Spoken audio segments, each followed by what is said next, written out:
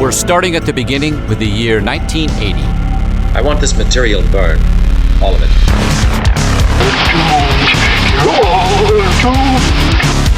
Some priest, who by hanging himself, opened the gates of hell. You heard me, twat. Now we're gonna have some fun with these cunts. Antonio Bay has a curse on it. But if you're bad boys and girls... Red rum! Red rum!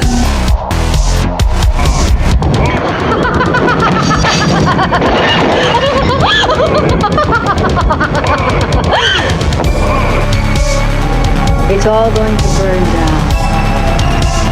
Just like before. I told you not to go out tonight, didn't I? Every time you go out, this kind of thing happens. While she was here, I had this urge to bite her. The safety of the public is my job! Mommy! Ellen!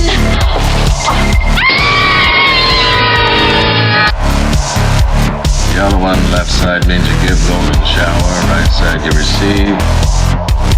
What is it in that house, Claire? What is it doing? Why is it trying to reach me? Yes, y'all, it's going down right now. Episode 240 of the Triple Shots of Moodz and Horror podcast is coming at you live and direct. And we got all the homies in the house tonight. First up, we got Dave Zee representing the Exploding Heads Horror podcast, followed by Indy Creepy Carly back in the house. Next, we got the sophomore return for Tyler, coming off that top 10 in 1941 show. And of course, we have the Mexicant himself, JP, in the place to be. And I'll be your host, the MOOD to the Z, representing PG. And like I always say, you can't see me. Yeah. Okay, what's going on, guys? What's going on, dudes? We're back in the his house. Yeah. Hello. Woo. We've had so many people ask where, like, are you guys coming back? Are you guys coming back? More than usual. People miss us. And you know, that brings me into the whole weirdness of whenever we take breaks. It's like people always forget from the previous one. I know this one was probably maybe longer than the last one or the last couple or whatever. But I mean, we do this every year. And it's like a shock to people. They're like, where are you? Oh, the show's over. Moodz channel's dead. Podcast is over. Blah, blah, blah. I'm like, guys, we do this every single year. And there's a reason for it. Because once May hits, I am busy. Okay, just put it this way. So the last time my family was actually at home on a weekend was the beginning of May. And the first time was the weekend before I was in Buffalo with Dave. So 2 weeks ago. You got to meet Dave Zee in person. Right. Yeah, man. Yeah. Great stuff. Yeah, man. Fucking and actually speaking of that, Dave, man, thanks for it. Man, that pizza, man. Oh shit, dude. That was fantastic ass pizza.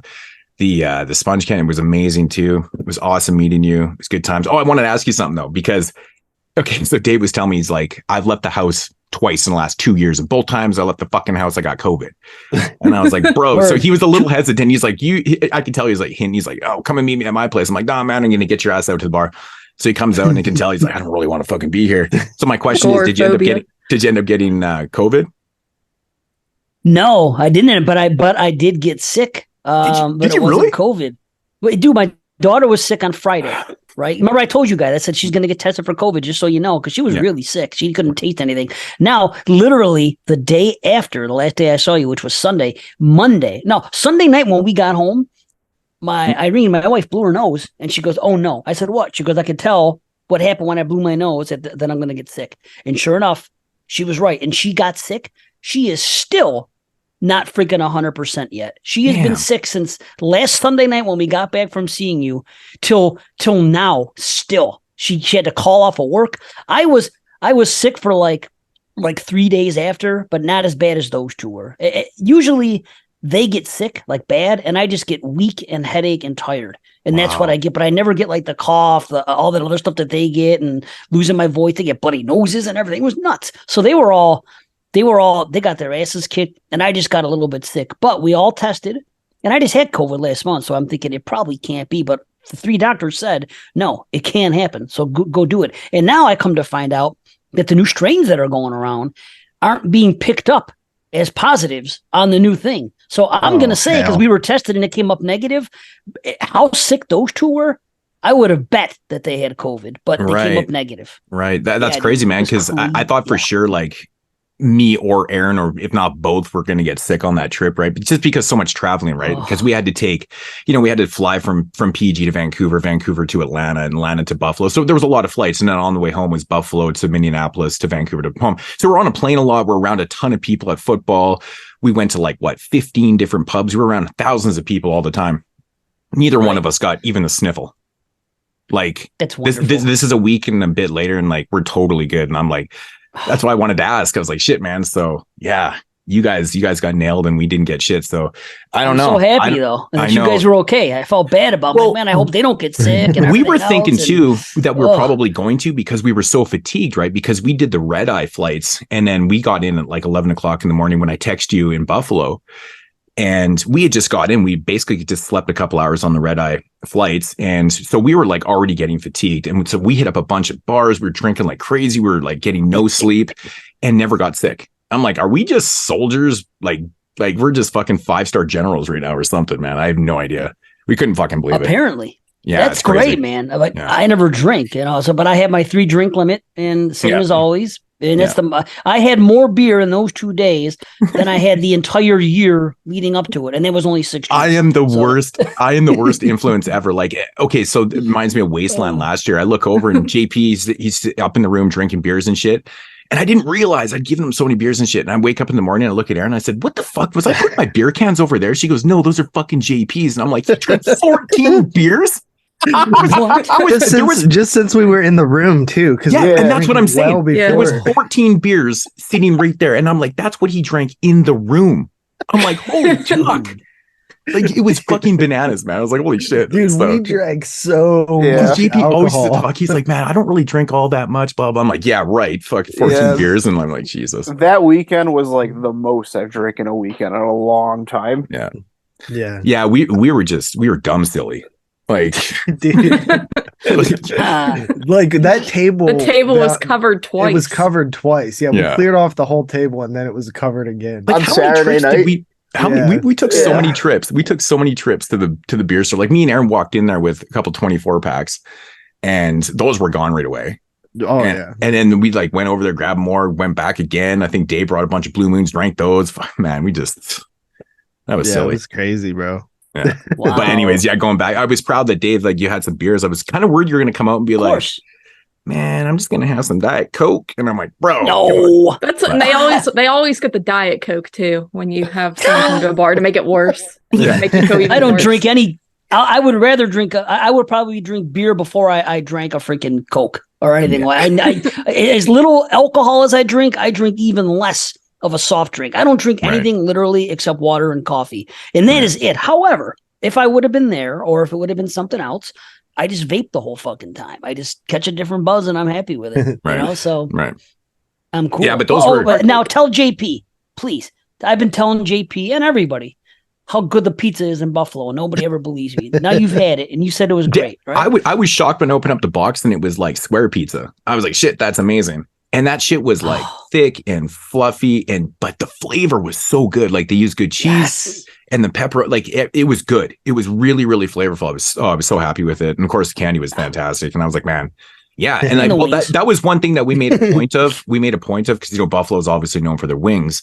So we said to each other, we're like, well, if we go to a pub and they're serving wings, which is probably every single one, we'll get some wings and shit. We didn't do it at everyone because we couldn't eat 45 times a day. You'd be sick as shit. So we did get a lot of wings, and they went from really good to excellent. We never had any bad wings. In fact, we never had any bad food anywhere we went. Actually, the funny thing is we were talking about this about a year ago. Of course, Canada is known for their poutines, and what they use in poutine is cheese curds, right? Well, in Canada, you can't just go to a bar or restaurant or whatever and order deep fried cheese curds anywhere. Nobody carries that. You can only get cheese curds in your poutine. It's the weirdest thing. So we're down there at the bar and I see right in the appetizers, deep fried cheese curds. I'm like, I'm getting those. And they were so damn good. And then you can't get poutine in America. Yeah, we like I can find cheese curds. I cannot find poutine for the life. Every once in a while, I'll find some place that has it, and it's just awful compared to like the poutine in Canada. Right. There was a spot me and Carly used to go to who served like a poutine, but they don't even call it poutine. They just call it like gravy fries. Right. Well, that's all it is, really. I had it for the first time. I never had poutine in my life till that day with Moodz. Yeah. Yeah, but then the cheese curds get like melty in there, and that's like a whole different thing. Yeah. Dave is like, he's like, what the fuck is this green shit on top? He's like, I don't eat anything green, and he's like picking through it. And I'm like, oh fuck, scallions. Oh yeah, the scallions. Oh, chef's kiss. Whatever it is, I don't eat it, man. If you tell me, if I ask what poutine is and you say it's fries, gravy, and cheese, I say bet, get it on my plate. But if it comes fries, gravy, and cheese with green shit on top, get the fuck out. It's funny too, because you don't get that a lot. I mean, you get that some places, and not everyone does that usually. That was just what they did at that place. It makes it look pretty. Yeah. I think it works good in it. I like. I really like scallions, green onions. So man. So I'm fussy with food. I'll take anything. Like in my days, if it was a drug, I would take any fucking drug. I would do this. I'm venturous, dude. Seriously, I'm venturous in life when I'm not before COVID. I would do anything. I'm not like fucking apprehensive to do anything ever, sexually, drug wise, anything. But food, fuck no. I'm like a 12-year-old kid still. I so am interesting. Very picky. I've always been this way. I'm a big texture person. Like I like the taste of onions, but I can't eat an onion because I don't like the texture of an onion. Right. So I'm weird about textures with foods. I don't like just like the fries and gravy. Who wants wet fries? The idea for me is fries are not supposed to be wet. I don't like the texture of it. But I had the poutine. It was fine. But you got to eat it fresh right away because they're still crunchy. You know what I mean? Yeah. You're right, though. I think that's one of the biggest reasons why people don't. Well, like poutine is because of the texture of it, right? Because your fries are, they can get a little mushy at times. I mean, it's hot gravy on it. What do you expect, right? But I mean, it makes sense. But I mean, the flavor's there either way. So, I mean, it's gravy and potatoes. Ultimately, people eat potatoes with gravy. Fries are French fried potatoes. And so, I mean, they just put some cheese in there. It's good though. But how would you compare the poutine that we had to Canada? Is it like the same? It was definitely different. I think they used a different type. It was curds, but they used something else. I mean, that's the thing. It varies from place to place, man. Even in Canada, you go to Montreal and it's very, very authentic there. And then you go more west, it's a little bit different. It depends on what type of gravies they're using. And sometimes some places don't even put curds in there. They put like cheddars and mozzarellas and it's weird. Yeah. And I don't like that. I've had the ones with not cheese curds and it's not the same. No, I'm not a big fan either. I need the cheese curds. Yeah, it's never failed me. The best poutine I've ever had consistently is at a food truck that parks outside of the Toronto Convention Center. Right. Nice. Nice. Anyways, this week on Cooking with 22 Shots crew, we'll teach you how to make poutine. So top 10 of 1980.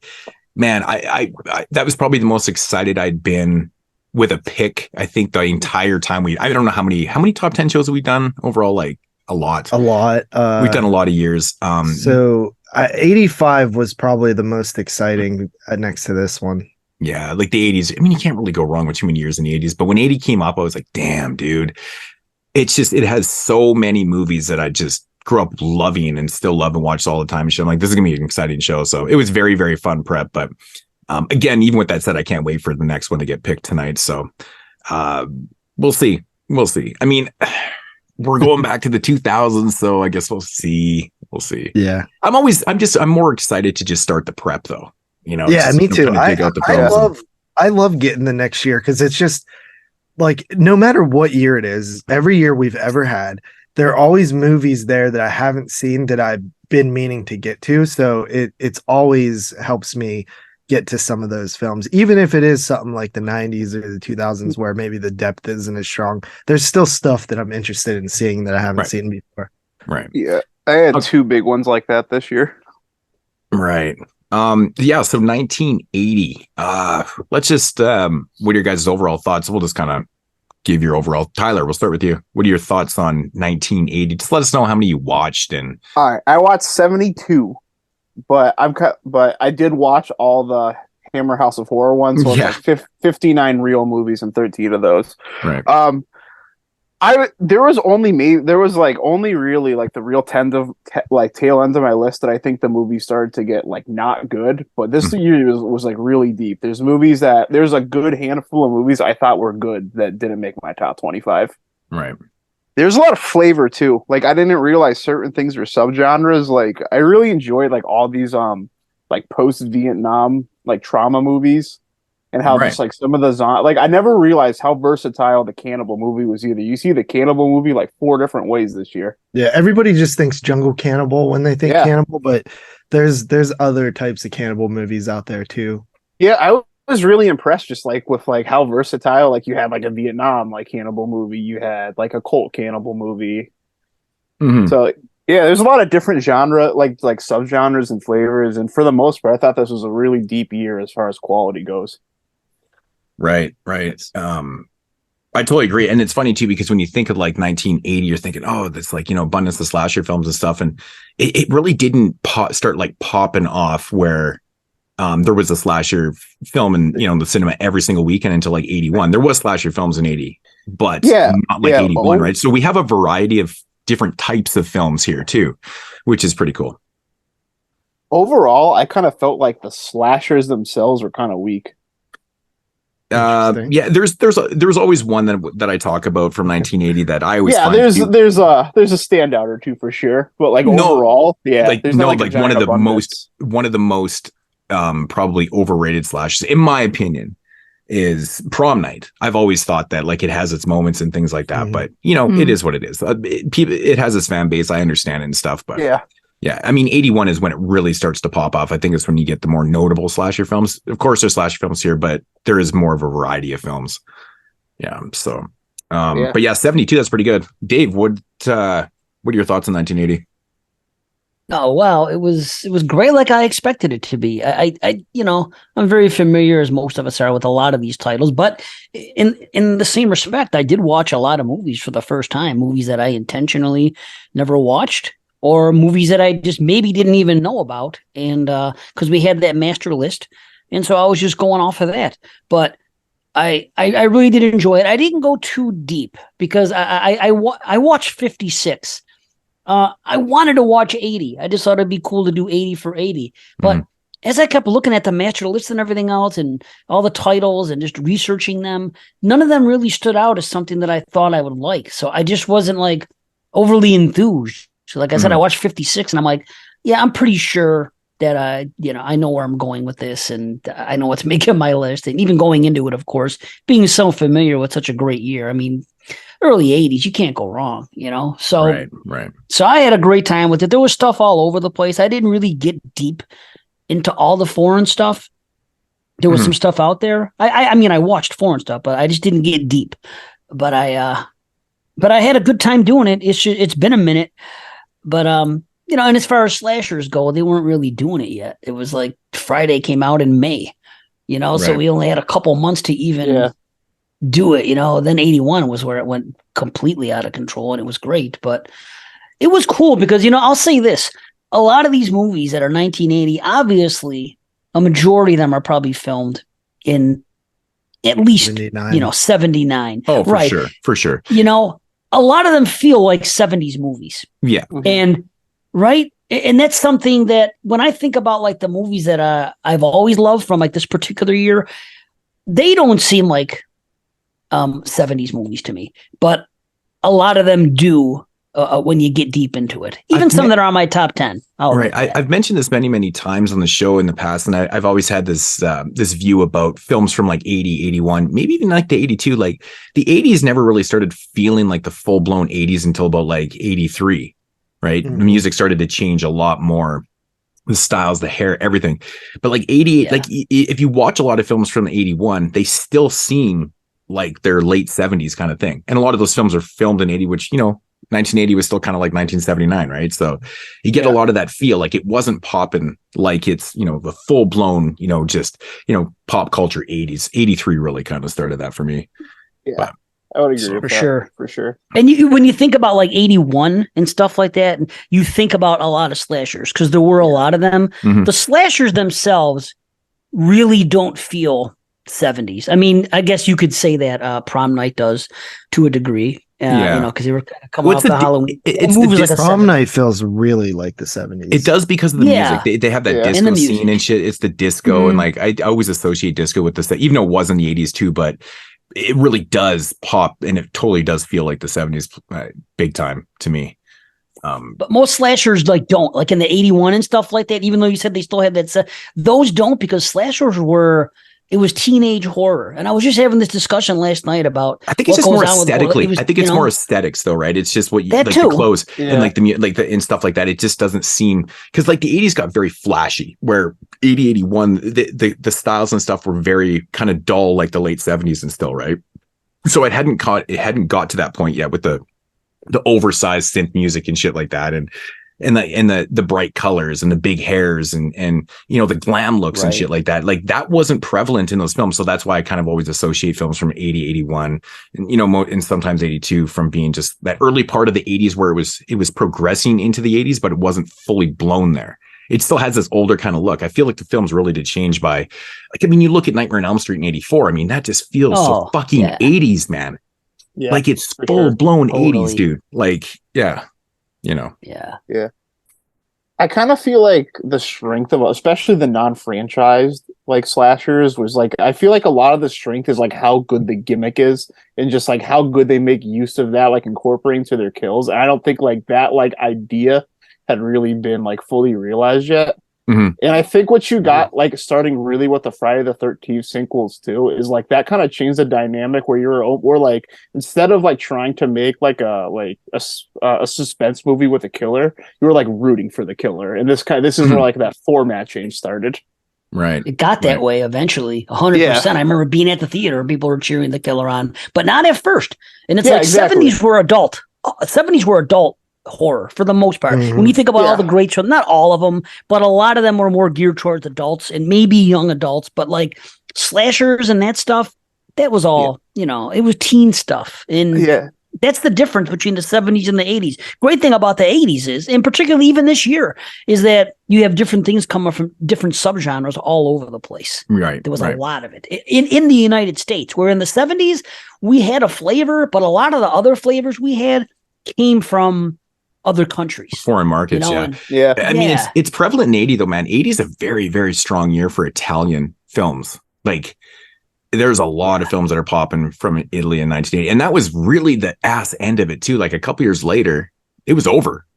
Like, I mean, there were still directors making films throughout the 80s stuff, but it wasn't that abundance that you were getting from 1980 and 81 and 82. And it was just, that was it. This is really the ass end of it.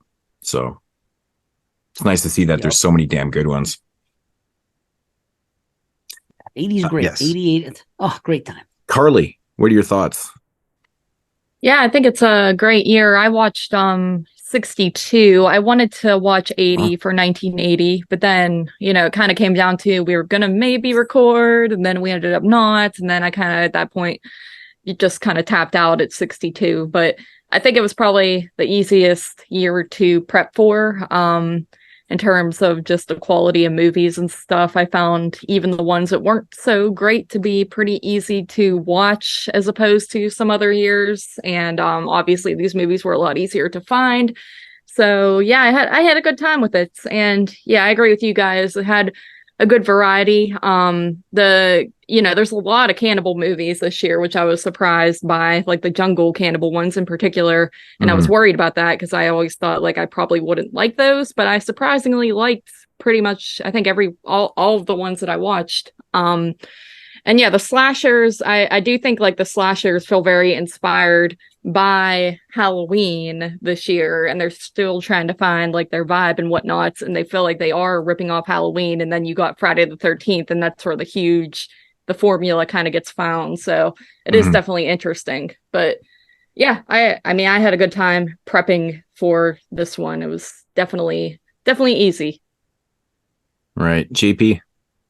Yeah, I ended up watching 75 films total. I didn't actually watch all the Hammer House of Horror. I only watched a couple of those. So I probably could have padded the list a little bit more. I kind of lost enthusiasm when we were going to record, because I always, like, if we're going to record, I'll always like drive home the final like week or two and watch like 20 movies in the final week or two just to like get really into the year. But we had a date like a long time ago before we took our break, I think, and then we ended up not being able to do it, and then we took even a longer break. So when we finally announced it this time, I was a little hesitant to fully get back in and really like dig deep for the rest of the year. Plus I forgot so much of the stuff. Like obviously the films in my top 10, like I've probably seen a couple times. And so I'm familiar with them, but some of the films that I'd only watched once, like I had already like forgot them because I think that it's been over a year since we announced this show, which is not normal for us lately with the top 10 shows. We were doing like 2 or 3 a year for a little while. Mm-hmm. So this one took probably the longest that we've had in a really long time. So I lost a little enthusiasm about specifically just watching more titles at the end. So I probably could have watched a little bit more. I also agree with everything you guys were saying about a lot of these films feel like the 70s and specifically the slasher genre, right? With me and Dave Zee were talking about this last week or the week before or something with some debate we were having with Lacey and Dan about like the importance of Friday the 13th. And even though there were slashers before Friday the 13th, that none of them really had the kind of impact that Friday did, that pretty much kicks off like the major wave of slasher films that we're going to see.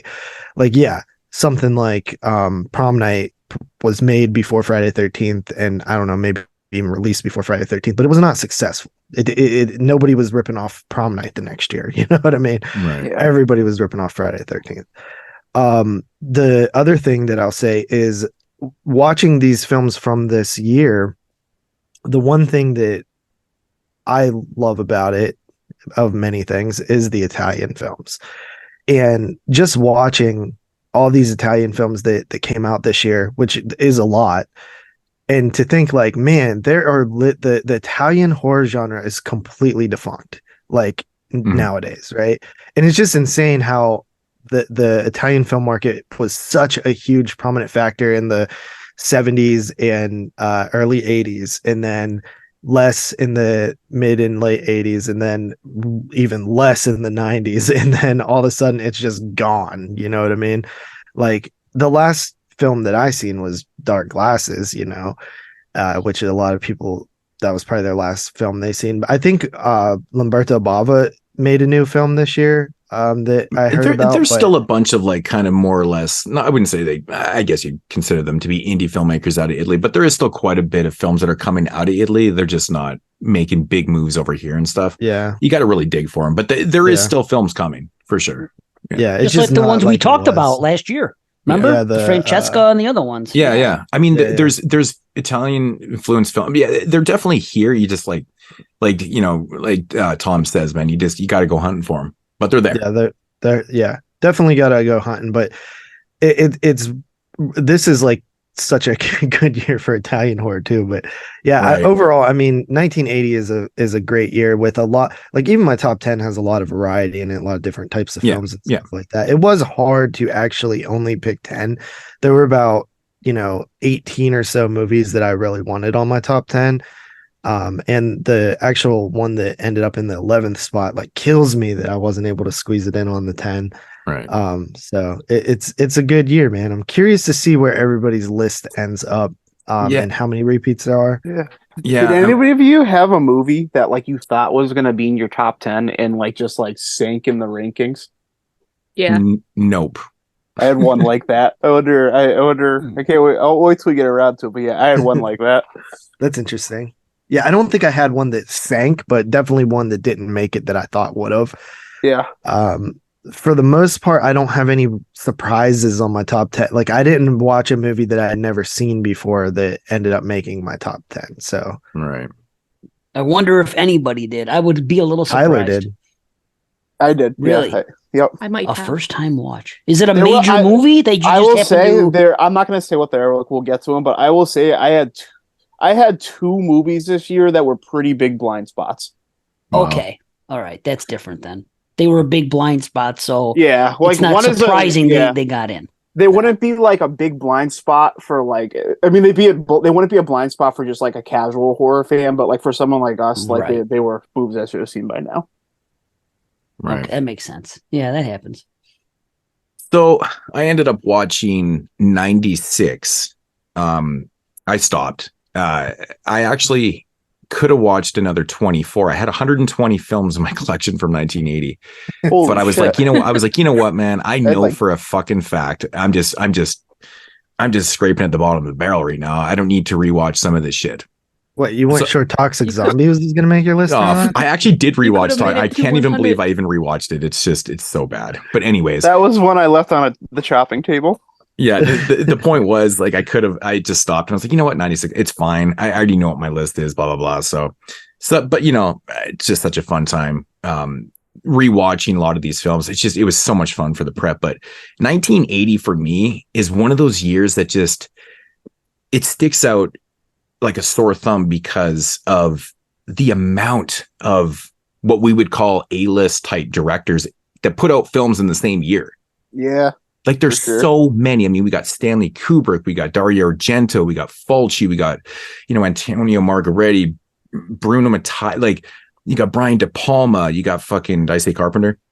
Deodato. You didn't say Friedkin either. Friedkin. There's another one, Sean Cunningham. Yeah, it's a. Honestly, you got. I don't know if everybody watched it, but you have Zway Hart too, who like he's a huge director in Hong Kong.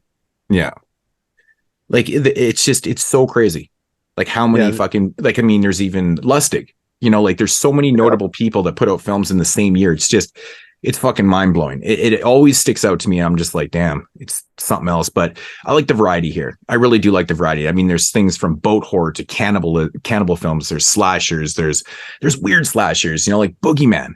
That is like the most 70s offbeat slasher film that was put out in 1980 ever. Like I've watched the Boogeyman so many times. And I still cannot wrap my head around where Lamel was thinking with that film. Like it's such a weird fucking movie, like very unique. Because I mean, at this point when he was probably making the tropes weren't set in stones. He's like, well, I'm just going to do this. There's an idea of slasher. I'm going to do the supernatural fucking, yeah, it's pretty cool.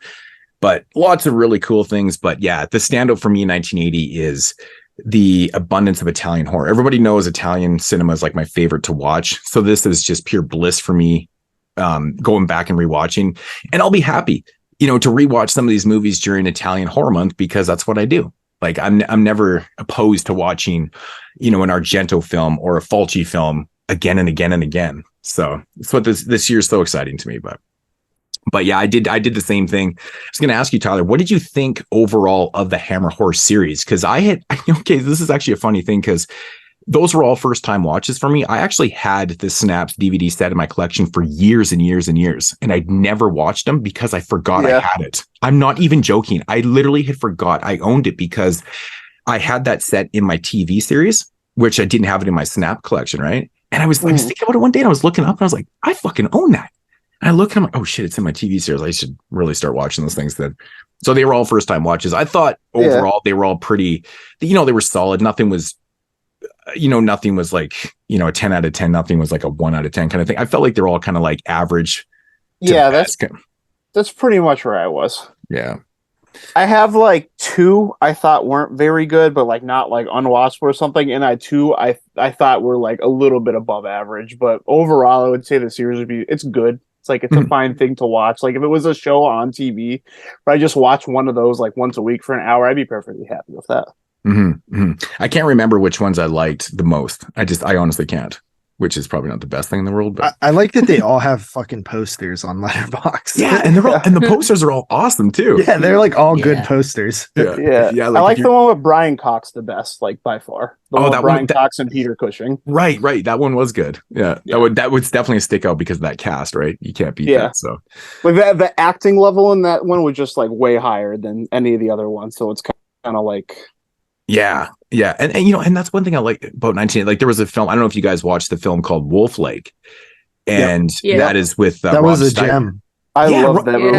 Rod Steiger's in that movie, and like I had picked up the movie a couple years back. I think it was a Kino release, and I'm like, oh fuck, it's from 1980. I'm like, holy shit, I'm gonna watch this movie, and I didn't even realize like I looked at the cover art forever, and I was like, I didn't even realize it was Rob Steiger, and he's a great fucking actor. Yeah, that I love movie Rob Steiger. It was a great fucking movie, man. Really good stuff. I wouldn't go as far to say it's a full-blown horror, but I mean, it's up for debate, whatever it is. But it was definitely worth the watch. It was a really good movie, but it went kind of stuck out to me because it was a first-time watch for myself, and I was like, damn, like a classic actor. This guy's won like Academy Awards and shit, and he's in this type of movie. I'm like, this is fucking awesome. Yeah, he's in a lot of those late in his career. There's a good handful of actors from like that era or even earlier that just like did a bunch of like low budget horror movies late in their careers. They just loved acting or needed money. Right. Actually, I forgot Ken Russell even put out a film in 1982, Altered States. Yeah, and he's another like amazing director too. So that's really interesting. I'm a big Ken Russell fan. Yeah. Isn't he canceled now though? I don't think we're allowed to talk about him. He died like 20 years ago. So and they can't. He's canceled, all right. A deceased person. He got canceled by the Catholic Church like 50 years ago. I was thinking of Richard Stanley. Sorry. Oh, right. Yeah, that whole thing. Oh, actually, even Fernando DeLeo. He put out a film in 1980 also called Madness. That's crazy. DeLeo's mostly known for doing his Italian crime films and shit, but that Madness movie sucks. That's actually one of his worst movies. If you watch his crime films, they're like notoriously amazing. Yeah, like they're awesome. His last Kino sale, I bought like his 2 crime collections because they're on sale, and I bought Wolf Lake. Right. Those rail sets are awesome. Gem, dude. Yeah, I bought that, and I bought Cannibal Apocalypse. I also liked that movie. Right. Also, another one of the most overrated like cult films is Blood Beach. Like everybody talks about Blood Beach. So I remember years ago, and I've talked about this on the show before. I know I've mentioned it before, but someone had asked me like, "What's a movie you'd love to be remade?" And I was like, "Blood Beach." I'm like, I love the idea of it, but the execution of Blood Beach is pretty shitty. Especially the whole third act in that movie is just like, what the fuck? Just ruins the whole damn thing, man. It ruins the whole thing. But 1980. I mean, I've mentioned this many, many times. This year I was born. That's pretty cool. So I guess I was technically alive for some of these films being released, but not like it fucking matters. Anyways, 1980 is a fucking solid year. And should we get into these lists? Do we have anything else to say? Do we have anything else that we need to cover? No, I think we're good. Okay. Well, we're back. We'll let you guys sit on that. We won't be recording next week because half the crew is going to be at Wasteland. So, but after that, we'll be probably back in full swing of things. We have a bunch of shows already planned out. We know what we're doing. It's just a matter of what order we're going to be doing them. And if you guys I know like when we did the zoology show, the first one, we got some pretty good feedback on that. I think there's some people that kind of like that idea because we didn't really do a lot of that stuff in the past, right? We did a lot of trilogies. For some reason, I just love that thumbnail too. I don't know. It's just like I love that thumbnail. But I think we got some good ones planned. Like there's a cat show, there's a dog show, and then of course, birds and shit. So we got some good ones. And we're not doing the birds from fucking Hitchcock. That's just so obvious, but no, there's some other cool shows coming. So those will be in the future. We got the Halloween show, Christmas show. We got lots of shit coming up, and I'm excited to be back. So let's do this. Let's get into these top 10 of 1980. We already predetermined the order before we got on because I always have to fuck around with that. And the order is Dave Z's up first, then Carly, myself, JP, and then Tyler is the anchor. All right. Should we get into this? Yeah. All right. Let's do this.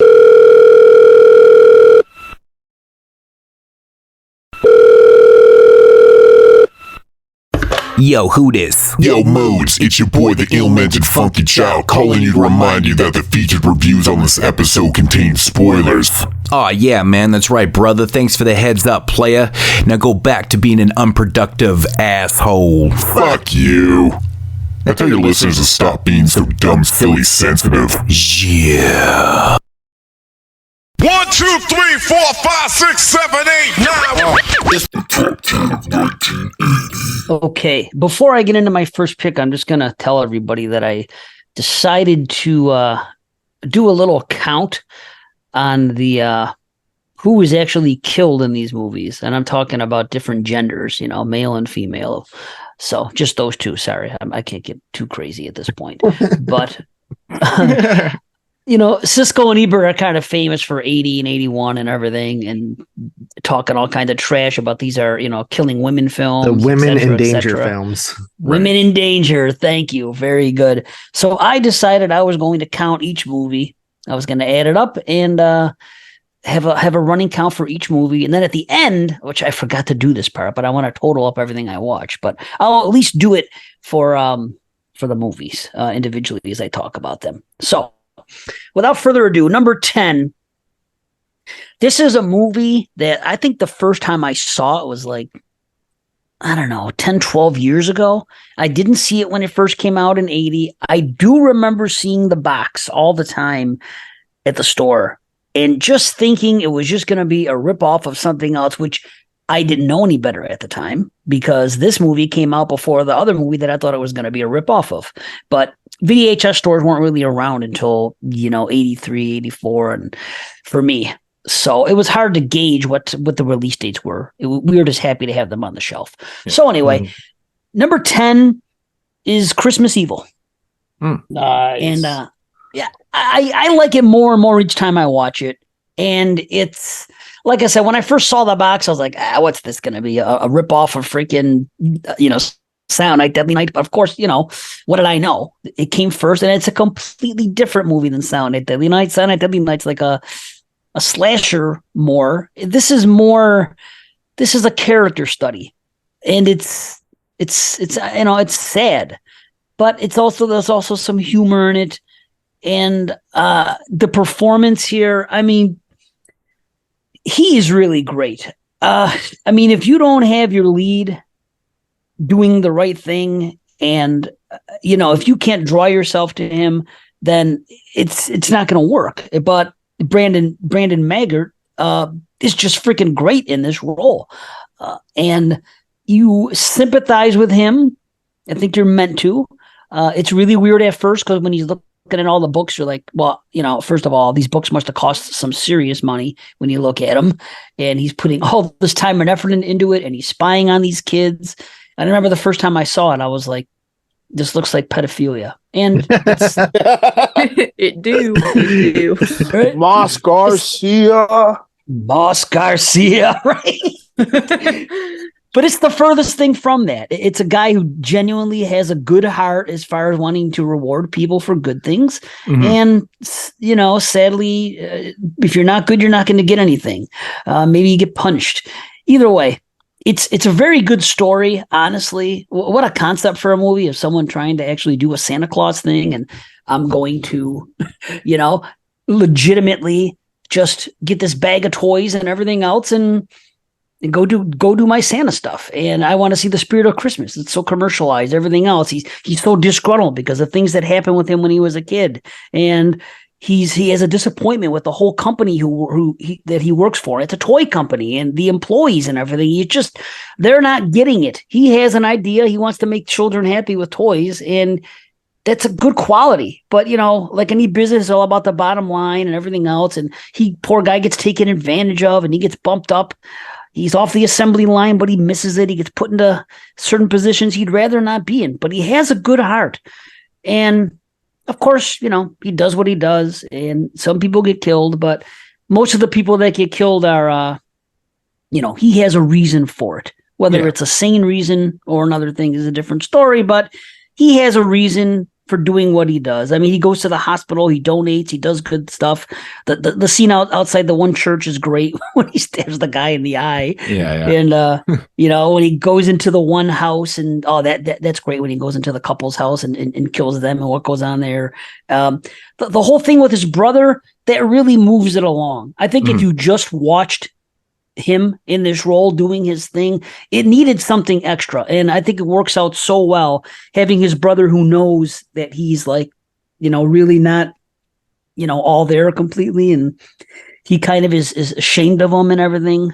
And there's background there, and that really helps propel the film. It moves it along, so I really like that. It's always nice to see Ratanya Alda, who I like through all these early 80s films, and I want to say it's a lot of fun. It's not really a fun movie, but I have fun watching it. And ultimately, we have 4 males get killed and 1 female. So the count is on.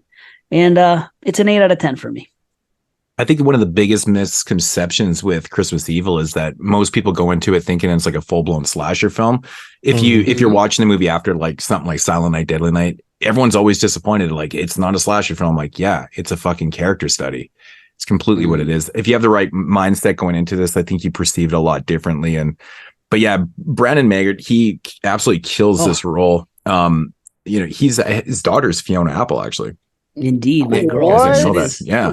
Yeah. I know, it's kind of crazy. But his performance is so underrated. Like, we've talked about, great performances in horror films over the years and stuff, but this is one that never gets mentioned.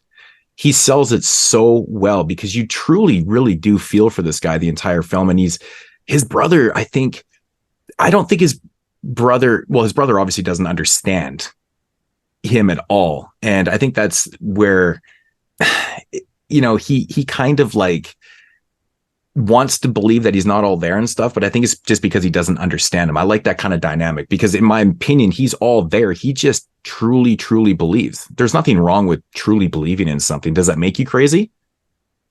No, maybe. No, I don't know. But it makes you crazy if you kill people. But I think but again, this movie showcases the reasons why he does that. I mean, there's all these elements like where the guy asks them to go out in the line and work, and then he sees him at the fucking bar and he's joking about it. He's like, yeah, the fucking idiot, he went down on the line. Give me my fish sandwich, motherfucker. And it's like shit. Like, that's the type of shit that sends people over the edge, man. And like, when you have a big heart, I mean, that's why like the direction of the film is fantastic. It's really, really well written. And I think the ending confuses a lot of people, but I think it actually is so fitting based on the character. Dude, I love that. It's the greatest. Dude, I love it. I believe it. So creatively brave. Like, you cannot help but applaud it. Because I know a lot of people are like, what the fuck? Like, you have that what the fuck moment, and then you think about it, like, that actually completely makes sense why that happens. Right? Because I love it so much. I've considered getting the ending tattooed on me. That's how much I love it. Yeah. That'd be cool. That'd be a good. That's pretty cool, man. That's pretty cool. Yeah, I watch it every Christmas, every single year. Yeah. I watch it. I love the movie. So it is also an annual watch for me. I watch this every Christmas when I'm wrapping my presents. I love this movie. Yeah. What I do sometimes? People like this movie. Right before during the Christmas season, I'll watch Christmas Evil and I'll lower the sound and I'll play a few of Fiona Apple's Christmas songs as I'm watching it. That's crazy. Ooh, that's really crazy. Wouldn't that be interesting to to kind of re-edit the music in this and put Fiona Apple's music throughout the film? It would be fantastic. Oh my god, I should try to do it. Probably look a little totally good, man. You're totally good. That's pretty cool. Yeah. Fiona. That's a weird name, Fiona. Yeah. But anyways, yeah. So Christmas Evil number 10. Wow, that's pretty awesome stuff. All right, Carly. All right. My number 10 was actually a first time watch, and that is Without Warning. Yeah. Nice. Yeah. Nice. I surprisingly had a fun time with this. Because it's like a sci-fi type move, and as we all know, I hate space moves, but I don't know, it's just a fun movie. I like the idea of you kind of got like this gas station attendant and like this war veteran and just like these random everyday people kind of having to work together to take down this alien force. And I like the whole, the aliens like throw those thingamabobs and they attach to people and kill them and stuff. I like the look of the alien at the end too. It's very it's like low budget looking, but it's exactly it's like the cartoony alien that I would picture. It's what I would draw growing up type of thing. So I thought that was like cool to actually make the alien look like that. And yeah, just I don't know, I just thought this one was a lot of fun, and I was really surprised by it. I did watch it early on, so it's a little bit loose in my memory, and like I said, it was the first time watch, but I had a lot of fun with it. And like I said, I really just enjoyed the characters in it. I thought they all work well together, and just the alien and the effects and whatnot. So I give that bad boy an 8 out of 10. That's funny because I totally referenced that movie out the beginning. Yeah, it's the one movie I actually mentioned. That's hilarious. It's on your list. That's awesome. It has that like regional horror vibe to it too that I like. Right. Yeah. It totally does. Yeah. Yeah. I agree. I can agree with that. Okay. So coming in at number 10 for myself is a film that we reviewed on this show before. on this podcast. I believe we did this. Did we do this on? Yeah, okay, I'm pretty sure we did. From Antonio Margaretti, we got Cannibal Apocalypse. Yeah, we did it on Italian Horror Month. Yeah, we did it 2 years ago, I think. I couldn't remember if we did it on Margaretti or if we did it for something else, but yeah, so it was the Margaretti show. Awesome. Yeah, so I mean, I'll keep it brief because we've talked about this before, but I mean, it's got legendary John Saxon. That's another thing too, man. There's so many amazing people in these films from 1980, man. Giovanni Lombardo Radici makes his appearance in this film too.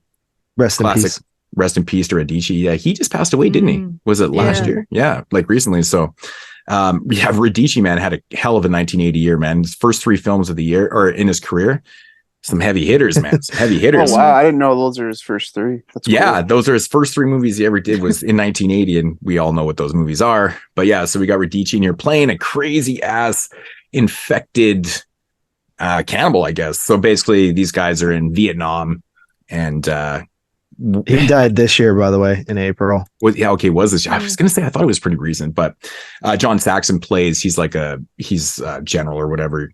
And you know, Radici is one of the guys underneath him and stuff. Anyways, they get infected with this cannibal virus, and they essentially start, you know, fucking eating people and shit. So it kind of fast forward 2 years later, they're back in America, and he's kind of in, I guess he's just in the hospital, right? He's getting rehabilitated and stuff. Anyways, he kind of breaks out of there and shit and goes on a fucking cannibalistic rampage, because the way they describe the cannibalism in this film is that it's a virus. It's literally being passed through bites and stuff like that. It's kind of interesting because there's not a lot of films like this, right? Because most cannibal films from this era are like, you know, the Jungle ones and stuff like that. But this one has a totally different premise where it's being passed on through bites and shit, like, you know, like vampirism kind of thing. And so that's kind of cool. But man, this one has multiple amazing moments in it, man. It's got some really odd parts. Like the whole relationship with John Saxon's character and the neighbor girl is like the weirdest shit ever. Like, cause I know we talked about this before, but do you guys have any idea like how old she's supposed to be in the film?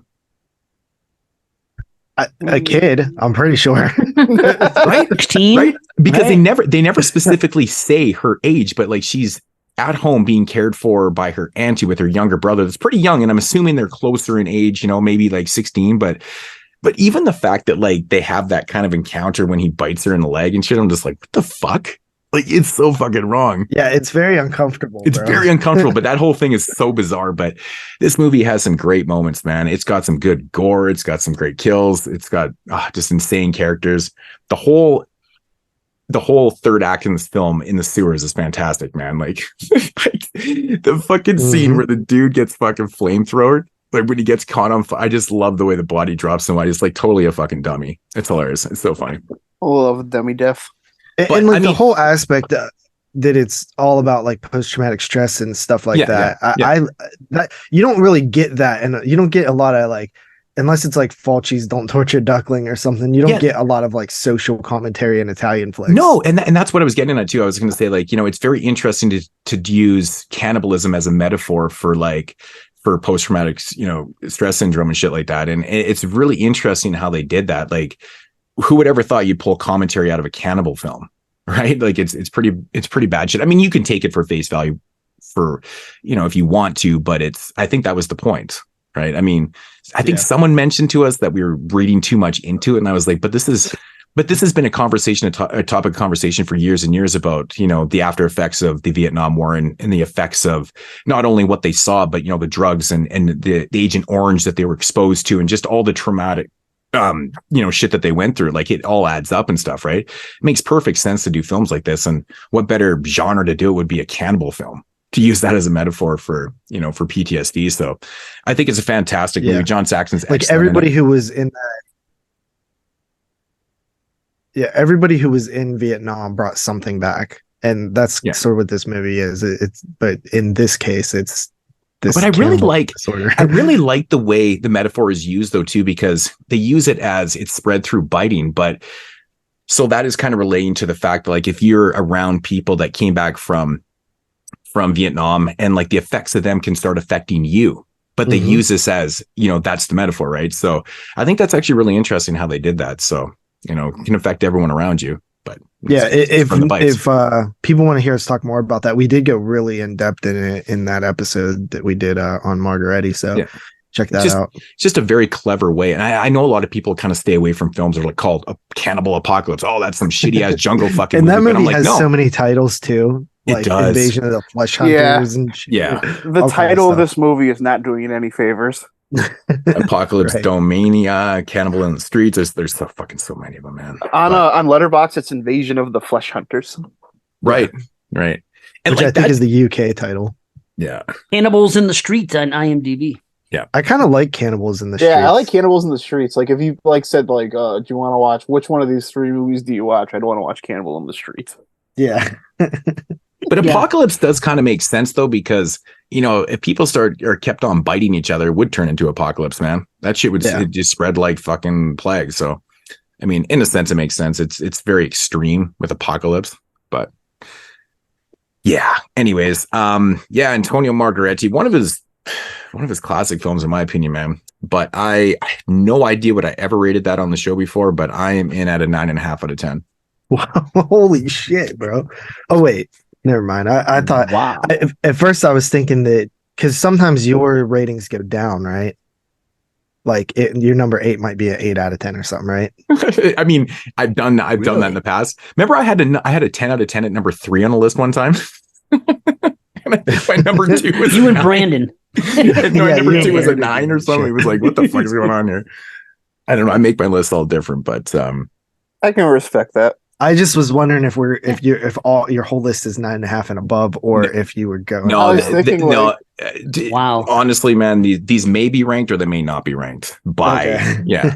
I was gonna say, so you guys are gonna shoot me when I start rating shit.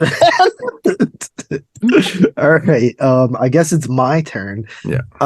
Man, this was so hard to rank some of these films because I feel like this one should be higher, but it is Lucio Fulci's City of the Living Dead. And probably my favorite of the Gates of Hell trilogy, although I do like them all, and even House by the Cemetery is came way up for me since I first started watching it. But this one just completely bleeds atmosphere. You got this priest who basically does something super sacrilegious and hangs himself in a cemetery, and it opens the gate to hell, and it's gonna take over the world unless they stop it. But there's just it just bleeds atmosphere. The gore is top notch, and also you got Giovanni Ribisi in this as well. Yep, playing the character Bob, which there's always a Bob in Italian movies. Bob. Because it's so American. It's so American. Yeah, it's American name. Right. It's easy to say. What's your name? Bob. Yeah. Yeah. But you have such an amazing. There's so many amazing scenes in this movie. Like the first time I watched this movie, it was just on Netflix. It was late at night at 2 a.m. I just threw it on, and this woman's puking up her intestines, and I'm just bro, what am I watching? And this was a long time ago before we did the show, I think. That's such a random movie to be on Netflix back then. Man, I was thinking the same thing. Netflix had all kind of horror back in the day, bro. They did. Suspiria and Phantasm. I watched it on there. I remember. Yeah. That's crazy. Now it's just so plain. It's there's just nothing left. It's Cabin in the Woods, and it's all mainstream popular horror movies for the most part. Even it's mass consumable stuff people will click on. Yep. Yeah. It's a lot of shows now. You have such an amazing kill with Radici in there, but the drill to the head thing, which this movie kind of reminds me of Phantasm a little bit, oddly enough. But just nightmare logic. You got zombies. You got people's faces skulls getting crushed. It's a gore fest. It's Fulci. It's good shit. Big fan of City of Living Dead. In fact, I'm such a big fan that I'm regretting that it's in my 10th spot. Seems like it should be a bit higher, but it was a tough year. So this film is an 8.5 out of 10. The only thing you could probably knock against it is the ending feels a bit weird and rushed. Yeah, it's funny because the ending was shot differently, right? There is a story behind that. So it's been rumored. I don't think it's ever been confirmed exactly what happened to the footage. Some people say that it was destroyed by accident. The reel got all fucked up or it was shot out of focus. I heard that as a rumor too. It was shot out of focus, and they couldn't go back and do it. They were like out of budget and stuff, so they had to use what they had shot. And basically, that's why it ends with the kid kind of lunging forward. That wasn't really supposed to be the last shot in the film. So yeah. So the footage got destroyed or it was shot out of. I can't remember the whole story. I don't think somebody just had the lens cap on the camera still. I think honestly something happened with a canister and the footage got. Yeah, I remember. Yeah, talking about that when we did the show. And I believe Fulci was on to the next project already. They couldn't come back they had no budget anyways. So that's why the ending kind of is just very abrupt, and it's kind of sad actually because I would love to have seen what he had done. So, few more minutes onto the film and shit like that, but it's such a fantastic cast, man. Like it's got fucking Christopher George, rest in peace to Christopher George, who died a couple of years after this, which was such a shame because this guy had a run of amazing films like in the early 80s. Like he did so many great films. Katarina McCall, who's in all 3 Gates of Hell trilogy films, and she's fucking beautiful in this film. Such a bizarre character because if you guys obviously remember, her character supposedly dies when they're doing the seance in the film. And then she's like, comes back to life somehow. That's one thing I love about this movie. It has so much nightmare logic to it because I've tried to explain it away with why, the demons or the demons, some people call it demons, some people call it zombies. I don't know. It depends on the way you're thinking of it, I guess. But, like when the priest hangs himself, what causes this weird chemical reaction that all of a sudden everyone's just fucking, rising from the dead and shit like that. Nightmare logic doesn't have to be explained. He's a clergyman. He's a man of God, and he pissed off something. Something got pissed off. It doesn't really fucking matter. Yeah. If I think of like how a gate of hell might open, someone who's like such a high ranking member in goddom, right? Like if the ultimate like sin is like suicide, then doing that in also a church area, this kind of makes sense to open. No, but that's how I try to explain it. I'm like, he's a clergyman. He's a dude that's in, he's supposed to be for the church and stuff. Like he did something wrong against it. It's sacrilegious to kill yourself. That's what opened up the gates, man. He pissed off somebody, and I'm like, it totally works. Oh yeah, I got Mikhail Suave in the film too. Famous for doing like Stage Fright and of course Cemetery Man and shit like that. He plays Tommy in the film and he comes back after he gets murdered and shit. It's pretty cool. So yeah, fantastic cast in this movie, man. It's great. But you're right. Yeah, apparently there was supposed to be right. Apparently there was. Oh, sorry, but Fulci is the king of atmospheric fucking transitions, man. His transitions are so they're amazing. And the music. I didn't even mention the music. The music. Oh my god, the music in this movie. In City of Living Dead. It's one of my favorite soundtracks of all time. I love the score. Is so amazing. Yeah, Fabio Frizzi. Yeah, Frizzi's music is amazing. Yeah, good, great stuff. But yeah, City of Living Dead number 10 for me. I'm sure it'll be on someone else's list. Yeah. Tyler. All right. So I'm also coming in with a first time watch, but I watched this movie twice. The first time I watched it, I thought it had some pretty significant script problems. But the more I sat about it and saw the tier of movies it was ranked with, the more I was just like, this doesn't seem right. And I'm really glad I rewatched it, keeping what I knew in mind, because it really made added a lot to some real subtleties in the rest of the film. And that is House on the Edge of the Park. Yeah, I remember you hating a little bit when you watched it.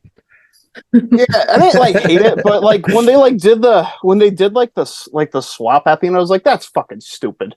That doesn't make any sense. And then keeping that in mind, and I went back and watched it, I noticed there was some really good character interactions.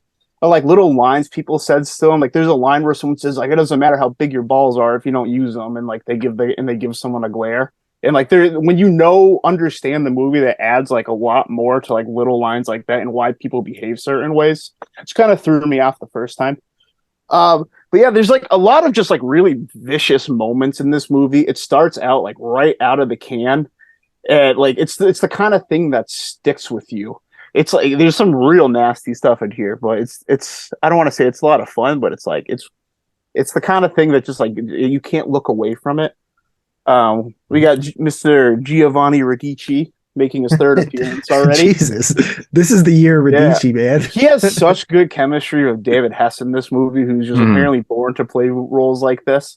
Like it got to the point where at the end, like I felt like that like moment was like even touching. Like I felt so bad for them. Like at the end, wow. You have to watch. Well, yeah, they definitely have some sort of subtextual relationship going on there. Yeah, like and like when he's just like really upset and he's like, "They'll turn you to shit. They're trying to turn you against me." Like I thought that was kind of touching. I think he's just very protective of him, man, because like Radici's not. He's not perceived as the smartest person. I think that Alex in the film he feels not this ownership over him, but I feel like he needs to protect him because he knows he can. It kind of feels to me like a George and Lenny type of situation. Yeah. Yeah. But what's really smart about it too that I thought about where it was an issue where it's not at first, that it almost adds to like kind of like the class commentary it makes, where you have these like rich people that are so naive and like so smart, think they're so smart that they're gonna pull a fast one on like these actual criminals who are actual fucking tough guys. And like this whole like situation, which is basically Last House on the Left, like gets out of control because these dumb rich people who have never actually been in like a violent situation like didn't know what they were getting into. I thought that was like really smart when you started to look at it through that lens. Yeah. I think years ago when I first watched this film too, I know me and JP talked about it and stuff, and it was always my biggest problem with the film was the reveal. Yeah, exactly. And I was like, you've got to be fucking kidding me. Like, this is so extreme. Like it could have been done any other way. And like the shit just did not really go obviously as planned, but like, it just seems so extreme, but it seemed like really, really like really like a really suspect plan. Like that like a lot has to go right for like your plan. Yeah. Right. And it was a great example of how it can go so wrong. Right. You're fucking with fire here, man. You're fucking with people that don't give a fuck. Yeah. I mean, right. Because I mean, if he's already done this to someone that you know, what's going to stop them from doing it again in the situation? You brought this evil, which you think is evil, into your house. What did they fucking think was going to happen? Yeah, right. Exactly. It's dummies thinking that they're really smarter. Simmered with me. It's fucking dummies thinking that they're smarter. But the problem is with that, you can be smarter, but you're not stronger. Yeah. Right. Like it's just everything's there's nothing like lived experience. Yeah, exactly. And David Hess is such a good actor that like, even though you don't get a big backstory on him and Radici, and like you can literally paint an entire like lifelong picture of things that had happened to him that would work because of like his acting ability. And I love when actors are able to do that. Like, I feel like I know the character deeper than what they actually show. Mm-hmm. Yeah. That was one thing, like, even on my first viewing that, like, I really liked about it was, like, David Hess does such a good job just being, like, this, like, really intimidating, like, unhinged guy that you believe he really could control a situation like this for a couple hours where, like, he doesn't get overrun. Yeah, and another thing about this film that I've always loved, and it works so well in another movie I'm sure we'll be talking about, is the music from Riz Orlani. Yep. Oh. Orlani's music in this movie is fucking phenomenal. Especially at the end. He captures emotions so fucking well. And like, man, it's just, it works so well. I mean, I had that disco party music too stuck in my head. Yeah. Forever. Probably one of my favorite, like top 5 favorite posters of all time as well. It's definitely one theme that's going to happen throughout this or these lists. It's already been happening, but the repeating of certain names over and over again, whether it be, musicians or actors or fucking whatever, it's just going to happen here. People appear in a lot of these. Pretty cool. Yep. Yeah, but I liked it a lot. I definitely watch it again. I'm going to definitely pick up that 7 and 4K whenever they release it. I'm going to come in with a strong 7.5 on that movie. All right. 7.5. Boo! Boo! The boo this way. That's what I'm saying. I'm ruining the show. I'm going to get strangled. There ain't nothing making the Hall of Fame with fucking Tyler on the show. A strong 7.5, he says. There's weak 7.5, and then there's strong 7.5. JP, what did you give City? Was it 8.5? 8.5, yeah. See. And then Carly, you gave Without Warning 8. Okay. A strong 8. Strong 8. I think that's that's what I have. Dave, what did you give Christmas Evil? 8. 8. Okay. Sorry, I usually write these down. I just put space on that. But anyways, Dave, back to you. Back to me. Okay, number 9. This is another movie that I've only seen twice. The first time I watched it was, I'm going to say 7 years ago. And there was a reason for it. It was for a podcast. And I kind of avoided it for years because I was never it took me a long time, you probably do, to come around to Creature Features. It was just never my go-to. All right, so I figured you might know. I know you love it.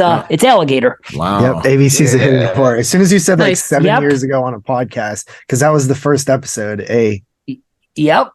Yes, it was. And that was the first time I watched it for that show. And I was like, oh, wow, I'm impressed. And I even bought the 4K as soon as I knew we were doing the 1980 for this. And it was released like shortly after the news broke. I'm like, okay, I'm going to buy that sucker. And I did. Yeah, well, that actual film has been so hard to see for years. I mean, you could see it online and stuff, but it had a DVD release like in the early 2000s. And it pretty much had been out of print for a long time. So, and that was always a hugely requested title from Scream Factory and every other company. So to actually see it finally get released was pretty cool. Yeah, and it looks really good too. Yeah, it looks great. I got that 4K too. But yeah, I really like the movie. I wish I would have seen it sooner. But I mean, the lead girl, I mean, when she's a young girl, she's this cute little thing with a good heart. When she's older, she's good-hearted still. She's really cool. I like seeing Frank Pantangelis is in there from freaking Godfather 2. I was like, what the hell, Frankie Five Angels? And I like the detective. It's good to see Sidney Lassick again because he kind of is I love Sidney around. Lassick. Yeah, Me too, great, dude. Man. Yeah, always. And he's around in the 80s and he's in some other movies on my list, I think. This movie has, I always feel like this movie has way too good of a cast. I mean, Robert Forster, Henry Silva, right? Sidney Lassick in a fucking killer alligator movie. Like, it's ridiculous. Yeah. Well, that was the time, though. They actually used to have like when they would have like creature features on like made for TV movies and stuff. There was always at least like a notable actor on there. It was cool. I like what's going on. You see the shitty stuff that's going on, with the city and the beef with the reporters. The science aspect is cool. It seems like it's legit for the movie. The baseball kid scene with that Freddy is really good. Mm-hmm. And then when they bring out the gator, finally, it was like the perfect time as far as how the duration of the film. I was like, okay, they brought him out.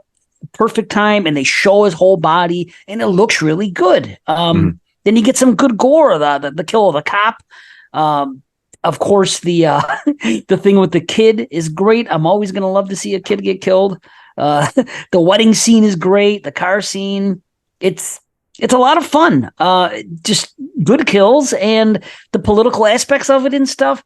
It works. It isn't too much of anything. It's like the right amount of everything. It just clicks along at a good time, at a good pace, I should say. And I really enjoy it. And in this movie, it's 10 males, 11, counting the boy. 11 males, 1 female. Wow. And there you go. Wow. Yeah, dude. Were they afraid to kill the females in this one or what? That's crazy. You, man. There's other movies like this on the list too. It's nuts. Most of the people they kill are rich people too, so people would love it today. Yeah, right. Eat the rich, man. Eat the rich, literally, right? That's true, but it works really well, man. The gator looks great. I think it does for being 1980 and thinking about someone's going to have a giant gator in a movie and they're going to actually show them. It works really well. I think it's so cool. For me, it's an 8.5 out of 10. Nice, awesome. Glad to see that one make your list. Yeah, I figured you would, man. It's pretty good. Yeah. Sweet. All right, Carly. All right. My number 9 is The Children. What? What's wrong with The Children? I love it. Okay. Yeah, good move. No, I actually think this movie's pretty creepy is my big thing. Like it actually gives me the spooks. And it's also kind of like funny at times too, just when the kids are like, mommy, and they're trying to like hug their parents and stuff like that. And this one also like has just like that kind of, a lot of movies from this year do have that just like small town, everyday people type feel to it that I really enjoy. And I think, my favorite thing that really makes it is the score being almost identical to Friday the 13th score, but it's actually kind of a little more sinister, I feel like, in this movie. But it's a basic concept, like these children, like something happens to them and then they're like, they touch people and the people get all fucked up. And I really dig it. And like I said, it's just got a very creepy atmosphere that I was impressed with. So I give it an 8 out of 10 as well. I think there's a special feature on the Vinegar Syndrome Blu-ray with Harry Manfredini talking about the score and how it is similar, but it's like one note different.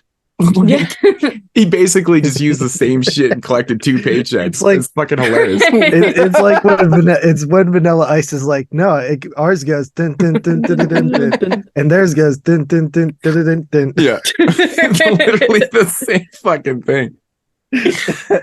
Oh man, dude, the kids in this movie make me laugh so hard, man. Some of the some of the deaths in this movie are so funny too, man.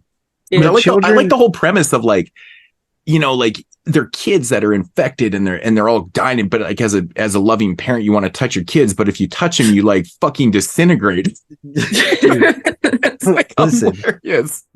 Despite the flaws in the children, it was my favorite discovery of 1980 because like even you had never seen this before? No, I've never. Yeah, I have seen it before, but I had it on a old DVD that had like 10 movies on one disc. Oh, I have like an old Trauma disc. I have the old Trauma disc that looks like shit and it's like full screen. And oh man, I tell you, man, Vinegar Syndrome was the best company ever to get a hold of all these Trauma titles because now they're all like anamorphic and they're all clear and you can tell what's going on. It's amazing. Yeah, but Vinegar Syndrome was insane restoration wise. Yeah, it really is truly amazing. But just the whole like rural like regional feel of the movie and how like you feel like when they're going from one place to another place in the town, it feels like it's all connected. And I actually agree with Carly. I think it's pretty spooky too, despite when like some of the effects aren't like the best. It's funny and spooky at the same time. Like, but yeah, just the atmosphere is really Night good. of the Living Dead vibes. Yeah, that's good comparison. But yeah, I'm happy to see this on someone's list because I love it. Yeah, it's cool. I like the small town feel of it, and it would have made my list. It's just it was a bit slow for me sometimes, and I think the running time could have been cut by 10 minutes or so. But that's minuscule complaints. I still enjoyed it. What was the rating on that? It was a first time watch. I give that a solid 8. Yes. Okay.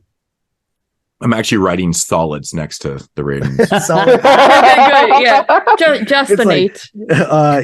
This one got a high 8. This one got a solid 8. Low 8. This one got a limp 8. Limp 8. I don't think you can have a limp 8. An 8's always going to be pretty strong, bro. Most of the time, but you never know. I think a 7.5 is strong. I think a 7 is strong. I think 7s are strong too, man. I say 7. I say when I say 3.5 stars, I think it's very good, and I'll rewatch it. But then again, I always say you're a tough rater. Tyler's a tough rater. Ratings are for dummies, man. It's all subjective. It's all whatever. They're just a focus point of like conversation after that. Once you give them, it's like, oh, you give that. Tyler is literally like a more intelligent, less offensive Jeremy. Right. I need to maintain my status as the pretentious one. You're doing a good job so far. Give it time. Okay, so coming in at number 9 for myself, and I feel like this might be a little bit controversial in a sense because, I mean, the consensus and the word on the fucking streets is that this may not be a horror film, but it also depends on how you perceive it and how your mind is working. Rest in peace to William Friedkin, Cruising, starring the one this year too. Yes, yep. He died like a month. Yeah, he just died. Yeah. I watched like 4 of his like deep cut movies the week he died. First I got to mention the cast, man. We got fucking Al Pacino in the lead role. You got Paul Sorvino in this film. Richard Cox is in here. Joe Spinell, whose name will pop up a few times, I'm sure. Spinell had a great 1980 year. He was in tons of movies. Yep. And he's a fucking dirtbag in this one too. Ed O'Neill's in it as well. Yeah. Karen Allen. Like the cast is crazy, man. Dexter's dad's in it too. What's his name? The guy from the Warriors. Oh, right. And he's in Blackcoat's daughter too. James Remar. You know who else is in this movie? Is Ed O'Neill. I just said that.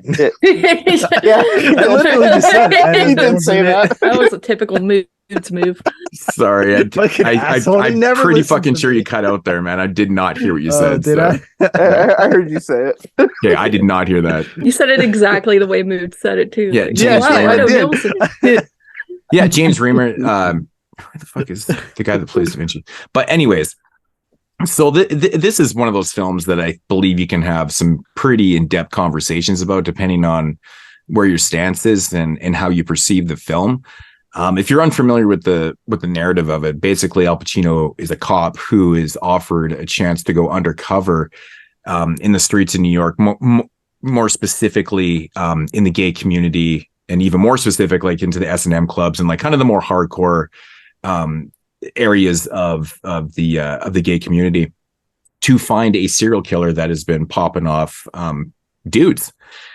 And the reason why he's chosen is because some of the victims probably kind of look like Al Pacino and stuff. He kind of fit the look, so they figured, hey, we'll put you in there and you go to work and stuff. So he goes undercover and he's searching for this the serial killer, and there's some more killings that happen and things like that. And I'll just leave it there. Like, I don't want to spoil this. I feel like a lot of people have not watched this. I've actually talked to people that won't watch this movie. I'm not going to get into that. I think they're fucking pieces of shit even for saying that to me. And it's because of those reasons. Like, I get it. Like, even Al Pacino, and it's actually one of the best things about this movie, in my opinion, is Al Pacino admitted that he was so uncomfortable in some of those scenes in the S&M clubs. You can see the fear in his face. You can literally see. You can. I always say, like, Pacino looks like he is not having a good time in this movie. I think it's just because Pacino was like, I've never experienced any of this. Like, it's like anybody that experienced something for the first time. Sometimes 1980 too, bro. Nobody was exposed to gay culture. This was very taboo, but it wasn't just a gay club. It was like, this was kind of like the hardcore stuff of like the gay underworld, right? So it was a lot. It was pretty hard to digest at the time, especially when you're, like, holy shit, dude. Like, you're right, because in 1980 we don't have Twitter, you don't have all this, you don't see this shit every single day. Like, it's very new and eye-opening, to say the least. But I think the cast, I think William Friedkin even said that he wasn't happy that he went with Al Pacino in the lead role because he could see the fear in his eyes. But I think it works fantastic for the role. Yeah. I think it was the best thing he actually ever did. Yeah, I think it's one of the coolest things about the film.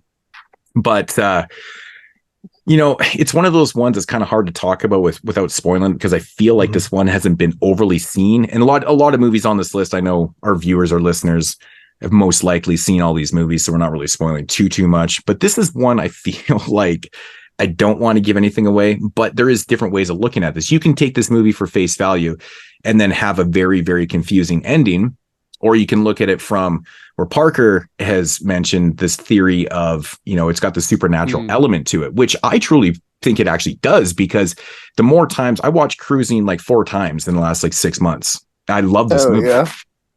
I llove this movie because I keep finding shit in it and I'm like, fuck, it's like so cool. And I don't know, man. I think the way, you got this guy who does a murder and stuff, and then but it kind of changes his angle, and it is confusing when you're watching the film, because the same dude becomes a victim too.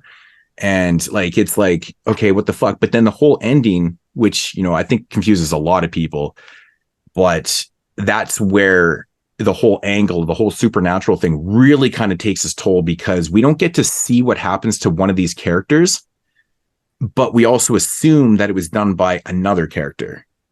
Right. And I don't know if you guys want to, I just really don't want to give it away, but yeah, that's where I feel like the supernatural angle is happening. And like, there's dialogue in the fucking film. There's dialogue in the film where Al Pacino even says, he's like, man, I can't do this job anymore. It's changing me. I can feel something. I feel different.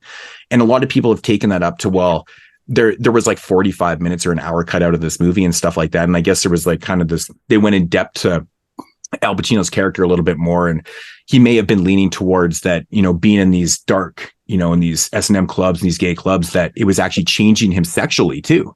I think that was I think feel like they were that, definitely insinuating that.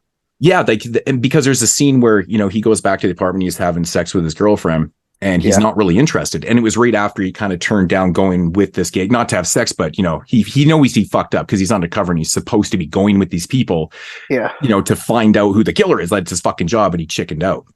But then he's like staring up at the ceiling, and he's kind of like lost in space and translation, and his thoughts are getting the best of him. But, you know, you can look at it like that too, or you can think that, you know, he is changing his stuff. And I think that my assumption is they cut out that stuff out of the film because freaking didn't want people to think that, you know, if you're around gay culture, that it's going to make you gay. And I think that was not the thing that he wanted to put out there. So you can insinuate the ideas that Pacino was changing in that aspect, but it is what it is. It's not in the forefront. It's up to you. It's kind of subjective in that way, just kind of like the ending, and the whole supernatural angle of this. But if you watch this movie over and over again, there's lots of moments throughout the film that if you have this theory, you know, you still have to think of other things too. You can't just like focus on one thing. But because the very first time I'd watched this movie, I didn't know about the supernatural angle, but I kept thinking to myself going, well, who the fuck killed the red-haired dude? And I'm like, it can only be one person. Right. And I just kept thinking and thinking. And then Dave brought this, you know, I watched that whole thing about the theory of the supernatural. I'm like, oh my God, you know, that is really trippy, man. It's really trippy. So then I rewatched the film a couple times. I'm like, yep, I'm sold. So I think it's great. I think it's a fucking phenomenal film. It's really, really good. Like I said, the ending's open to interpretation, but I think if you take it serious and you kind of take it from that vantage point, it has a totally different effect. It goes from like a, you know, like a crime thriller to like a supernatural horror thriller. You know what I mean? And it's great. I'm not sure if I'm the only one that liked this movie. I didn't really expect to see this on really anyone's list because I was kind of thinking no one even really thought it was horror. But I do anyways. I think it's a great film. 9.5 out of 10 for myself. Yeah. Cruising. Yeah, Cruising was the first time watch for me too, and it's really good. I feel like if I watched it more times like you have, I think that I feel like there's so much there to dissect. It would be a good film to review on it. It is. Yeah, I actually have like a lot, like I could say, like about like what you were talking about with like the redhead guy and everything. I don't think it's actually even like supernatural at all, but I don't want to like spoil it at all. You know what I mean? Yeah.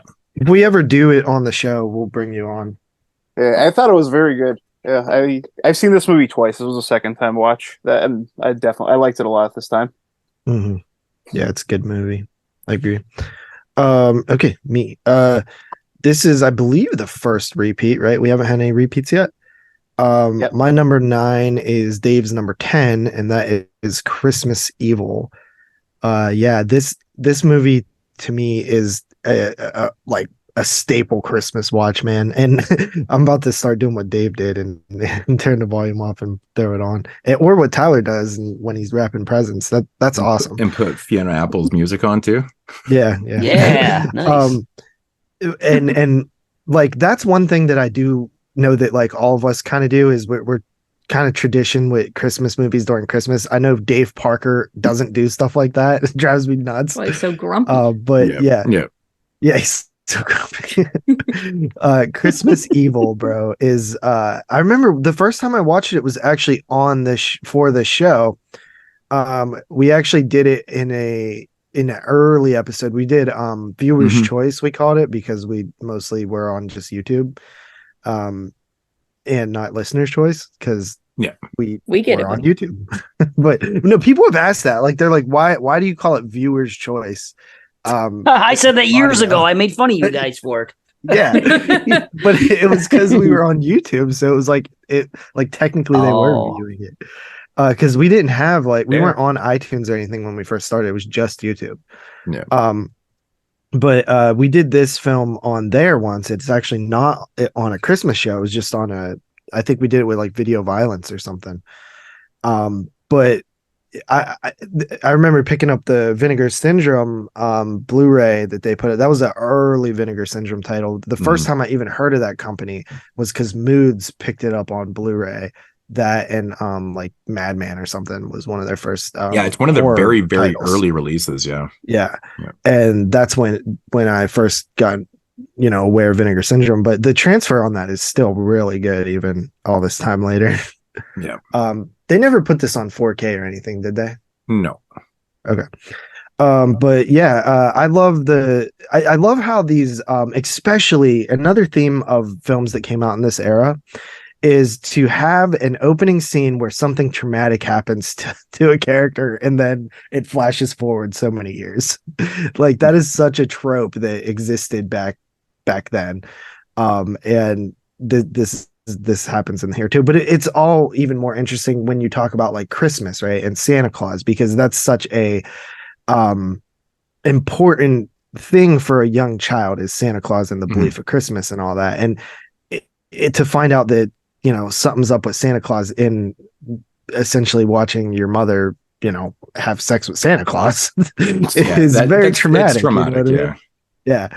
And so I like that. And then I love, and yeah, you're right. This movie feels like it would be marketed as a slasher just based on all the posters and stuff like that. But it's a psychological character study. And I love watching this person actually try to be Santa Claus. It's like the twisted version of Tim Allen's Santa Claus, right? I love his big ass books that he has, and he's literally has a book for the nice and right. naughty.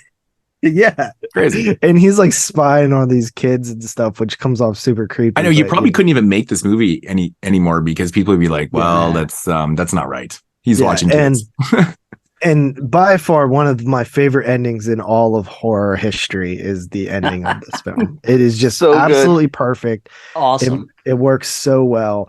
And Christmas Evil is awesome. I give this one 8.5 out of 10 as well.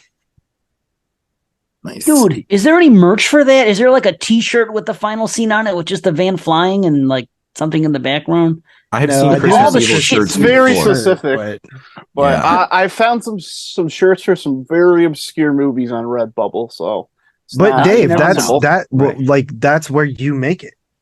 You could totally make that yourself. Yeah, and then sell it. I guess so. Somehow screenshot the. I mean, there might be just hire an artist to do a depiction. Or do that. Well, dude, every week. There's new shit every week between freaking Fright Rags and Gutter Garbs and the other ones. It's all the same shit, though. It's all Halloween again. They keep recycling the same movies over and over again, man. How many fucking sleepaway camps and Nightmare on Elm Street shirts can they put out, for fuck's sakes? Yeah. Right. It's always the same shit. I love Nightmare on Elm Street, but I don't want 30 fucking shirts. I really don't. Dude, Christmas Evil should have a freaking thing this holiday season. They should have a line where they have 3 or 4 different, Silent Night, Deadly Night has it, so why not? People would buy it. Christmas films don't actually get that much merch, really, do they? I mean, Silent Night, Deadly Night has a fair share. Silent Night, Deadly Night is ridiculous. Of course, because it's probably the most famous one. Shirts. It's probably the most famous one, but I mean, you look at other films like To All a Good Night. I would the cover art for To All a Good Night, man. Actually, oddly enough, is directed by David Hess. Right, I love it too. And that's a movie from 1980 also. Actually, there's one thing in that film that actually is quite unique, and I think a lot of people kind of forget about, the reveal in that film for the time period. You think about that. Oh, it's great. It predated Friday the 13th, and it had all of the same tropes that Friday did, and nobody talks about it too. But just a reveal of just who the killers might be, plural. I don't know. But anyways, but even that cover art for the poster art for To All a Good Night, I would love that shirt. Fucking awesome. It's I have a Christmas Evil shirt that just has the Santa with the axe by the fireplace. Pretty cool. That's cool. And it was only literally $13 during Black Friday. Wow. Yeah, pretty cool. Crazy. Sweet. All right, Tyler, you're number 9.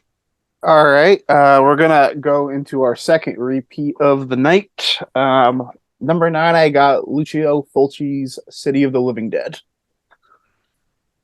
Stuff that I can really add that hasn't already been added. The score is great. The atmosphere is great. That's really what I literally makes added this both film. of those. What the fuck are you talking about? I said there's nothing to add. There's nothing I really have to add. Oh, I thought you said I'll just add a couple things that hadn't been Yeah, we added. talked about I the was like, amazing literally, cast. There's nothing really to. Yeah, there's nothing really to. Nightmare add. Logic, Yeah, like, the amazing cast. Yeah, that's what really what the script lives on, because like you really break this down, like there's not a whole lot of linearness with the script, and that's kind of like how Fulci made his movies anyway. But like it really makes he was a visual artist. He was a visual artist, and this is like I think one of his best interpretations of that. Yeah. And like he really makes the most of like the nightmare moments, like with the puking of the guts, like the drill. Like the one that will just randomly show you the editing in this movie is exceptional too. That's something I really noticed this time, where they'll randomly just like show you the priest's face or the dude hanging, and it's just like so well placed. Right. He also has a fascination with maggots too. Dude, they're just always they're gross. That's why. I always thought it was so cool, man, because like when you see a lot of scenes like that in film that are religious basis of it, always turns out it's fucking locusts. But in this film, it's actually maggots, and they used real maggots. And I know there was like stats on it. They used like a few 100 pounds of maggots in that scene. I was like, God damn, dude, where the fuck do you get that? If you like, show me 100 pounds of maggots, I'm gonna throw up. I'm thinking to myself, going, where do they even find that much maggots? Like that's crazy shit, man. Like, I think there's a if maggot you find farm? flies, you can find maggots. It must be a maggot farm. Must be a maggot farm, man. Just leave some. But any just movie, leave some meat out somewhere. But any movie where a fucking dead priest that comes back to life can make people's eyes bleed and puke up their intestines and shit is a cool ass idea in my so sick. That's why I'm like, are they demons? Are they zombies? Because really, like, a zombie generally couldn't supernaturally fucking make your eyes bleed and puke up, but that's why that whole demon angle comes in. I mean, I've had this argument about the Beyond before too. Are they zombies? Are they demons? I mean, it's another gates of hell. That's where the demons come through or go back through. So it is what it is, subjective. But yeah, I don't think it really matters. It's just like an arbitrary. It's just like it's a cool looking thing that represents like the apocalypse happening and like hell rising up. Like doesn't really matter what the vehicle there's is. some There's actually one scene in this film that I always thought was so amazing, and no one ever talks about it. Is the scene where they're coming into they're walking into the cemetery, and the camera, instead of coming towards them, like panning into them, it's panning backwards, and it's giving you this wide angle shot of the. Are you talking about right when they get to Dunwich? Yeah, when they go into the thing, and the camera, instead of going towards them, because they're entering the graveyard, it actually pans back and it gets this whole wide angle and it's super atmospheric, and it's like, holy shit, but it gets further and further away. I love that. There's a couple really good shots like this movie. This is something I always notice, because like one day I just noticed that Stanley Kubrick always does this, and now I notice this like in every movie, and they really like it. I like big shots where you see like the character's entire body. Like when it's just even two people having a conversation, you have like a bigger shot and you just see like the whole field of depth. It happens a ton in The Shining, where you just see like the whole character's body. It just like it adds so much for like something so little, I think. But and it's funny, it's like really all atmosphere, all cinematography. But it does. But it's all the shit that I love, and that's a common theme with a lot of films in my list too. Is like, the music and the cinematography and the atmosphere and the characters and shit like that. It's just a common thread throughout all the films in this year. Like they're all kind of the same, and it's just what my taste is, right? Yeah. Like it's just what it is. But musically, nobody was touching the Italians this year. No, dude. Like some of the scores are so incredibly. They're all so amazing, but they're so classic, right? You hear those, and you're just like, oh my god, dude! Like it's the best music ever. Like they really did, right? Even the ending, like you could argue it's a little bit limp, but like there's something about just the way it's presented, and then just like the way like the zombie, like remix zombie score hits. It just like it feels like almost like soothing and like cathartic, just like getting to the end of the journey, going through like this dark cave, and their eyes start bleeding and shit. Like there's something about it that just works for me, even if it's not supposed to work. Yeah, man. And it also, like, another reason why I love it so much is I can literally throw on any of the Gates of Hell trilogy films, but especially City of Living Dead at any time. It is you don't have to pay attention to it to love it. You can pay attention to it to love it. You can have it on in the background. You could have it on while you're cooking dinner, maybe not eating dinner, but it's like such a, it's a go-to for me these days. Like when I talk about like Return of the Living Dead and Nightmare on Elm Street Part 3 and stuff, City of the Living Dead has become like a film that I love to throw on just whenever. Yeah, Fulci's one of those dudes that can have those amazing tracking or panning shots, like wide angle shots and stuff like that, or you can keep it, very kind of 70s, like that fast kind of editing where it would go from like one person's eyes to the next eyes to the next eyes to the next eye, like that kind of thing. He was an artist. I like the guy. I really like appreciate some of his films more and more the more I see them. So do I. And in general, Fulci has become like such a major player in my favorite filmmakers over the time we've been doing this podcast.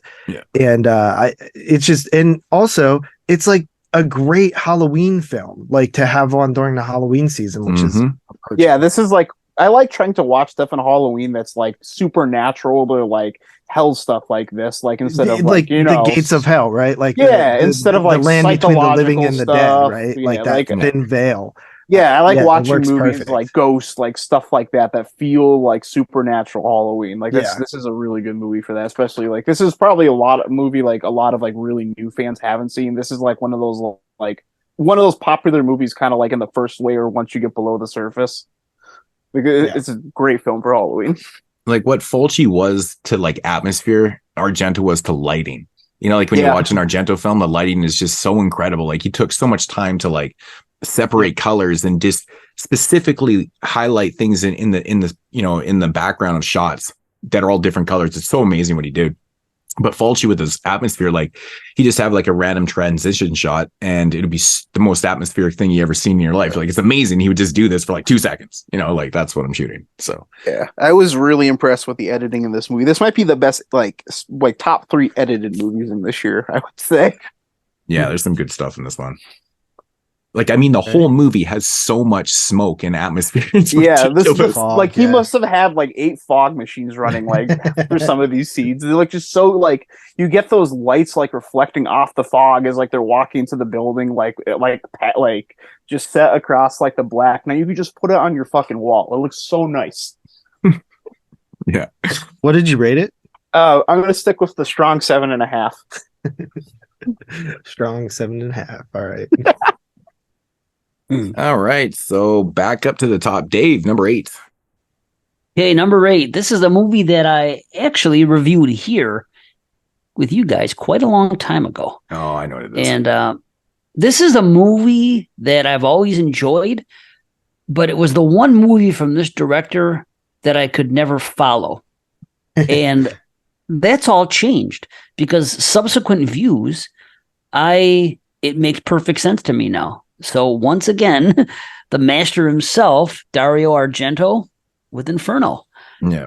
I tell you, it's weird to say that a movie that I've seen like a dozen times, it took me that long to, and I think there's a couple characters that just look alike, and it just kind of, and of course it's the filming style of the Italians, but I never had a problem with Argento. Like when anytime anyone question anything, I could say, I don't know what you're saying. What do you mean this doesn't make sense? If something doesn't make sense, I get frustrated. This does make sense. This was the one movie that I always said, okay, I'll give you that. I can understand every Argento except Inferno. Well, not anymore. Now I understand Inferno too. It just took enough views and time invested, which sometimes I need, especially me. So just a great film. I mean, as a follow-up to Suspiria, he really did all he could to try to have a similar aesthetic. He doesn't really do it anywhere else. I mean, a few minutes here, a few minutes there, maybe a set in another movie or two. But what he does here is take something incredible like he did in Suspiria and continue the story of the 3 mothers and have it look good and just have a cool story, man. Just because you don't really hear much about the 3 mothers. There's like a 2-minute conversation in Suspiria about it. This one here, right away, they get right into it and they're like, okay, what's going on? And they go into the details of all of that stuff. And then, of course, you got that soundtrack, which is freaking awesome, with that song. Oh, man. Suspiriorum and all that stuff. Yeah. Oh, it's freaking badass, And, of course, the early on in the movie when she does that swimming scene, is awesome. It's really tough for me to see because I had this whole thing about drowning and running out of air or anything. It's really tough to watch every time because I'm like, man, just get back up there. I couldn't be down there that long. And, all the stuff that goes on, but it's so well shot and so cool. Just like I said, I used to be confused. And, but it's typical Suspiria. There's a couple quirky characters and some lines that are funny when someone says, they talk about the three mothers and the one guy says, who's that? Those black singers or something, he says? Yeah. The three mothers. That's great. And, there's good kills, of course. It's Argento. The Carlo kill with Sarah, it's half giallo and half, fantastical stuff like Suspiria itself is. And like I said, there's a lot of stuff that goes back to Suspiria. There's some eyes and stuff that look like the same ones they use there. That little trick, the guillotine stuff is cool. The cats and the rats, all that freaking stuff is it's tough to watch with the cats, but I get it, and the guy gets what he deserves. I like the line to them, "We are nothing but dust." I thought it was cool. And then the whole out of the mirror stuff in the, in the finale, I used to have a bit of a problem with it. I got to admit, the first time I saw it, I thought that the out of the mirror trick at the end, I thought it looked too much like a Halloween prop, but I don't let that bother me anymore. I think it looks cool. It's 1980. It is what it is. It's fantastical elements. So, anything's possible. It's okay. But I knew what else I noticed that there is I believe, how Alfred Hitchcock always had that shadow thing. I believe that Hitchcock's shadow is put into this movie in one of the early scenes when they go into the store in the beginning. I think I want to say that there's a shadow on the wall. Shit. It's kind of like what they did in Psycho 2 when they go into mother's room and you see his shadow there. And I don't know if I could be wrong. I could be looking into something that's not there, but it really looks like it to me, and I noticed it this last time. But the architecture is great. Again, it's like Suspiria. It's the stuff they do, and I like how they're in, the different cities around the world and stuff, and how it all ties in. Just very cool. It's really not a dull moment for me. It's now that it makes sense. I get on board with the story and think it's really good. So, of course, you have that finish, which is really quick, just like Suspiria. But I'm cool with it. I think it should be that way, because that's how Suspiria was. So, this movie, here we go. Now, of course, Argento, it's going to be a little different. You have 6 females and only 3 males killed. So there you go. That's because he hated his wife. Yeah. Dude, there's a Fangoria from around a little after, somewhere in the 80s, like early 80s. And they interview Argento, and he's talking about like Mother of Tears or the next one after Inferno. Mm-hmm. And it's really unfortunate that he never got to make that movie because it sounds like so exciting. He did. He's talking about him. No, it's a shame he didn't get to make it in the 80s because that would have been a lot better. I got you. When he made Mother of Tears. The way he was talking about it, I think he was just in making Tenebrae, or he just made Tenebrae. Oh, so yeah, he was in prime. Yeah, if Mother of Tears had come out then, dude. Shit, man. Yeah, dude. For sure. He was Michael Jordan in a Bulls jersey. By the time he got around to Mother of Tears, he was like Michael Jordan in a Wizards jersey. That's fair. Man, I actually kind of grew to like it because I just kind of accepted it for his low budget and shit. But man, there's some funny ass kills in that movie. Like when that one face gets smashed and shit, just like it's quite clearly like a porcelain face, but it's so funny. He still made some movies like in that era, like I at least kind of like, even if like they're not great. But it's like it's very clearly just a shell of like his former self. I like all of his movies but one. So yeah, and it's the Card Player, and I don't even hate it. It's just not. I don't hate that movie. The Card Player is so bad, though. It is honestly bad. But I do like the fact that, like, you know, they do get into the whole Three Mothers things, and they tell you like which one is representing and stuff. So you almost need to watch Inferno to understand Suspiria, because you know like that one takes place in Germany. This one mostly takes place in New York, and I think that's the one reason. And I think we talked about this before when we reviewed it. Is that I've noticed with people, the reason why they get so confused is because it jumps around. Like it jumps, the guy's in Italy, and right, and then the shit's happening in New York, and I mean, it makes kind of sense, right? And then you have the blonde girl that ends up getting killed and shit like that. She's the one that takes the note from the sister, send it to the brother in Italy, blah, blah, blah. I think that's what gets all confusing and shit like that. And I always found it a little bit at first, it's contriving at first. You're like, what the fuck? Why is it switching around? But then when you actually hear the context, when you hear them actually talk about the three mothers and stuff, like, okay, this is Mother Suspirium, and blah, blah, blah. And this was the one that runs New York. And okay, now this makes a lot more fucking sense. And then, yeah. And I like the whole idea of like the dude that like built the he built the structures. Oh, the architect. Yeah. He's the architect, but like, and he's actually alive and he's down there. But the one thing that always blew my mind about Inferno, besides like you mentioned the whole underwater scene, which is one of my all-time favorite scenes. I love that scene. It's so crazy. Right. Even though the dead bodies in there do look like dummies with some makeup, it is what it is. But it's a nice jump scare though when it does happen. But even the lighting in that scene is so good. Right? It's underwater. So good.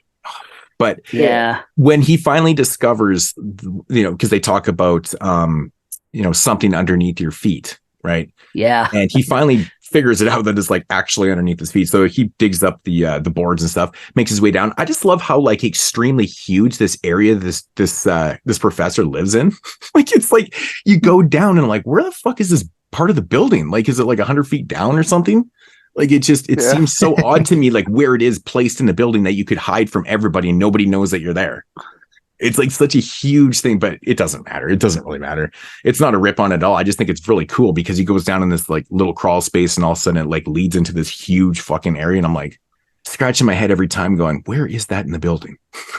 Yeah, those last 15 minutes when he finally goes under the floor is like cinematic ecstasy. Yeah, it's so good. Like the biggest sin almost to me of like this film is that they sandbag that incredible score into the last 15 minutes. Like how sick would have. But the music up to that point is really good. It is good, but like there's just something about like that like ending that just it just does it for me. I can't remember who told me one time. I was arguing with them. They're like, like that, where it's Suspiria, and I'm like that's so not cool. That's not the music from Suspiria. It's fucking Inferno. They're like, what? Why did they say Suspiria? I'm like, oh, for fuck's sakes. It's not even the same band, idiot. I'm like, for fuck's sakes. I'm like, good Lord. Exactly. Oh, man. I can't remember who that was, but it was pretty funny. That's funny, man. So, yeah, I give it a hard 8.5. A hard 8.5. Hard 8.5. Yeah. Right. That's good. Yeah. All right, Carly. Okay, we have the third re-ass Pete, and that is Alligator. Nice. Yeah, I like Alligator. It's a movie that's JP and I saw at a drive-in actually, and that sounds nice. Amazing on the big screen, by the way. Yeah, that was great. It was a very fun time, and I'm kind of like Dave Zee, where I'm like, I'm not huge on like creature features and just animal attack type movies, stuff like that. So I was surprised I liked this movie as much as I did, and I just think it's a lot of fun. And I agree. I think the alligator looks really good when you do see it in its full form. A lot of fun characters, and yeah, it's just a good time. I give this one a rock hard 8 out of 10. Rock hard 8 out of 10. Nice. Nice, dude. Dude. I'm just gonna put a penis emoji right beside that one.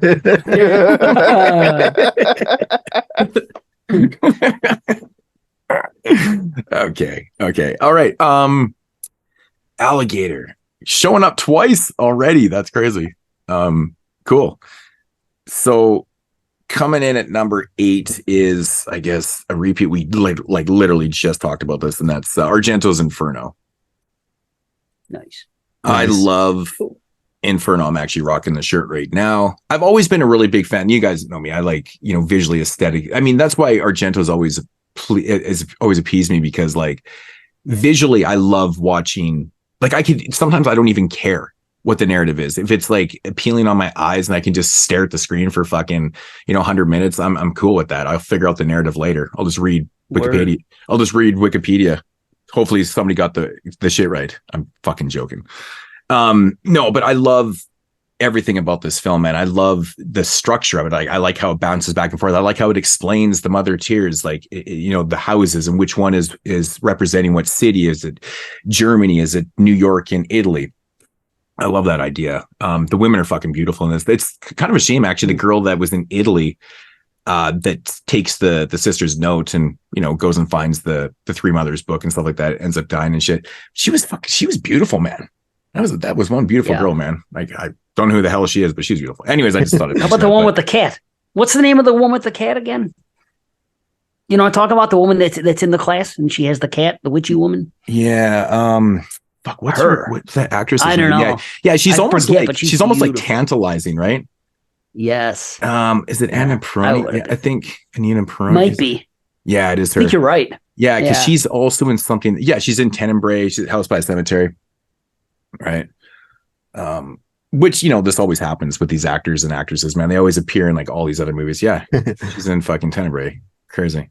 But Inferno, man, like I said, you know, going back to the whole underwater scene, it's just that claustrophobia, and it goes on forever and ever. And she's got to go back in, and it's so damn good. It's so good.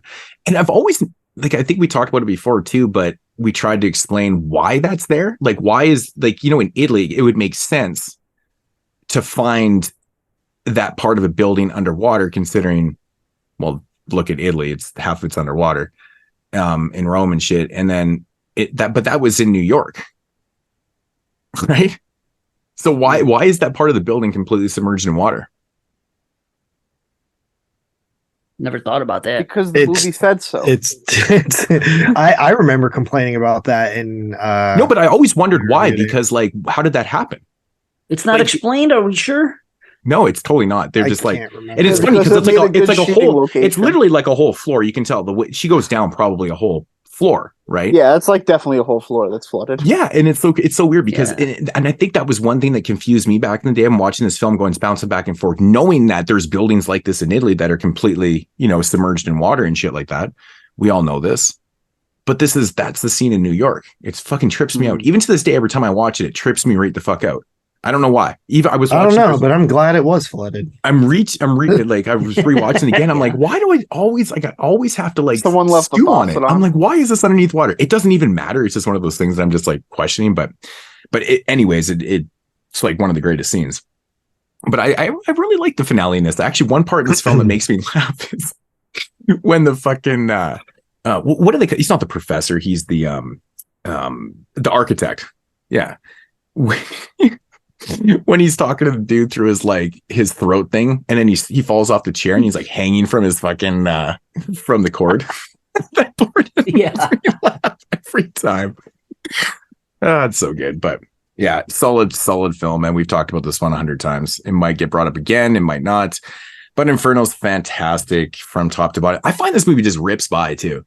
It rips by. Like, I was rewatching, I'm just like, holy shit, like this thing's almost over again. Fuck, you know, you're watching something good when you're not checking the clock. 9.5 out of 10. Nice. All right. So my number 8 is actually a film that has been mentioned twice, and that is Alligator. So Alligate. Yeah, Alligate, bro. What? Why did you think I didn't have Alligate on my list? No, it's just we both have Alligate. Y'all be loving some alligates. Dude, I fucking love Alligator. Alligator is a lot of fun. I love Robert Forster. First of all, I gotta say, piece of Robert Forster, man. Right. The poster to Alligator, not the shitty Scream Factory thing that they did on that 4K. That slipcover is a crime against humanity. It's so bad, isn't it? It is. It's so it bad. Looks like some Windows 98 looking shit, dude. Windows 98. That's Windows 95 shit right there, man. Oh my god! But first of all, it's an urban legend, right? It's also a Jaws ripoff, but it's one of the best Jaws ripoffs, along with like Piranha and a couple others. But I love the idea that, like, because you always heard that urban legend, and I'm sure they heard it before this movie was even made, about people basically getting these pets at fairs and like carnivals that were basically the baby alligators that they they would get rid of it and flush it down the toilet. And there's, rumors that they were living in the sewers of New York or Chicago or Seattle or wherever. And I love that is the setup to this film. Mm-hmm. And I grew up watching this and Alligator 2. Turns out Alligator 2 is not as good as I remembered when we covered it on 91 or 94? Oh, Alligator 2 is fucking terrible, man. It's not. I don't think it is terrible. bad. I didn't like it at all, man. I was Is it like a sci-fi movie? Like sci-fi channel original? It's not nearly that bad. It still has practicals and stuff like that. It's kind of boring. Yeah. But even like the first like part of this movie where they're like, the dude's like dumping off the like what is it, like dead animal carcasses into the sewer and stuff, like even that little location where they're in there and the alligators down in there, it's scary, dude. And the alligator looks so damn good for being a massive practical, like even when you just see the like face part or when you actually see the whole body, it looks good the entire time. It's very convincing that it's an alligator, and that's the strongest aspect of this film in terms of believability of the alligator. It just works so well. But it's a pretty simple movie, but it's like one of my favorite creature feature when animal attacks movies. And I think that a lot of times when people who maybe not seen this film, like I said, it was a little harder to see for a while. It used to air on TV a lot when I was growing up, but I think a lot of people think that it's going to be just like, like a cheap, because Sci-Fi Channel nowadays with like all the alligator and shark stuff, like you kind of forget that there were actually like great like made movies from way before that actually look and are competent. But yeah, Alligator, give that one 8.5 out of 10 as well. Nice. What number is that? 8? 8. Yep. You weren't 8. Okay. Cool. All right. Tyler. All right. I got one that hasn't been mentioned. Yeah, I'm actually surprised it hasn't been mentioned. I thought the last 3 would have been maybe the range where it would have popped up. And that's John Carpenter's The Fog. The Fog is just The Fog. Nice. It's such just like a good clean cut like American horror movie to me. It doesn't do anything crazy, but it just does everything it's trying to do so well and doesn't like really, it just doesn't really step out of the bounds, just focuses on that. Just to go over the plot, since this is the first time we're introducing it, we're at a town that has this legend. It's on its centennial, right? Yeah, the 100 years on its centennial, and for years before that, at the exception of the town, there was a colony of lepers who had an accident and all drowned, and it's something that's like overshadowed the town. So then the night of the centennial's coming, and the town just randomly starts falling apart, and these fog banks start rolling in, and you're told this whole legend right at the beginning on the beach, like a campfire style telling, and I thought that was a really great touch to just open the film. It sets a cool atmosphere, just as like a nice ghost tale. It all like really works. I think this movie's just got a lot of like good, memorable characters. I really like even John Carpenter's character that has like 4 lines. Like that's always something I remember about this movie. I love Adrienne Barbeau on the radio. Very memorable. That's one of my favorite parts about it is the radio. She's probably the best character. And like when at the end, like when the movies, Carpenter's always been so good at just wrapping up movies. I've always felt like that was his strength. Like he just really knew how to put a lid on it. And when she's like going into panic mode, like screaming over the radio, like that's like one of the moments of the year that kind of like really like strikes me as like genuine terror.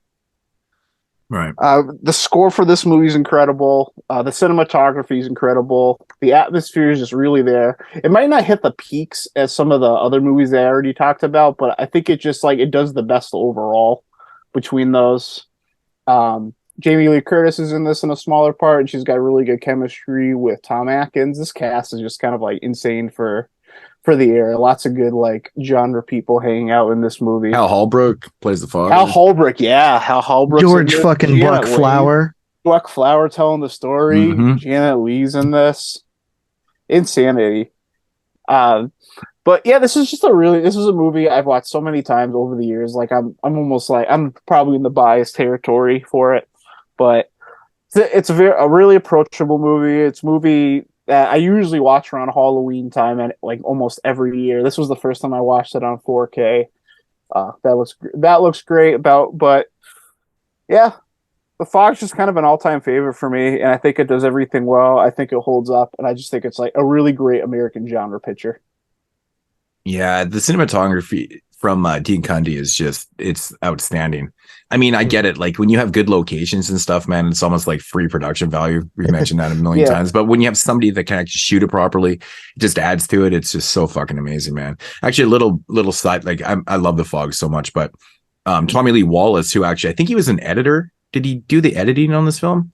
Yeah, I think he does some of the editing on this film. He actually appears as one of the ghost zombies in this film too. And I love the look of the ghost in this movie too. And George Buck Flowers' character's name is also Tommy Wallace. That's right, dude. That's funny. Yeah, Carpenter, that whole crew back then, because we know Tommy Lee Wallace went on to do like Halloween 3, and they were all just working together, like around that time. It was cool. Yeah, good times. Yeah, but yeah. What did you rate that, Tyler? I'm gonna stick with our strong 7.5. Dude. Do you like movies? Wow. All right. Back to the top. Dave, number 7. Okay, well, I just got Honey Dick directly. My number 7 is The Fog. Woo! Honey Dick. Yeah, the first real Honey Dick there. I'll say something funny about it. I always thought it was weird that at midnight when John Houseman's telling that story, that it's like all children and this guy, and that's it, and it's midnight. I just find it weird that all these kids are. Yeah. Right. It was I never thought about it. It was the 80s, bro. I have thought about it. It was the 80s. It's just kids out at midnight with a stranger. This is the type of shit that we would never notice 5 years ago. We would have never noticed this shit 5 years ago. They're having s'mores on a campfire. Like you watch like Dark Knight of the Scarecrow or something, and it's like, bro, like this everybody in this town would be like, stay away from him, he's a pedophile. Nowadays, like this shit just doesn't fly nowadays. But like back in the day, one weird old dude who tells the kids all the stories, yeah, sure, go hang out at his house at midnight. And it's a great flick. I mean, it has a top-notch cast, as we talked about. Carpenter is really peaking at this time with soundtracks. I mean, you have this, and then you're going to have just everything that's going on at this time, and just what it precedes. And when we get to freaking the Halloween 2, and then we get Christine and Halloween 3, those soundtracks, that run is just phenomenal for horror movies. It reminds me of kind of Close Encounters of the Third Kind at the beginning, when all that stuff is going on and things are turning on by themselves. And apparently that stuff was added in later, that and some of the slashing type kills. They added it because I don't know why. Maybe because Friday had already come out. I can't remember. I could be wrong about that, but I know that in post, producers wanted to add more slasher type kills and some more atmospheric stuff, and they went back in and they filmed it. It works really well. So like I said, the crew's great. Yes, I am weird. Tom Atkins doing his thing is funny. It would be so scary to see that freaking ship roll up the way it does. Could you imagine witnessing something like that, this freaking giant ghost ship on this day? It's freaking it's a horrifying thing. It's kind of weird that it's cool though. You have all these different characters in the cast, and some of them never cross paths at all. And it's kind of unusual to see that in movies. Usually when, you're following different groups around, a different character and this and that, eventually in the climax they get together or something like that. It doesn't necessarily happen here. And I thought that that's kind of different. That scary knocking scene is freaking pretty badass. There's some good scary shots in this movie. I do think that this movie is overlooked, and I also didn't come around to it very strongly until like these last couple years or so. It's too hard with his category. With his catalog. Everybody talks about The Thing and Halloween, and this is like in between them. It's just, for whatever reason, it doesn't seem like it gets the publicity you would think. I mean, everybody knows The Fog is Carpenter and everything else, but it just seems like, I don't know. It's just different. It just seems like it's a little bit overlooked. And it's also the kind of movie that it took me multiple watches to fully appreciate. And I think when you're young, it may not hit you as much. But I think as you mature and see it, I think it's just one of those movies that you'll appreciate more. And I always wanted to know what a stomach pounder was. Does anybody know what that is? Yeah, I do know. I looked it up one time, but I can't remember now. Okay, I don't know. I can't actually. You know what I just realized? This is so fucking weird.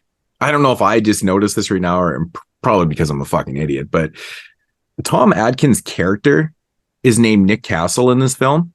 Oh yeah, yep. Yeah. Nick Castle played the Shape in Halloween. Yeah. Yep. And Dick Baxter is a character.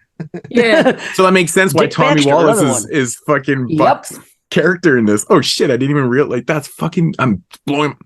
Dude, there's another character in this movie called Dan O'Bannon. Yeah, Dan O'Bannon. They're all in here. It's crazy. Carpenter's a funny guy. Literally 100 fucking times, and I'm just realizing this right now. Wow. I never put it together. I just kind of took it for what it was, and holy shit! Wow, that Tommy Wallace thing got the ball rolling. Nick Castle, Dan O'Bannon, crazy for sure. Even that one quick scene with freaking Jamie Lee Curtis when that body falls and she screams is scary. Yeah. I'll tell you what, she had a great scream. She was the scream queen. She has a very distinct scream, and they took advantage of it in those 4 or 5 movies in a row, and she was really good at it. Botine playing Blake is great. Them all being cursed, the water stuff on the board when it comes up, and all that stuff that goes on with Adrienne Barbeau, and just like the climax of it, man. With what's her name, Stevie Wayne, right? Mm-hmm. Yeah. Stevie Wayne. Yeah. How they simultaneously have the kid at the house and what's going on with her son and all that, and then at the same time you have the stuff going on with her. It really comes together well. It took me a long time to appreciate it. So this is the kind of movie that when people, I don't want to say badmouth, but like when people kind of cast it aside and maybe it's not going to be on their top list or anything like that, I could kind of understand to a degree, because it took me some time too. But I'm at the point right now where I'm just pretty much in love with it. I think it's great. And in this movie, we have 6 men killed. That is it. No women. So there you go. And I'll give this one a character named Dr. Phibes in it. Is there a Dr. Phibes too? Damn. Yeah. Badass. Yeah. So it's a 9 out of 10 for me. Damn. All right. 9 out of 10. 1980. Right. 1980. Hell of a year. All right. Carly. All right. Number 7 is a move that I feel probably no one else would have on their list. I highly doubt it, but it is nostalgic for me, and that is He Knows You're Alone. He Knows You're Alone. Yeah, I like I said, it's nostalgic. Yeah, I grew up watching this. I remember the first time I saw it when I was a youngin', and it's definitely like the first movie that I feel is like heavily inspired by Halloween, and I think that's cool. I always like the beginning scene. Always has stuck with me with the movie theater and that whole kill. I know like the rest of the movie, like as a kid, I always thought it was kind of like a drag, but watching it now as an adult, I actually think it's a pretty decent little slasher film. And, again, not as hardcore as what you start getting later in the 80s, but I think it definitely starts kind of setting that tone a little bit. And yeah, I just think it's cool. But like I said, a lot of it feels inspired by Halloween. Even I always thought like the score kind of sounded similar to it in different aspects. And of course you got old Tom Hanks in this as his first movie. Does Tom Hanks die in this, or did he lives in the movie? Doesn't he? He just shows up for a minute. He lives though, right? He lives. I laughed so hard when she was talking about the cute jogger all morning, and then she's like, I have a date with a cute jogger, let's go to the fair together, and it's Tom Hanks. Right. Yeah. And he's pretty much the comic relief in the film too, right? He shows up and he's like a professor, like that has like an opinion on the thing or something. He's like, I don't know, I'm not qualified for anything. I think maybe they were gonna kill him and then they liked him or something like that and kept him. I forget if that's like this movie or what, but yeah, I think it's a cool little slasher for the time, and it's just one that I kind of grew up watching, so it has a bit of a soft spot for me. So I am sticking with my 8 out of 10. Wow. Sweet. That movie always reminded me of like a mom movie. Like moms would like it. Yeah. Ironically, I don't think my mom did like it. I think she was bored by it. But it kind of felt, it gets, because it's about like brides being killed, like to be brides. So it's like very. It feels like something that would like be on Lifetime or something. It feels like a horror. Feels like kind of like a Fatal Attraction or Ham That Rocks the Cradle. Yeah, sure. Something like that. Something like that. I'm sorry. What did you rate it, Carly? 8. 8. Oh, 8. So this is going to be on your slasher list. That's for sure. We shall see, Dave. Come on, 8 out of 10. It better be. Shoot. What exactly is the what is the theme on the show again, Dave? For the slasher? The slasher is they can't be more than 3. So no franchise that goes more than 3 movies. So it's a lot of standalone slashers, and foreign ones are allowed. So and like, what's the time period of all time? Yes, of all time. Yep. We got a year, so we're cool. All right. Cool. All right. So coming in at number 7 for myself, and this is the first time this is appearing on here. It's Kubrick's The Shining. I was waiting for him to go, oh, really? Number 7? Crazy. Wait, I think I fucked up. Yeah, that was my guess for your 2. For my number 2? Yes. I was kind of waiting for the ohs and no, not me. I didn't really know where you would have that movie. Okay. I do have one wrong. I had it at number 2 for you as well, so that's my first out. Shit. Yeah, my first out is JP. Wait, really? I had Alligator as your number 2. Yep. You know what? Coming to think of it, I should probably actually check my. I don't remember. I kind of forgot what I sent them to Dave, but shit. I haven't been paying attention. Yeah, I really regretted like what I picked for your 2 movies after I thought about it. I was like, shit. I know he loves this movie. Why did I not think this would be it?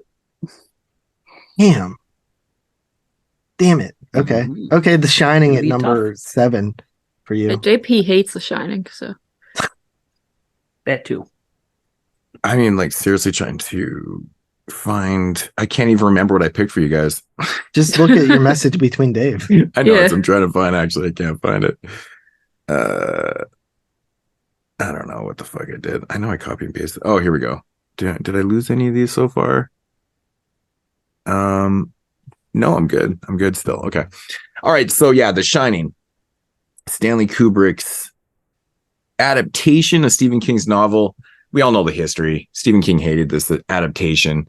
Eventually kind of rescinded that, that opinion of it later. And I think he kind of more or less just turned into respecting his vision of it. I always found it quite interesting that Stephen King was so hung up on not liking this adaptation. Maybe because it had the whole writer angle and it felt a little bit closer to him because he was going through alcoholism at the time. And of course, our character here, played by Jack Nicholson, was struggling with alcohol and stuff like that, and mental issues and shit. And I think that's maybe partly one of the reasons why Stephen King was just so partial to this one, because he admitted in the past, like, the adaptations that had come before this one and even after and stuff, he never really gave 2 shits about them. He never put that much merit into it. He's like, whatever, it's good, it's bad, but he doesn't really care. But this one he was always hung up on. I think it kind of had that personal connection to him. But as for the film, man, The Shining has always been a film that I've loved and adored. I mean, Stanley Kubrick is literally like a master of setting up shots, and there's so many great panning, like, tracking shots in this film, like long shots of like Danny riding his big wheel around and stuff like that, mixed in with the sound design. But visually, this movie is just outstanding. Like, I think it's one of the coolest concepts ever, because me personally, I would take this job. I would isolate myself in this huge ass hotel and actually do this so I could put myself into this. This is why I love this so much. I think it would be so fucking cool to just do that for a whole winter and just have access to an entire hotel. I just love the whole premise The location is beautiful. The opening shot, is just absolutely amazing with running the credits and shit. It really kind of sets the stage of like, to how isolated it is, because you follow this path and then you end up in the middle of fucking nowhere. And it kind of sets it up for me every single time. I get drawn into it, kind of like the evils, kind of infecting this film and stuff like that. And I don't know, man, I love the performances are great. I always thought one of the most interesting things about this movie was that it was nominated for 2 Razzies, being worst actress, which was Shelley Duvall, and worst director. And I'm like, okay, I don't care how much you thought you hated, quote unquote, this movie and shit. Worst director? Yeah, that's like what the fuck? That is cinematically illiterate. Dude, it's like you have no concept of what cinematography should be, and it's this movie. Like, there's so many amazing shots, and like it blows my fucking mind. It blows my mind that I even read that. I was like, what the fuck? I get the whole Shelley Duvall Razzies are fucking trash, dude. Oh, I know. Yeah. I don't take it serious anyways, but I just think it's funny that it was even a thing. It was even a concept. Like, really? You're gonna nominate? But me and the wife were rewatching. She'd never seen The Shining before, so I popped it on last night. Because she'd never seen it before, and I was like, this is fucking insane. I'm like, this is insane. So that's a treat. So we watched it last night, and she's like, wow, this is really good. And I'm like, so with Shelley Duvall, she's like, I said to her, Shelley Duvall's brilliant in this film. I can't believe that she was nominated for worst actress. She looks at me, she's like, what the fuck? Like, it was the craziest thing. I'm like, her character is meant to be a little bit awkward because she's a little bit shaken. Like, when she's telling the story of what happened to Danny and his shoulder and stuff, like, any parent would be a little hesitant to tell that because it doesn't sound good, right? My husband got drunk and fucking broke my kid's fucking arm. Like, it doesn't sound good. But I think Shelley Duvall is good in the film. I've never had a problem with her at all. So, I mean, yeah, everyone's good. I've seen a good handful of movies that Shelley Duvall made before this, and she plays like this same type of character in all those movies. Like, if you wanted your character to be like this, like, Shelley Duvall is exactly like who you would have been choosing. And I think that's why she was cast, right?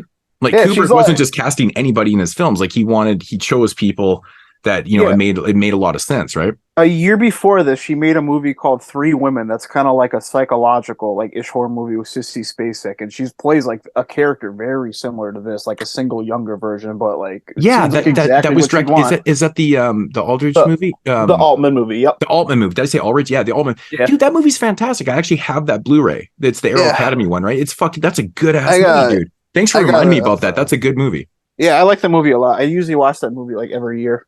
Right.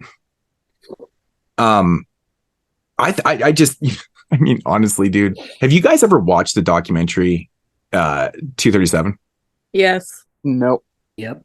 Man, it is like, if you just take it for what it is, and you just observe and listen to these outrageously hilarious, in my opinion, theories of The Shining. Like, it is so entertaining to watch, man. Like, people come up with the craziest shit that they pull out of The Shining. It's fucking bizarre. I've never watched The Shining the same after watching that, because I'm always like looking for shit. I'm like, oh, that makes sense. It makes sense. But like, you just laugh about it, right? But I highly recommend it, though. It's a great companion piece to, like, because Kubrick was putting shit into his films. He really was. I mean, that's what he did. And nothing in a Kubrick movie is a mistake.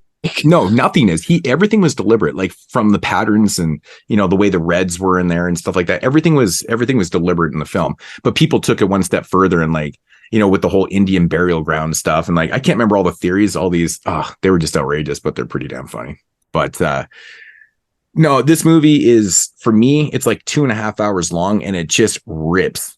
But that just says everything about it. It's so engaging because you see this process of, like, Jack is on the wagon, he's doing good and stuff. And then, like, it's just, you see this progression, this character just fucking go down this rabbit hole. And in the whole time, you're like, fuck, man, it's this alcoholism, is this, his mentality, blah, blah, blah. But, like, you look into it deeper, and it really does tell you. A lot of people are very confused about the last shot in the film where, they see Jack at the ball of, like, 1921 and stuff like that. But through the dialogues and shit, it tells you exactly what it is. Like, you've been the caretaker here the whole time and shit. It's really cool. It's like this kind of like this reincarnated evil that, keeps kind of, like, it's almost trapped in, like, this time continuum thing in a sense. Like, just depends on how you look at it, right? But I think the movie is just a fantastic representation of the horror genre in general. It just has everything. The way the score is utilized in this is so haunting and so it's so deliberate and it's so emotional too. It just brings out everything. But Jack Nicholson, again, I heard people say like, you know, he wasn't the right choice for the film because, you know, you kind of figured that he was going to go crazy and it was coming off the whole cuckoo nest thing, right? It kind of made sense. Like they wanted somebody that you wouldn't want or that you didn't think was going to turn batshit crazy. I get that from a standpoint, like from filmmaking standpoint, but at the same time, it's fucking Jack. How are you not going to give this guy the role? He plays it so damn good, right? He's got those crazy eyes. So, I can't say one thing bad about this movie because in my opinion, it's perfect. There's nothing wrong with this movie at all. Fight me. Like literally fight me. So 10 out of 10. It's no, I still know what you did last summer, but it's all right. I'm right, JP. Oh my God. Don't even get me started on those fucking movies, man. Again. Why are you trying to snitch on me, dog? Because you're stupid. We talked about that trilogy once, and that was hard to get through. Because I don't even like the first one. So JP feels this movie, The Shining, is similar to I Still Know What You Did Last Summer. Like, how could you ever like thematically? The Shining to I Still Know What You Did Last Summer? That's the sequel. That's the first sequel, right? It just reminds me of it. How? In what concept? Like, I still know what you did last summer. They're like at a resort and they're like all alone and they're like reined in. And in this one, they're at a resort. That's a teen slasher movie. This is like a psychological, supernatural fucking. I hope there was some guy like in like whenever like 2001, like rolling up a doobie watching The Shining, and just went, "Whoa, what if I made this tropical and put teenagers here?" Yeah. That's exactly what happened. Stop making fun of me. Oh, and we actually purchased our costumes today. We actually put them together. We looked up everything. We're going as the Shining Twins this year. Ooh. Because Aaron was confused. Because in the movie, they're actually not technically twin. They're siblings. They're like 2 years apart. They're like 12 and 10 or something like that. But it was cast perfectly because one of the twins, because they're twins in real life. We know that. But in the narrative, they're actually sisters, not twins. And, but it's funny because one is taller and I'm like, this is perfect because one is actually taller and I'm quite taller than Aaron. So I'm like, this is going to work out great. We're going to look hilarious. But we found the exact dresses, shoes, fucking everything, man. It's going to be so funny. Nice. Good shit. Yeah. But did I rate this? No. 7 out of 10. Woo! Fuck up. I'm joking. 10 out of 10. That's like I still know what you did last summer. I just wanted you guys to go, oh, he's doing that again. He's having 9s and now he's going into 7s. No, that doesn't make sense. No, The Shining's a 10 for me, man. Cool. Right on. All right. My number 7 is Dario Argento's Inferno. Yeah, I like Dave Zee. I actually have like this movie is confusing to me a little bit. I feel like I get it more every time I watch it and like understand it more. But realistically, it's scary. There's amazing shots in the film. Like the underwater, isn't the rumor that Mario Bava did that scene? I think that's what Dave said. I don't know if it's official that he did it. I've heard that multiple times too, but I don't think there's any full confirmation that he actually did that because when did he shoot it? Because Bava fucking died. Because I was I was looking in the credits for that. I think like early 80s or 1980, something like that. I think he died in 1980. So I'm thinking like, I don't know, man. Unless they shot this movie in 7. I mean, it's possible they shot it in 7. They probably did, but like 79. I don't imagine like you're filming shit underwater and dying. It could have been in production for a couple years, to be honest, because you think about it, Suspiria. Yeah, he died 77. April 1980. He died. Yeah, so Suspiria was 77. I think this movie obviously went into production shortly after because this is actually his next film. Yeah, I guess you could tighten it up like that. Yeah, because I looked in the crew too, because I thought I heard that and I was looking to see like, oh, Bava was a cinematographer, and but who knows? They could have shot that film. They could have shot that scene in 2 years prior, and then built the film and put that into the. Who knows? Like filmmaking, you can shoot whatever you want. It doesn't matter. Stuff gets delayed. Like you start stuff, stuff gets delayed for months. Stuff happens. Yeah, who knows? But I don't know. There's never been like a full confirmation on that. I could be wrong. It could be right on the Blu-ray, and I'm just a fucking idiot. I didn't check out the special feature or something. Like what a moron. But I don't know. But Inferno. I love the three mothers like idea, and like we don't get a ton of the backstory in Suspiria and like what everything's about. We get a little bit more here, and from what I think Mother of Tears was supposed to be originally, was going to be even like more of the story coming through. But I actually, despite not loving the 2018 Suspiria, I would have liked to see Luca, whatever his name is, actually do Inferno. I think that would have been cool. I just don't know if it made the money or was successful, or if he even planned to do it. Dave, you might know that. I heard rumors that he wanted to do it, but don't know for sure. But then he realized the remake sucked. I'm just fucking with you, Dave. I know you're a big fan. I'm just busting your balls. I'm busting your balls. I seriously, I watched it. I can't get into it, man. I don't know what it is. I can't do it. It's very slow. And it just like a lot of it seems like fluff. Yeah. Yeah, there's a lot of fluff in there, personally, I think. Suspiria remake? Is that Yeah, my hot take is the guy that made that movie, that director, is kind of overrated, and I usually get the pitchforks out. Like, didn't you love Bones and all, bro? No, I didn't love it, but like I thought it was a good movie. Was great. I just think it's kind of ironic a little bit, because the consensus is with Suspiria, and a lot of people are like, oh, it's just, it's all, it's just all visual. There's no narrative, I'm like, yeah, but there's really nothing wrong with that. But then look what happens when you put all fucking narrative into a film, and then you throw in some visual, you get like a 2.5 hour movie that's boring as shit. Like, do you really need that much explanation on shit? Like, I'm fine with, Dave Zee's melting in his seat. I'm fine with having, the lack of substance in a film where, there's still something going on in Suspiria, but visually that's what Argento is mostly about. There's stories, but come on, let's face it, man. Do we need that much substance in the remake? Like one it took thing away about from what like it was. the whole, I kind of like don't mind that though, because like you can't out Argento, so I don't like hate the idea that they took the source material and they tried to expand to these things that like went all the way back to like World War II, like Survivors Guild. I thought you think it was cool. too much? No, I don't. Yeah, I agree. I agree. I think it was too much. Putting some type of narrative. More. But it's I agree. I thought it was too much, and it kind of got away from the point. I was really into the remake until until like stuff started taking off. Like I started getting bored. By the third, probably halfway through the second act out on it. That's a long ass movie. Didn't we see that in the theater? Yeah, we did. And I remember I was like really into it, and then like I kind of just like got taken out of it, and then it was kind of done for. And I don't really feel like going back to it. I thought that was really cool. Like when he had like the straw of Jessica Harper though. I thought that was a really cool moment.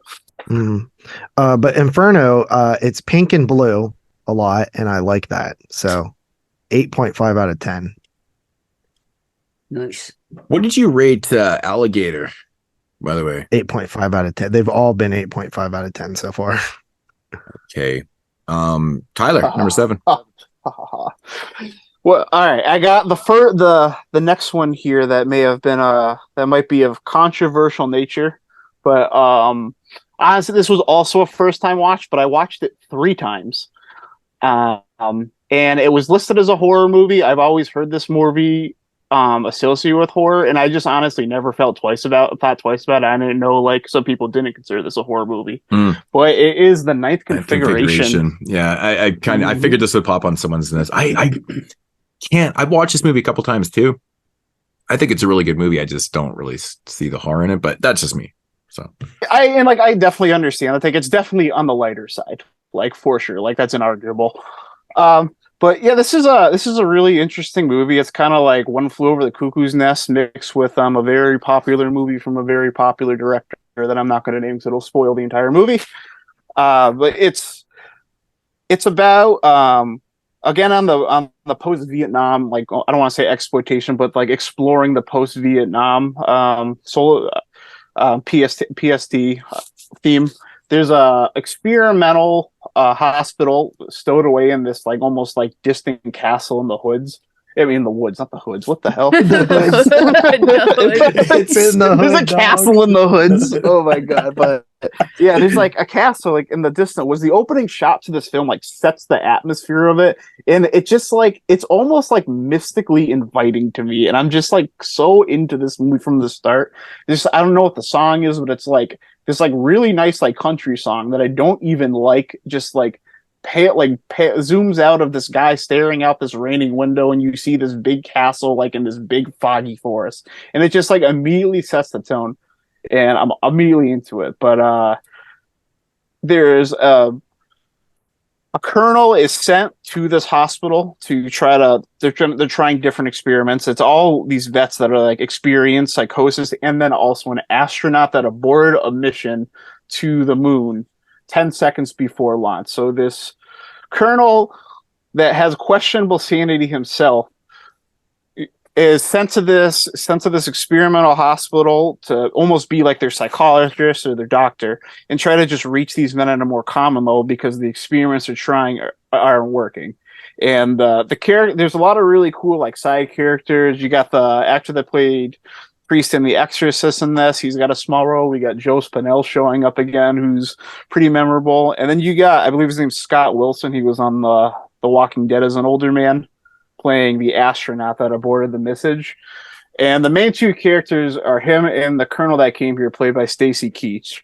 And they have a lot of like really deep, like almost like, I don't want to say disturbing, but like kind of like darkly thought-provoking conversations about like science and religion and like the fear of like their purpose here. And there's a lot of really interesting visuals. Like there's this really iconic shot of when almost like a dream sequence when the astronaut's on the moon and he's like staring at a crucifix and he's explaining about like the chances of life forming on Earth. It's a little messy. The movie is definitely not perfect, but it floats like a lot of really interesting ideas. And it's the kind of movie that really just throws a lot at you and asks you to like think about things. And it's got a lot of different flavors. Some of these comedies, there's an action scene further into the movie when certain things get revealed, and just a lot of like philosophical conversations that I really enjoyed. And the ending, it really kind of hit, it punched me in the gut more and more every time I watched it. And then like the final shot of this movie, I just found to almost feel like such like a touching, like calming, like moment that was the perfect way to end the movie. And it just really, really resonated with me. It's definitely a movie I'd watch again. And yeah, that's pretty much what I got to say about The Ninth Configuration. Yeah, that's right. Spinell's in that one too. It's crazy. Mm-hmm. Oh yeah. But William Peter Blatty, man, wrote The Exorcist. He was kind of an interesting guy. Like he directed Ninth Configuration in 1980, and then 1990 he directed The Exorcist 3. It's kind of interesting, man. You know, basically the two films that he directed were fantastic. There's a bunch of directors like that did like, you know, 2 or 3 movies and that was it, you know, and they never really had any misses, but don't really ever get noted because when you only do a couple movies, like Dan O'Bannon too, right?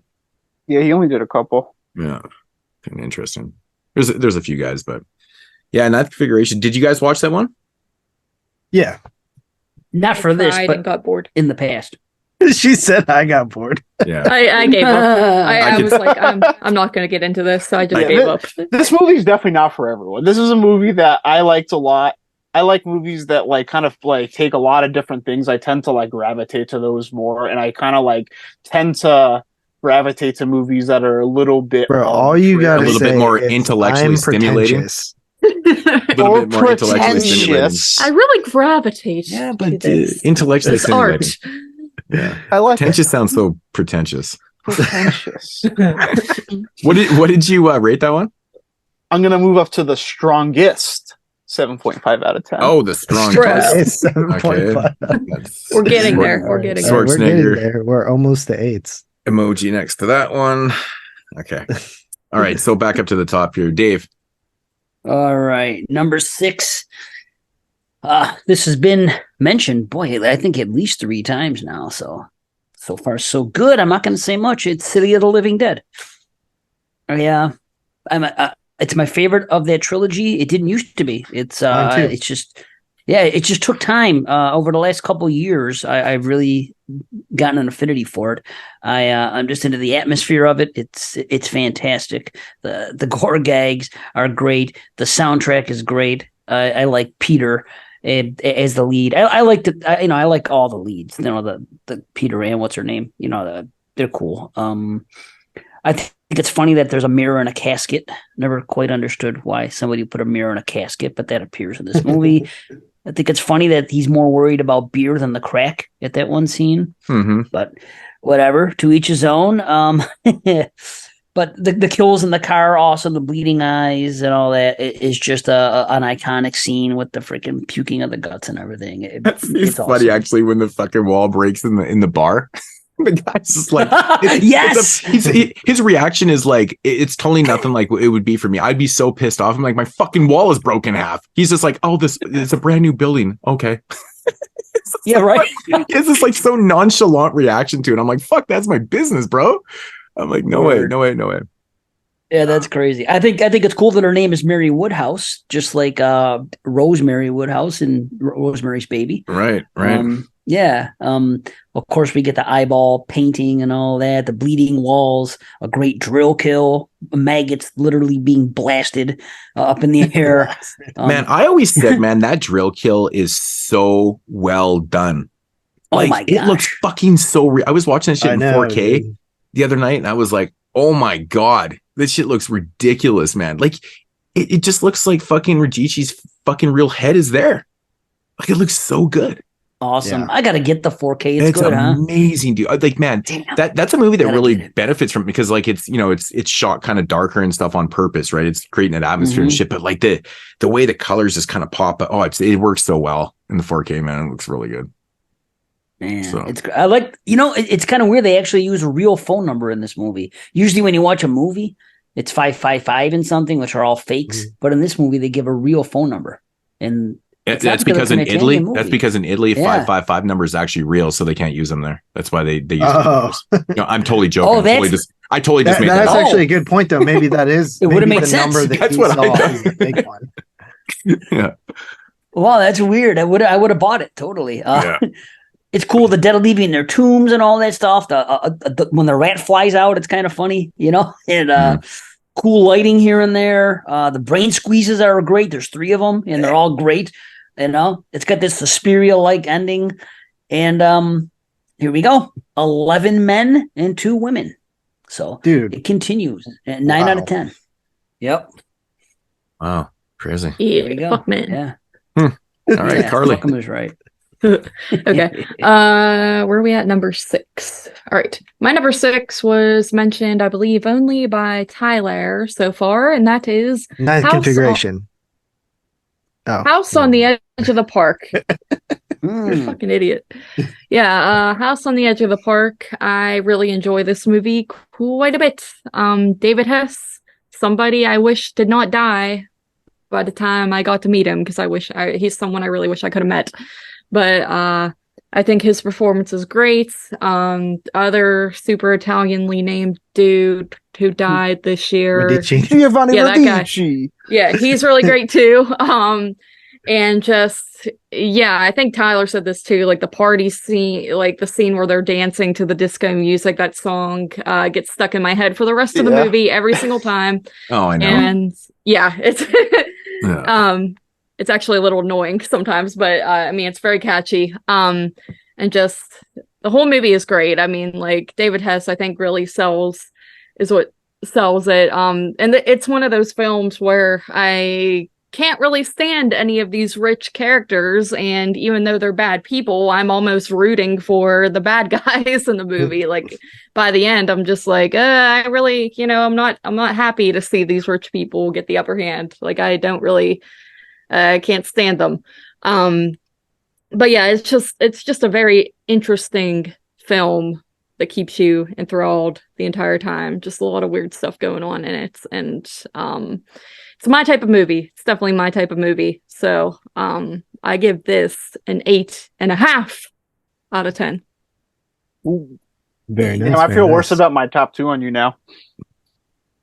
You feel worse about? Oh, really? No, did you have? Yeah, I thought something like this Carly might have not been as high on. So like, there's a movie I might have, like, if I knew that, I might have put like as like her second. Oh, I see. I see. Mm-hmm. Carly with an Italian film on the list. Yeah. Nice. It's the closest thing you'll get. Actually, well, I don't know. All right. Okay. Number 6 has been mentioned, I believe, a couple times, and that is Carpenter's The Fog. I think I've stated how much I love this movie over time. It just has everything I love. It's got great atmosphere. I love the story. I actually love the whole idea of like the reveal of, with these lepers that kind of did wrong. It just turns into like a revenge film in a sense, right? I mean, these people did wrong. They're going to come back, fuck some shit up. I kind of like that, man. But I love the look of the actual, like, what do you want to call them? Like ghost zombies? I don't even really know. I just call them pirates. Ghost lepers, bro. Because they're definitely, I wouldn't say ghosts because they're physical. Like they're supposed to be, but they're definitely, there's a physicality to them, which is interesting. But I don't know. I really like the look of them though. They're really cool. But yeah, I mean, the cast of this movie, come on, man. Tom Atkins. I mean, everything this guy does is fucking amazing. It's pretty cool to see Janet Leigh in the film with Jamie Lee Curtis, which they actually end up. Do they share a scene? Yeah, towards the end, right? They're in the same scene, I believe. Are they? I feel like I don't know. I can't remember. I don't think they share a scene. If they do, I actually don't think they do. I think if they do, it's like in the church at the end. But I don't think, does Janet Leigh make it to the church? Yes. Oh yeah, so then they would have been in it together. Yes, yeah. So I think that's what I'm trying to think. I think it's a very quick thing, but they would have been on set probably for 5 minutes together. But anyways, mine is totally blown with all these names like Nick Castle and Dan O'Bannon and shit. Tommy Waltz. It's fucking crazy, man. But yeah, I love this movie, man. I'm a big fan of radio. Did it for a long time. I think that angle is super cool. Adrienne Barbeau is fucking fantastic. Stevie Wayne in it. Her voice is just so soothing, so perfect. The location is amazing, but God damn, would I ever fucking hate going to work every day if I had to climb up 40 fucking flights of stairs? God damn, would I go to work? I never thought about that. Damn, dude. Like, talking about great location. You forget something in your car. Yeah, looking up at it's amazing. You got to do that every single morning. Oh, no way, dude. Like, where's the elevator? Come on. But yeah, like, I mean, you got some boat horror stuff going on here. I love that, man. When they get to the boat and Tom Atkins is like, he's trying to figure it out, and he's like, every gauge is broken. And they're trying to like, actually, one of my favorite parts in the film is when the what do they call the pathologist or whatever, he just done the autopsy, and he's like, I just saw this dude like 2 days ago, and that guy's been underneath the water for like a month. I love that explanation. It's so haunting to me. I'm like, man, that shit came in and fucked those guys right up, man. That's pretty cool. But yeah, just it's a quick watch, super, super atmospheric. Like we talk about Fulci's atmosphere. This movie is probably the most atmospheric John Carpenter film out there. There's so much actual fog. Like, that's so cool. But I'd agree with that. The church scenes are fantastic. Even the ending's great too. I mean, come on. Like, it's kind of downbeat. It's kind of fun. I love the ending. It's just like, it doesn't do anything crazy fancy, but it just does everything well. Yeah. Yeah. The story, I like this whole, we're coming back, 100 years kind of later on the anniversary, and I like everything about that. The way he finds the journal and shit. I think that's pretty cool. It has this like really kind of strange. I know this is predating Maximum Overdrive, but when you watch the movie after you see Maximum Overdrive 100 times and you see all this shit kind of happening and stuff, it has that same feel as the opening scene in Maximum Overdrive when everything starts to go crazy, like all the mechanical and shit like that. It has that same type of feel. Yeah. Does it not? It totally does. It's kind of interesting. And I'm thinking, Steven, you saw that Carpenter film, didn't you, buddy? But anyways, me, I'm not like the hugest Jamie Lee Curtis fan in the world. I know Dave is probably ready to fall off his fucking chair right now. But she's fine in the film. I mean, really, her role it's such a minor role. Like, I mean, the focus is not her in this. I mean, Tom is great. Adrienne Barbeau. She's like this. I don't know, man. She's okay to me. I don't think she's great in this at all, but she's not a focus to me. I like the fact that she's on her way to Vancouver. That's kind of cool. But anyways, yeah, the fog, there's not really a whole lot more to say. I'm sure it's probably going to get brought up again. Maybe not. Maybe it's JP's number one. Or maybe it's not. The Fog, for me, again, it's an outstanding film. I love it to death. Right from the opening scene with the story, man. I love that shit so much. That's my favorite part about Madman is the story. Madman is super overrated, to be honest. It's got a great story behind Madman Mars. Overrated. This is coming from somebody that has a Madman shirt, has like 10 copies of the movie, and I'm like, man, that movie's like one of the greatest things is the poster art for it, and the story and the atmosphere. The blue hue is the greatest thing about that film.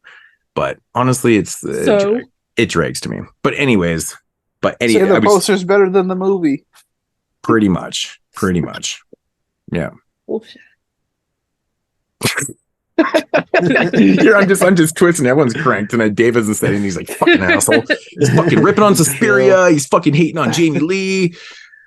Just being real, bro. No, I mean, I'm surprised JP hasn't piped up on this because I know he's not the hugest fan of The Fog, but I just don't get it, man. I think this movie has everything that. I mean, I personally wanted a horror film. It's got great music, cinematography, story's cool, effects are cool, man. Like, I just loved everything about this, man. The location's fucking amazing. Like, it's shot so well. Dean Cundy, man, amazing. 10 out of 10. Fog. All right. Nice. Yeah, the Fog always reminded me of a Scooby-Doo episode to me. It just feels like it. But you know what? Break out there, Shaggy. But you know what? I have no problems with that because I love Scooby-Doo. I have so much Scooby-Doo stuff, man. Yeah. I still watch. I like The Fog. It definitely watching it at the drive-in while it was like outside and foggy was pretty fun. It added a lot to it. But it's like a perfect late night movie, dude. You know, like you get all those themes. I don't know, man. I don't know about. I think that's why I always watch it around like Halloween. Yeah. Okay, my number 6 here. We're on 6, right? Yeah, number 6. This is a movie not mentioned yet. I'd be shocked if it's not on somebody's list later. But it is The Changeling, which is, in my opinion, like one of the coolest, one of the best, like haunting movies. A guy whose family dies and he's like a composer. He moves to Seattle in a lonely giant house that has nobody in it, that's been uninhabited, and he starts learning the history and the backstory of the house while dealing with his grief. This is like a highbrow sort of horror film, right? Joe Bob showed this on The Last Drive-In a couple years ago, and he does a really good job of like, explaining the production and everything in the movie, and got George C. Scott in it. It's creepy. The story, it's actually kind of long, I think, but I feel like the story just works so well. And I've only seen it twice, but this last time that I watched it, I was like really into it, and it has a lasting effect. And George C. Scott is just really damn good in the movie too. Everybody's great in the movie. It feels big. It feels like a big budget, like studio thing. But before it was like played out, like we just watched The Nun 2, and I'm like, man, this is just, they don't have the creativity and the like art that the old big budget studio films did, especially when you're talking about like haunting movies and ghost stuff. Dude, it was very, and this coming from someone who loved the first Nun, it made my top 10 that year. It just didn't have, it just felt soulless, you know what I mean, man. But the Meg 2 was way more fun. I watched the Meg 2 and the Nun 2 in the same day. I just did a double feature at the cinema, and I was fucking, the Meg 2 is so much fun. It's like such a popcorn flick. I actually enjoyed the Meg 2 as well. It's kind of cool, man, because like the first, it just reminded me of like Alien Underwater a little bit or something like that. I don't know what it was. Yeah, that's the stuff I like too. I thought that the whole like underwater like Leviathan-y type shit that it was kind of cool. It was fun. Yeah. But yeah, The Changeling, I'd be shocked if it's not on anybody else's list, but I give The Changeling, we're going up from 8.5 to 9 out of 10. Right. Nice. All right, Tyler, number 6. Cool. All right. I got another repeat, but this is the first repeat. At number 6, I got William Friedkin's Cruising. I thought this was great. This is my second time watching it. Nice. This is like another one. Yeah, it's not like, let's not go ahead and spoil it all because a lot of people probably haven't seen it. But yeah, it's hard to talk about. There's not. Just reiterating some of the things you said. Like, I love Pacino in this movie, and like you said, his performance, like he looks like he's not. He really looks like he's not having a good time. I recognized that the first time I saw this too. Yeah. And like hearing that, like he was actually legitimately uncomfortable. Those are the scenes too. Like there's like anytime, like I remember like one of the scenes, like in particular, like the first time he's at a club when someone's getting kind of grabby with him. Like I'm just like legitimately seeing like the scene that really solidifies it is the scene where the guy hauls him off the chair and he makes him dance with him out there. Yeah. Like that is just some awkward. Yeah, a lot. These guys are so aggressive, and it's like I'm like. I believe that, like, well, William Friedkin, I don't know if anybody's seen this movie, but in the 70s, William Friedkin made a movie called Boys in the Band that was, like, based on a stage play. It's, like, just, like, an evening with 5 gay friends getting together and, like, getting drunk and the claws come out. And it's just, like them playing pranks and, like, just emotionally beating on each other. So, like, I believe that like William Friedkin definitely had some type of connection with the gay community where maybe like, you know, people didn't really like wear their sexuality on their sleeve back then. So maybe he had like some type of affiliation with the community when he was younger, or just at the very least like understood or like was friendly with people there, where I think he authentically did create something. It's interesting on that note too, because I think I read somewhere that, you know, during the film or not during, or maybe it was after, whatever, he got banned from a couple of those gay clubs. Because they weren't like happy. I don't know. I think people just perceived the film probably a little bit differently than it was supposed to be. So. I feel like it's very sympathetic to the community. And like, this is like, I'm going to try to talk about this as broadly as possible. And it like goes back to like what some people call the supernatural element. I think what it's supposed to represent is like, it's not that like it's one serial killer that's just going around doing this. I think it's like the film is like supposed to represent just like the hate towards like a community they don't understand, and it's not like a person. It's a faceless entity of like hate that's like traveled down through generations. And I think that's what he was trying to say. And I think there's a part of Al Pacino in that last scene where he's just staring off into the city and he just has that look that like with what he's experienced, he's beginning to stand these things now, and that's like the real horror of it. There you go, Tyler. That's interesting. That's interesting. Just to touch too on Joe Spinell being in this too. I think other than like the obvious movie, I think this is his best performance. I think this is what like his best layered character in terms of what they give him, playing like a closeted, bigoted cop, and it just adds a little bit to like his character where like not really anybody else in the film does it. And I think like he just like in the same way he does in the other movie, I think he really like he really does a good job playing these like brutally like sympathetic people. Right. Yeah, but that's about what I have to say about Cruising. We're gonna move up from the 7.5 territory to the 8 territory on this one. What? Is it like a hard 8 or like a? Nah, just an 8. Just an 8. Just an 8. 8 light. All right. Not light, just an 8. Not a limp 8. All right, Dave. All right. Into the top fives. Into the top 5. Okay. I don't think anybody's mentioned this one yet, but I don't think they have. My number 5 is The Changeling. Fuck. You just said it. I just did that. This is my number 6. Why did I know he was gonna like say that? Like, I know.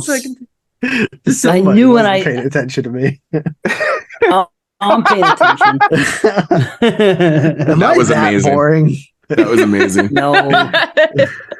That was almost as bad as me mentioning someone. What actor was that? And I'm like, oh yeah, he's in this team. Just fucking Ed O'Neill. Ed O'Neill. Maybe he just did a 19 full on review of the movie, and he's like, I don't think anyone. I don't think anyone has. I don't think anyone has. Oops. Yeah. I kind of remember you saying that now. I didn't think he was going to be the only one with the Changeling on his list. No. Man, what a great movie. It's so sad, and I mean everything kind of makes sense. Like George C. Scott's motivations and why he's doing everything he's doing. It all really makes sense because of what's happening to him personally, and then what he's thrown into in life, and what he's attempting to do, and what happens to him once he gets in the house. He's just so sympathetic to me, and it's just it's so well shot. I mean, there's these great shots of him that are like him being like watched from above and stuff, and him doing the music box leading to his composition. The story itself is just great. The house noises actually make sense as clues as to what we find out later. It isn't just random noises in a house. It all leads to something. It's just, man, the scene with the ball and everything is just iconic, coming down the stairs after he throws it. I'm a sucker for seances, and this was one of the best seances we've had. I think this might be the best seance movie. Man, it's great. I mean, yeah, I love seances. I love when they have scenes like that. It's just, I'm a sucker for them. Always have been. And those balls I'm also are just a sucker. like one in one with this movie. Like, you cannot ever see one of those like 80s striped bouncy balls and not think of the Changeling, right? Yeah. I think this movie's legitimately scary. It definitely is scary. Yeah. The thing is, I'm really into the story itself now, and how cool it is with there are movies like sad it is, The Ring, the Ring, and like Stir of Echoes, and like there's another one that follows a similar type of thing, and this one where the reveal of a ghost story, of a wrong that's been done, and they have to investigate, and somebody wants to they want to be avenged, or they want their death to be noticed for certain reasons. I love when they do this stuff and things get uncovered as time goes on. It's just so cool. Everything with the senator is just really cool. The confrontation that they have, the whole reveal with the tape when he's listening to it after the seance and listening back and he hears it. That's scary when you hear the whisper from the boy. Oh my gosh. And, the fire towards the end, the whole chair chase situation when the chair's coming at him. Holy shit. That's frightening stuff, man. Like, I couldn't imagine I don't like to ever live alone. I'm afraid to live alone. I'll come correct. I don't want to live in a house alone, especially being upstairs in a big house and you're the only living thing supposedly in the whole friggin' house in one room. Oh, so you wouldn't take that job at the Overlook? You wouldn't take that job? My family, I would. Here, really? Oh man, I would take that job by myself, because we were talking about that. I'll go to the cabin and I'll sit by the fire all by myself and shit like that. Say when I used to go like last year and shit, I go there the night before, so I'd be there by myself. And we're so isolated out there. There's no one around. It's pitch black and quiet as fuck. Like, it is eerie as shit. And I'll sit out there until like 3 a.m, do my thing, listening to tunes, having some beers or whatever. And like, I love that. It doesn't scare me at all, but nobody I know will ever do that. Because if you ever went out there and I showed you this, you'd be like, what the fuck? There's something wrong with Moodz. Because like, who the fuck sits out there? Like, I'm not joking, dude. There's like 8 places out there. It's so quiet. Like, and dark as fuck too, man. Like, well, when it gets dark up here, we only have like 4 hours of darkness in the summer. But like, I mean, like, it's crazy. But I love that shit, man. It doesn't freak me out. I live for it. I love to be isolated, like from like the world, period. But I want to be isolated with just, maybe at least another person there. I just have this fear of being alone in a house. Yeah. It's because of The Shining, because of stuff like this. Like, if I never was exposed to that stuff, maybe I wouldn't have those scary thoughts in my head. But I don't like going to sleep in a place where I'm completely, you're in the most vulnerable of positions. You're asleep in an empty house. Anything can literally happen to you if something comes in there. I'm talking a man or a ghost or anything. I'm not comfortable with it. Honestly, I live alone, Dave. Thanks. These are things Carly's never thought of, and now you just gave her anxiety for like the next. He's like, 3 I can't weeks. imagine. Well, you're braver than me. Crazy things that could happen. Yeah, Carly's lived alone since she's been like 18. Yeah. Well, hold on, Carly. Where you live, is it an apartment or a house? It is an apartment, to be fair, and there is a lady downstairs. So see, that's different. Somebody else is in the building. That's different. I'm talking about the only person in a building all by yourself and it's far not like away I'm in from the middle everything. of nowhere either. So See, all this stuff sounds great to me. I would love to be. I literally hate people so much. Like, oh, I get Dave, so you would annoyed. hate it. Out the count by yourself. Oh my, it would drive you fucking. I'd be okay. I like being alone. I just don't want to be in a scary situation. But as far as being isolated from the world, that's a dream. You know, I wouldn't leave the house unless I had to. So it's like. Period. I'm fine. Honestly, just let me take a cat with me. I'd probably be another living thing with me, like my cat. I think I'd be straight. Yeah. I just can't be alone. Cool. Yeah, man, I can dig it. But yeah, this movie here is another one of the reasons I could be afraid. But I got to say, I love the piano, the piano scare and the fire stuff at the end. It's a brilliant, I love the piano. Excellent freaking. Oh my god, just the climax of the film is just done so well. It's awesome. So. What a film. Let me look at my kill count here. Man, woman, girl, boy, man. So it looks like 3 males, 2 females. And 9 out of 10. Sweet. Nice. All right, Carly. All right. Okay, number 5 has not been mentioned yet. And that is Maniac. That was my number 2 on you. Did I pick that one? No, I'm not an idiot. I was gonna say, are you fucking dumb? Apparently, that when you were that high on Last House on the Edge of House on the Edge of the Park, I was like, fuck, Maniac is not correct. Well, yeah. I mean, I feel like my top 2 are pretty basic, but we'll shit, get I guess to that. I should have been keeping track. Oh fuck, I'm out on Dave's number 1. I'm out on JP's number 2. What did you pick for number 2? I picked City. Oh wow. And I picked Inferno for Dave because the whole Argento thing. I don't fucking know, dude. You do that every time. City was my number 10. You always pick like my 1 or 2 as my number 10. I know, it's so stupid. It's so stupid. Yeah, I'm only out on Carly and Moodz 2. I think I'm only out on Moodz number 2. I'm still not paying attention. I gotta look at what I put. But anyway, Maniac. Yeah, great move. Joe Spinell, great character, great gore in the movie, and a lot of great suspense too. Like, you know, him stalking the girl through the subway and stuff is just really, really freaky. And the part with like Tom Savini and all that, when he's just peering into their window, I find very creepy. I think it's a very creepy film, and it has a creepy atmosphere. And I mean, I consider it a slasher. I know Dave Zee does not, but to me, I would say it is a slasher, just even though it is from the point of view of the killer. But I just think it's good stuff. It's got great effects, like I said, and a cool story because it is like a character piece at the same time, which I like character pieces and I like slashers, so it's the perfect little mixture for me. So cannot go wrong. I give it an 8.5 out of 10. Awesome. What do you think of that setting?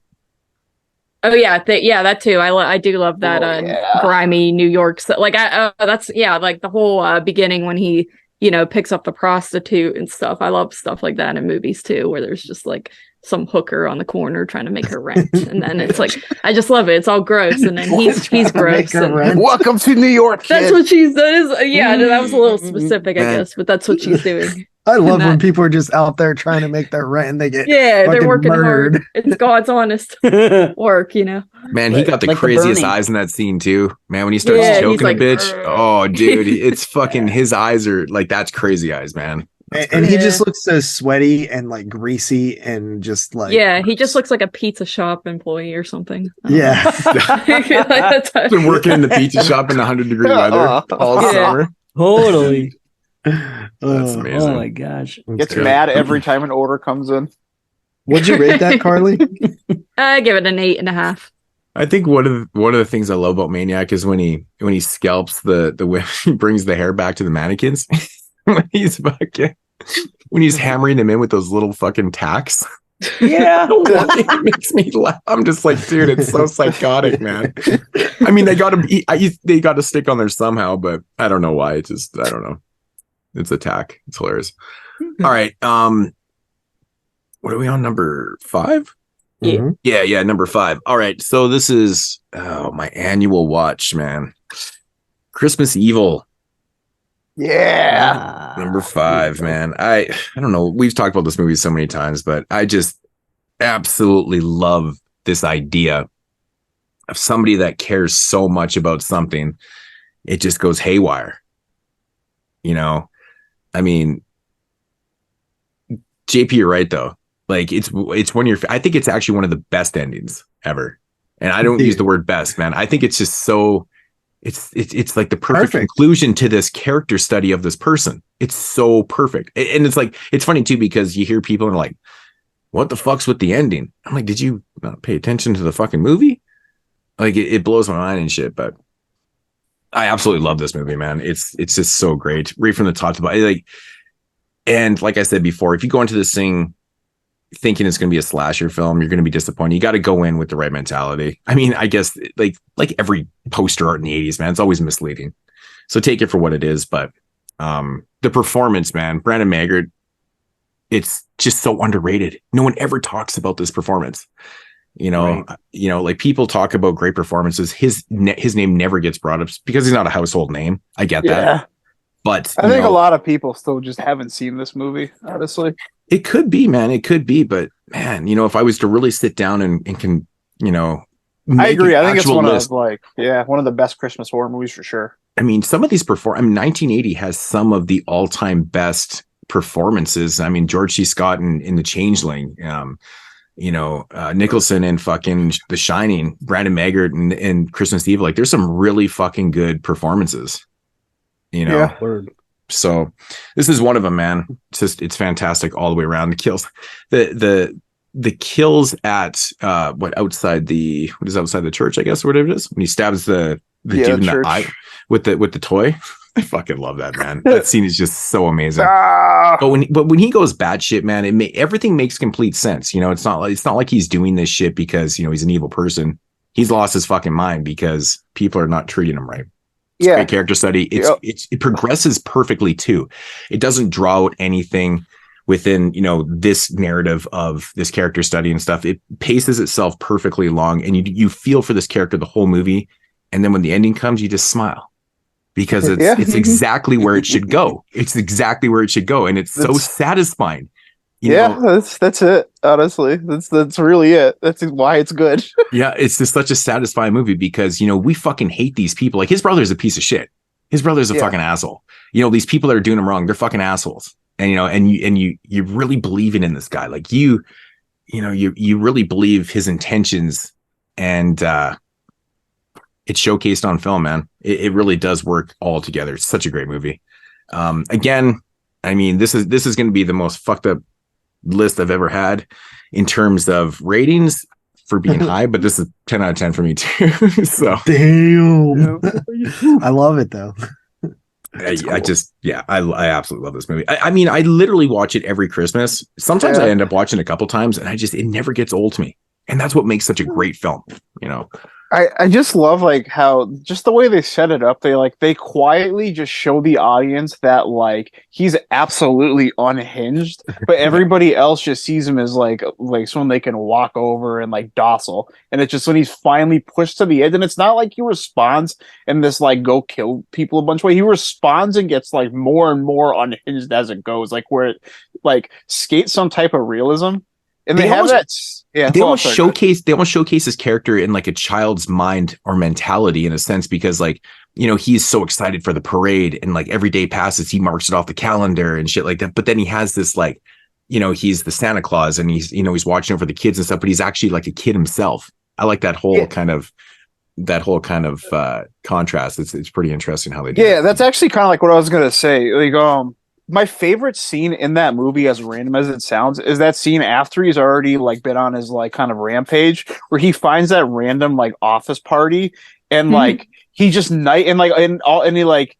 just nice to all the kids, and all the kids like him, and like he does his dance with everybody. It just like it brings so much levity and like shines on the character that like this is still like a real person, like trying to like enjoy the things they want to do, and just been pushed too far. I don't know. It brings like a good light to the character that like really helps you just like understand it. Mm-hmm. You better watch out, aka Christmas Evil.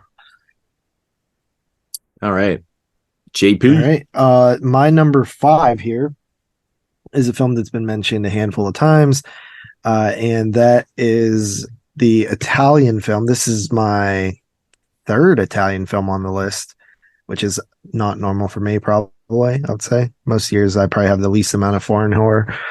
But we have Ruggiero Diodato's House on the Edge of the Park.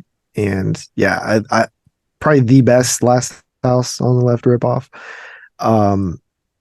I love David Hess. I love Red DC. The score, the poster, I fucking love the poster to this movie. It's like one of the greatest posters ever. The title of the movie is great. I love the even the setting, like this rich house with the pool and how everybody's dressed in their fancy clothes and everybody looks pretentious. Tyler would fit right in at this party. Dude, I sometimes wish, like, man, I wish I could have like lived in like the 70s in Italy, like where everybody just has suits on. Yeah. Men's formal wear is just the meta. Everybody just looks so like, posh and everything.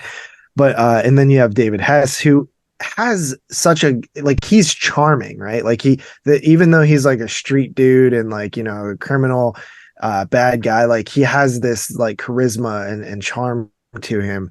And Radizi's just like sort of like a little lackey. It seems like he might have a little mental what are we gonna do next, boss? What are we gonna do next, boss? Yeah. But I think it's an amazing movie. We've reviewed it before on the show. It gets better for me every time I watch it. And I give it a 9 out of 10. Nice. 9 out of 10. Nice. I think it's in our Hall of Fame too already. I think it is actually. Yeah. All right, Tyler, number 5. Number 5. All right, making its second appearance on the board, I got Maniac at 5. Nice. Maniacs, hell yeah. Maniac, it's just, I've always considered it a slasher, but I've always also kind of designated but it's not like the other slashers where like it's more for your entertainment, I would say. Whereas it's so much like gritty. It's so gritty. I love the dirty New York setting, like anything like this where someone's just slaughtering prostitutes, but like in like a not like by the numbers way. And I kind of really like. I think Joe Spinell. This is obviously the performance I was alluding to, and he really knocks it out of the park when he's given the chance and given the material for. And I feel like this was the movie where they were just like, it's the Joe show. The effects are obviously insane. Like Tom Savini blowing up his own head. It's insane how that still holds up. Like, didn't they like make like a fake head and like actually like shoot it off? Yeah, it's actually a real slug that goes into it. He casted his own head. Yeah. That's fucking awesome. So they literally had one shot, no pun intended, but like they had one take at it. And because I don't think Tom was going to redo it.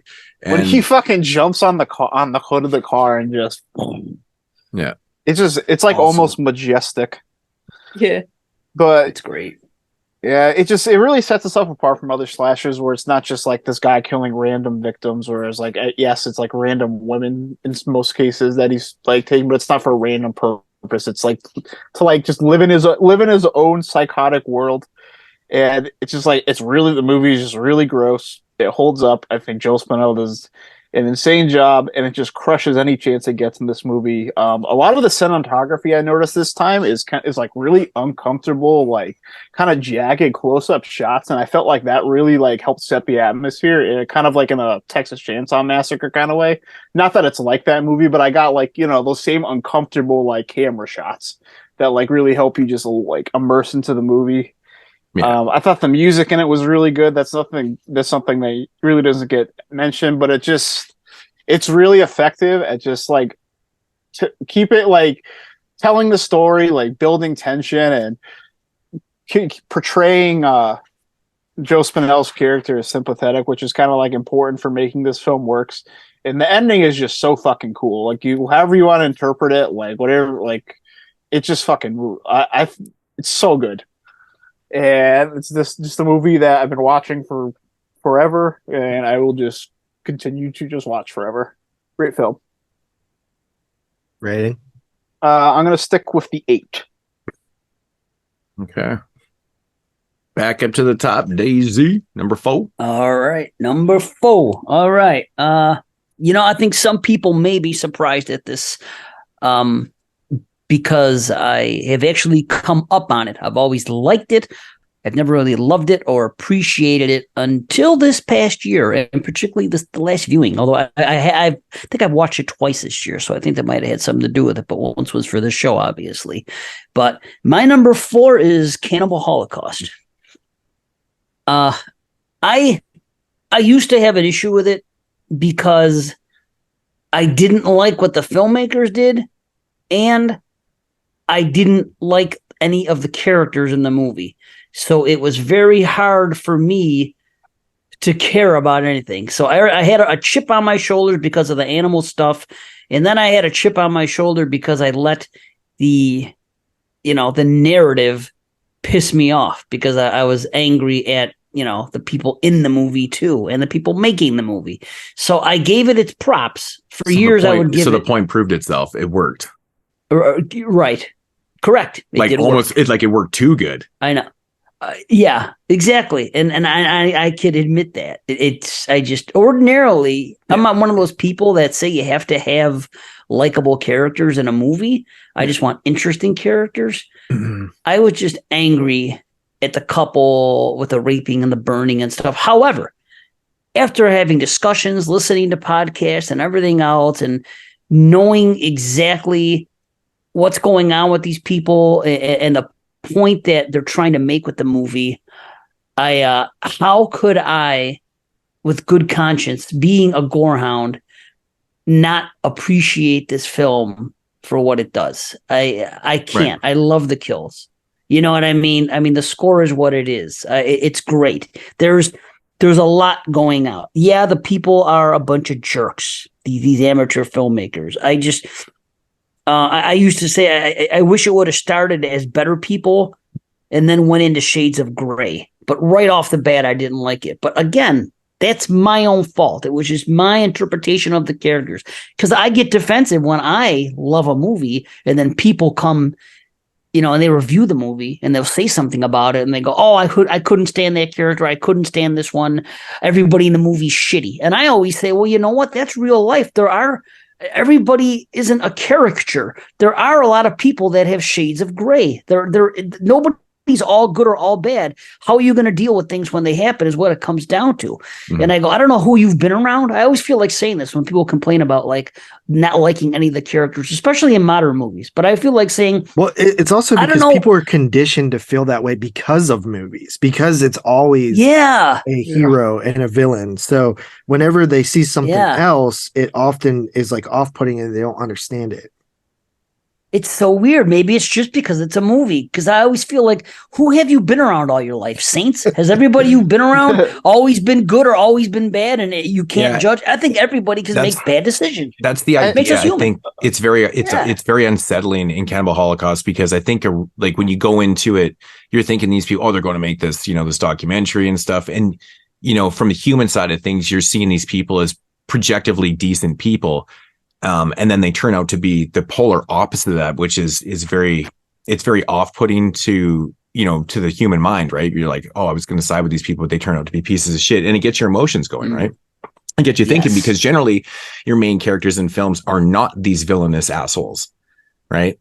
It's taken a totally different approach, but that's also the point of the film, right? Who is actually the villains here?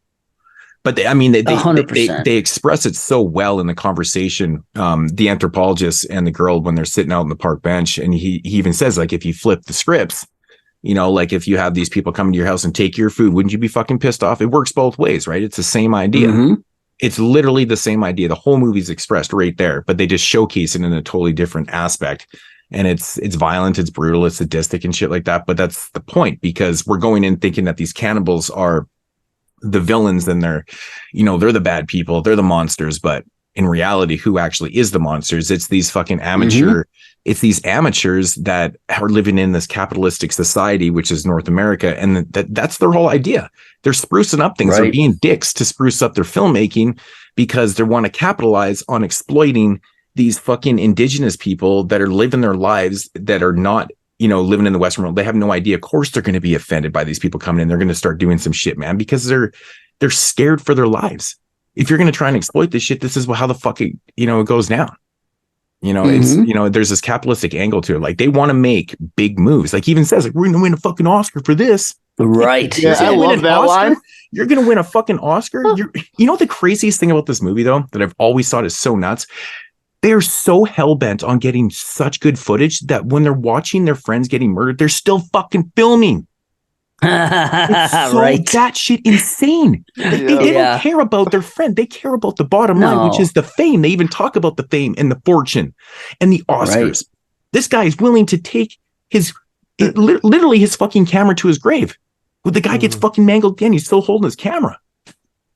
Like, that is sick. How programmed we are in this capitalist society, is to go out and do this shit, man. If you have an opportunity to exploit some people that don't know any different, why not fucking take that opportunity? You're the fucking monster. Right. It's so 100%. Savage, man. It's so fucking savage, man. Yeah. It took me time. I think Dave Parker said a lot of things to me about it. And I think he was saying that. This one always gets me heated, man. Like, I'm yelling again. Like, I think last time we talked about it too, I'm always like, fuck. It always gets me going because I think it's a great movie. Yeah. No, now I do. It just took me time. I've been really looking forward to talking about this movie with like 4 people that like aren't there to like intentionally misunderstand it. Yeah. Right. Well, one of the biggest problems with this movie is the animal killings, and people are so off put by it, and they get so hung up on the Diodado's a bad person, this is terrible, this is bad. Okay, honestly, I'm not a big fan of it either, but it holds its part in the film. There's points we didn't need to see like 7 or 8 different animals die in this film. It was fucking nuts. No, it actually is kind of it is kind of crazy. Well, some of it's stock footage too, right? Well, when they shoot the pig, that was right on set. I think isn't there like a monkey that gets killed that's stock footage? Yeah. The monkey might have been, but the pig isn't, the turtle isn't. I could be wrong. The muskrat's not. That's the worst of all. I think the muskrat is that's so the muskrat's the only one that actually breaks any violations because they make it suffer. That's the one that's actually still cut in the UK. Yeah, that's the one. That's the only one that like, you didn't actually break any rules except for this one. Right. So, but I mean, it does go a little bit. The hardest one is the turtle. The hardest one is the turtle, yes, but it's a clean, quick. But it's a clean cut, quick kill. So there's like technically in like film, there's like nothing wrong with it. You know what I mean? Right. Yeah, the wife came down. It's a close up.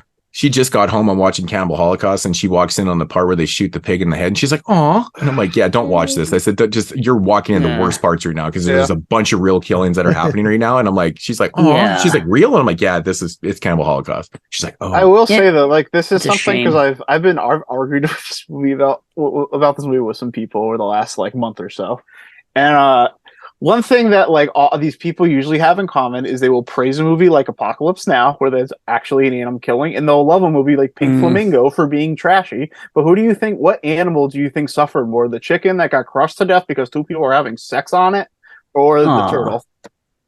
It's like I can't think of any of it. That's what I mean. Like, but the cast ate it. But it's like the cast ate, the natives ate the turtle. Well, it's the same thing. I don't believe any of it. Of course, it's going to be your line of defense. We ate it. Anybody can say that. Who knows if it's like, true? And I'm not here to cast stones. Well, they did shoot with the real natives. They did shoot with the real natives in on the sets and stuff like that. Like, they weren't actors and shit. I mean, they had to. It was a battle. It was a battle trying to direct them because you got this language barrier. It doesn't like. I think the point is that it doesn't matter if they ate it or not ate it. If you're killing it to put in the movie, even if it would have died a week later because they were going to eat it or whatever, it's just the idea that we're doing it for entertainment, right? Even if at the end of the day that they're going to eat it, it's just off-putting to people. Like, for me, Cannibal Holocaust isn't even the worst effect. Like, I have a harder time watching Wake and Fright. Like, that's another one I bring up. So many goddamn. I won't watch that. Yeah, but there's so many like art films people excuse that happens, and there's an endless amount of movies that just like that are like okay with animal killings, but it's like this is the one that it's like suddenly a problem. There's like a first one from the 30s people love where they're just shooting ducks like for fun. The difference in Wake and Fright though is that was a normal thing in Australia back in the day because it's the same as deer. They had to control the population, right? I mean, it happens here too. Like we had a wolf population that went batshit out of control here. They put bounties on them, so every wolf that you shot was like $100. So people would go out there and like we had to because they were literally killing all the deer and moose around. It was fucked up. It was really crazy. So they're like, "Hey, we need to kill some fucking wolves." It was nuts. So I get it. I get it from that standpoint, just living around animal control and stuff. But you know, it's still hard to watch because they kill a lot of fucking kangaroos in that film, man. And plus, like it's brutal too. Like, it is brutal. Like, they're just hopping around. It's just like, and then they tighten up and they just fall over. It's brutal to see. Yeah. But like for me personally, when I like everybody has their own personal limitations and stuff like that. For me, when I watch a movie that is 30, 40 years old that has like animals dying in it, it doesn't like seeing the animal die bothers me, but like the idea that like it like, oh, they killed it for the film, like that doesn't bother me at all because it happened so long ago and shit just was different, man. Like if they did it now, I'd be like, oh, come on, you know better now. But back then, but it just doesn't bother me in that way where I think. Yeah, but you know what? The funny part about today is I can't. We've gotten to the point that they won't even put real animals in films anymore because it's cruel. They can't even be on screen. So they ain't killing no real animals. Of a shooting day for the fucking tortoise over here. Yeah, kind of like you're saying. Like, the labor laws with animals is out of control, dude. Like it's bad with kids; they can only work for like 4 hours. Animals is like literally 45 minutes. Like, that's all you get. You can get some tracking shots. Yeah. Kind of like you were saying. I forgot what I was going to say. I'm sorry. I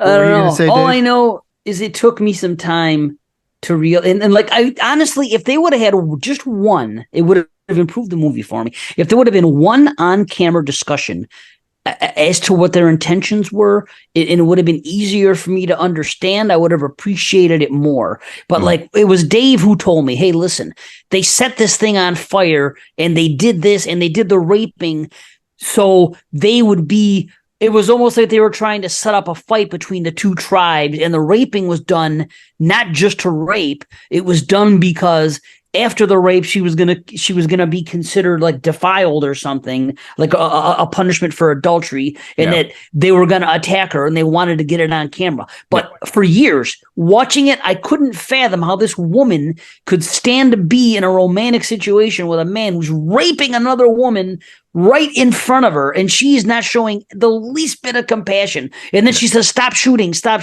Well, instead of saying stop raping. Again, these are old complaints I have, and I've come to understand what they were doing now, and that it was for the film, and they're trying to make a controversial thing. And we've seen many takes of this type of thing. They still have these things nowadays in found footage movies. So I get what they're going for. It was just, I don't want to say over my head. It was just something that I didn't quite grasp everything about it, and because of the infamy and because of my personal feels of seeing anything killed on camera that way, it put me off for a while. However, I'm okay now, and for the first time in my life, I'm happy to see. The only rape I've ever been happy to see happens in this movie, and it's later on with that woman, you know, because she was a bitch, because she freaking, you know, when can I say that and get away with it? Say good, that's what she gets. She's condoning all that shit. This movie has I'm like, good.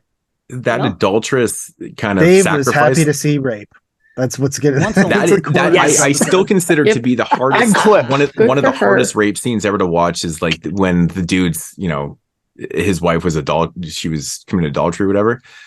And like they do that ritual where he's got to like, he pounds her with that wood fucking dildo. My God, dude, that scene is so fucking brutal, man. Then he beats the shit. Oh my God, dude, that scene is so nasty, man. But yeah, like when the filmmaker gets it, you're like, well, fuck, man. Like we get what's going on here. I mean, you guys are pieces of shit. Like, I mean, really, they're just they're reacting to the situations. Yep.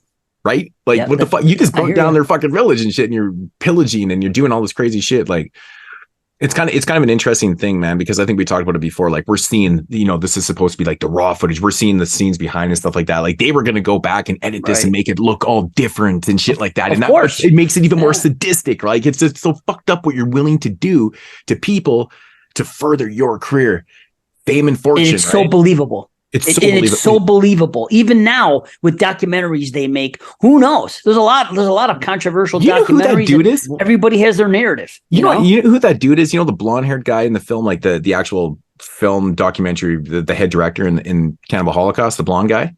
He's the dude that's in City of the Living Dead. He's one of the grave diggers. He's the blonde dude digging the grave. He's supposed to be dead. Wow. He's supposed to be dead. It's the same fucking dude. Yeah. Wow. 2 Italian movies.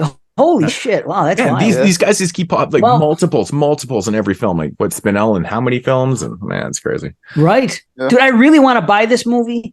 I really do, but I know there's only one that I could watch, and it's the animal cruelty free one, but it's still too expensive. I never see it for a freaking reasonable price or on sale or anything. So I'm continuing not to give it my money until I can find that cheap, which might never happen. But bottom line is, I really appreciate the movie now. You can get it for about, I think it's you used to be able to get it for about $20 here and there. 20's fine. It's going to go down because the 4K is coming out next year. So if you just care about the blue, like, you could probably get it cheap like in a year. Then I will, because I think it's only been released by one company and it has both cuts on it and everything. Yeah, Grindhouse. Right. So I will get it. If it's down to 20, fine. But usually it's like 30 or sometimes more. I think it'll just naturally drop when people are just going to be buying the 4K of it.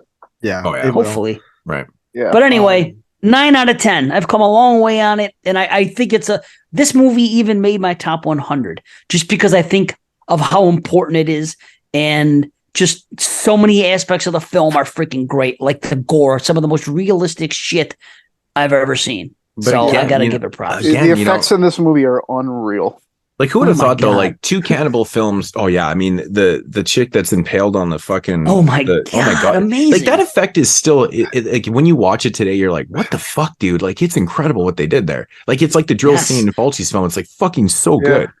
And like, I'm pretty sure that's the one, too, that they were like, when they dragged him into court, they were like, all right, how did you not kill this person? And then, like, they had to demonstrate in the court, like, how they did it.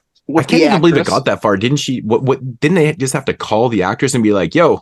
No, they demonstrated. Well, they showed she answered the phone. She's still alive. We're good to go. Like, what the fuck? They brought the actress in and they showed them like how they did the scene. They put like a bicycle seat like on like one of the bamboo shoots or whatever, and then she put the other piece in her mouth, and then like when she sat on it and looked up, it looked like she was impaled. Yeah, right. Damn. Okay. So who's next? Carly. I've been honey-dicked. Oh, I've been honey-dicked. And what? My number 4 is Cannibal Holocaust. Nice. Damn, actually. I didn't know you liked it this much. Really? Yeah, Carly is full of surprises tonight. I thought for sure this wasn't even a maker list. That's crazy. Right. Well, it was. This was actually a first-time watch. So what?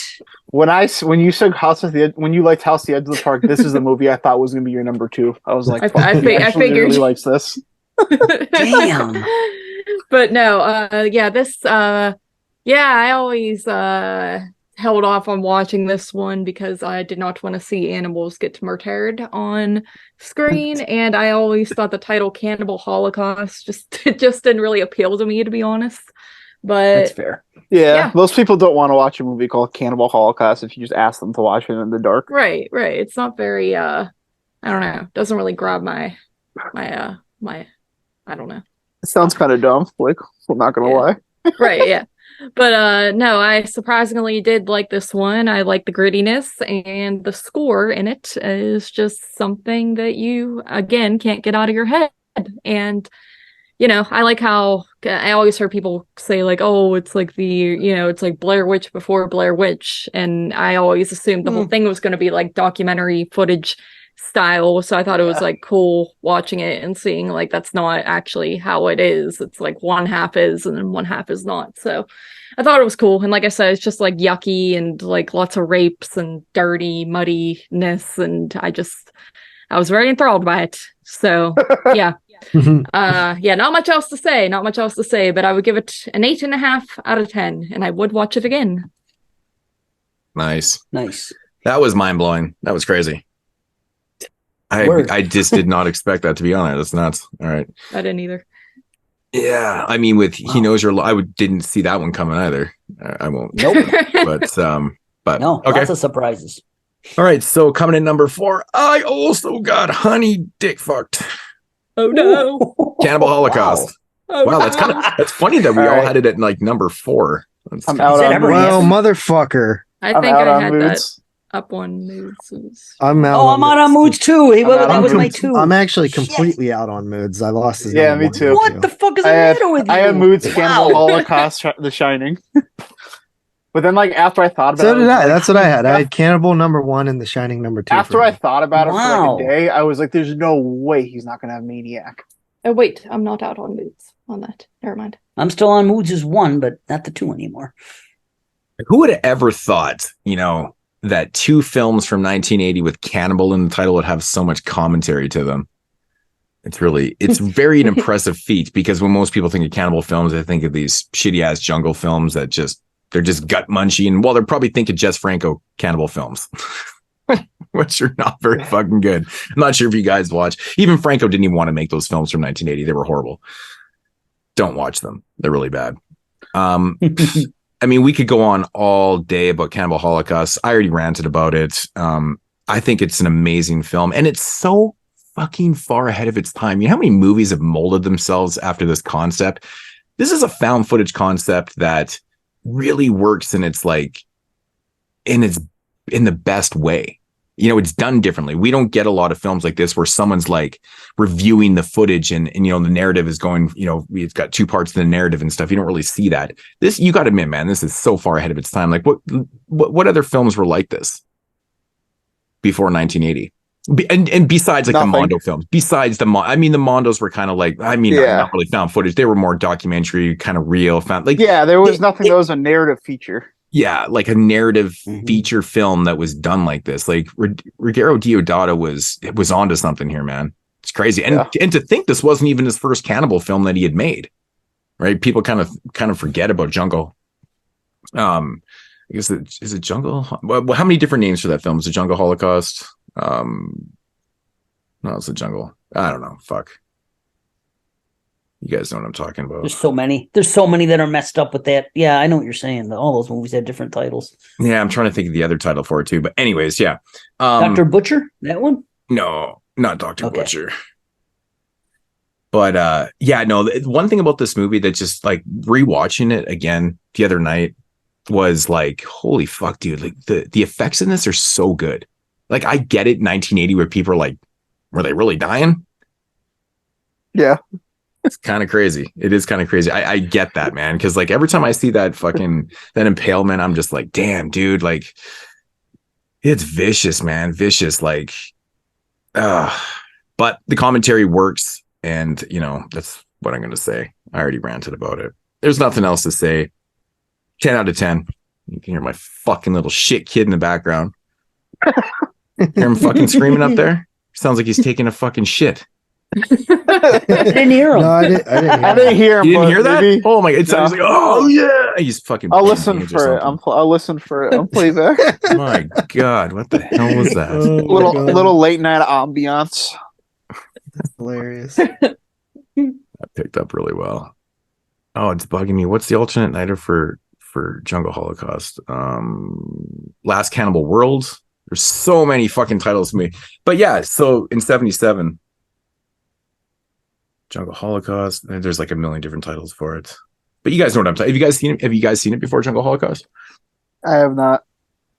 Really? Yeah, I have. Yeah. I don't know though. The 2 from this year are the only 2. We reviewed Jungle Holocaust, Moods. I think. I'm not sure. What did we do for Deodato? No, we did Cut and Run. Did we? No, we did House, Cannibal Holocaust, and Cut and Run. Have we done 2 Deodatos? We did 2 Deodatos, I think. Oh, that makes more sense. If we do another one, man, we got to do Dial Help, man. That movie's fucking fun. That's some good one.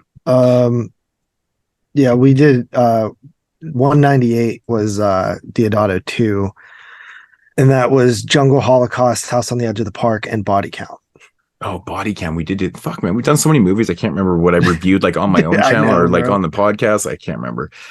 But yeah, dude. Jungle Holocaust. I said my words on that. It's a perfect film. 10 out of 10 for myself. It's such a stimulating film when you watch it because what you're seeing is just so fucking graphic and just extreme and real. And like, it hits on every emotion though too, man, because you're like, fuck these people. And, you know, like you feel for you feel for the natives. I'm going to call them cannibals, but you feel for the natives and like, you feel like this political angle and just, oh my God, there's so much going on. It hits on all marks. I love that shit, man. So yeah, 10 out of 10, Cannibal Holocaust. Like I said, I don't think I'm gonna have lists with any more 10s on it ever. It's crazy. JP. So my number 4 is a film that has been mentioned, and that is The Shining. Stanley Kubrick's The Shining. Fuck, that was my number 1 for you. That was your number 1 for me? Number 1. Oh, Tyler, wow. come on. I thought he was selling a ruse. No ruse, unfortunately. I thought it was a ruse. The fact it's even on this list is kind of fake, I think. What? It's kind of fake? Yeah, you hate this. I can't believe this shit's even on his fucking. I even said to Parker, I said that he's front, man. It's gonna be somewhere high on his list. I thought he was fronting. I thought it was going a hard reach. Like, my number 1's The Shining. Yeah, me too. I'm out on JP now completely. It actually was higher on my list when I made the list before I watched any movies. I did a like template list that just to see where things landed, and it was a little bit higher. It was at my number 2 spot before. Look, The Shining. It's not. I don't have the love for it that other people do in terms of like one of my favorite movies to watch. But when I do watch it, I do love it. It's an incredible film. I just like making fun of it because everybody loves it so much, and because it's Carly's one of her favorite films ever, and you know, I like teasing her about it. But like we were bullshitting, and it's like, dude, like Scatman literally takes planes, trains, and Automo snowbills to get to this fucking Overlook Hotel just to get axed in 2 seconds. I love it. Yeah, it's the greatest. It's awesome. Ridiculous. Yeah, it's so funny. It's just like Rob Dyer, and yeah, dude. All right, I've come to like honestly feel like this movie is supposed to be a little bit of a comedy.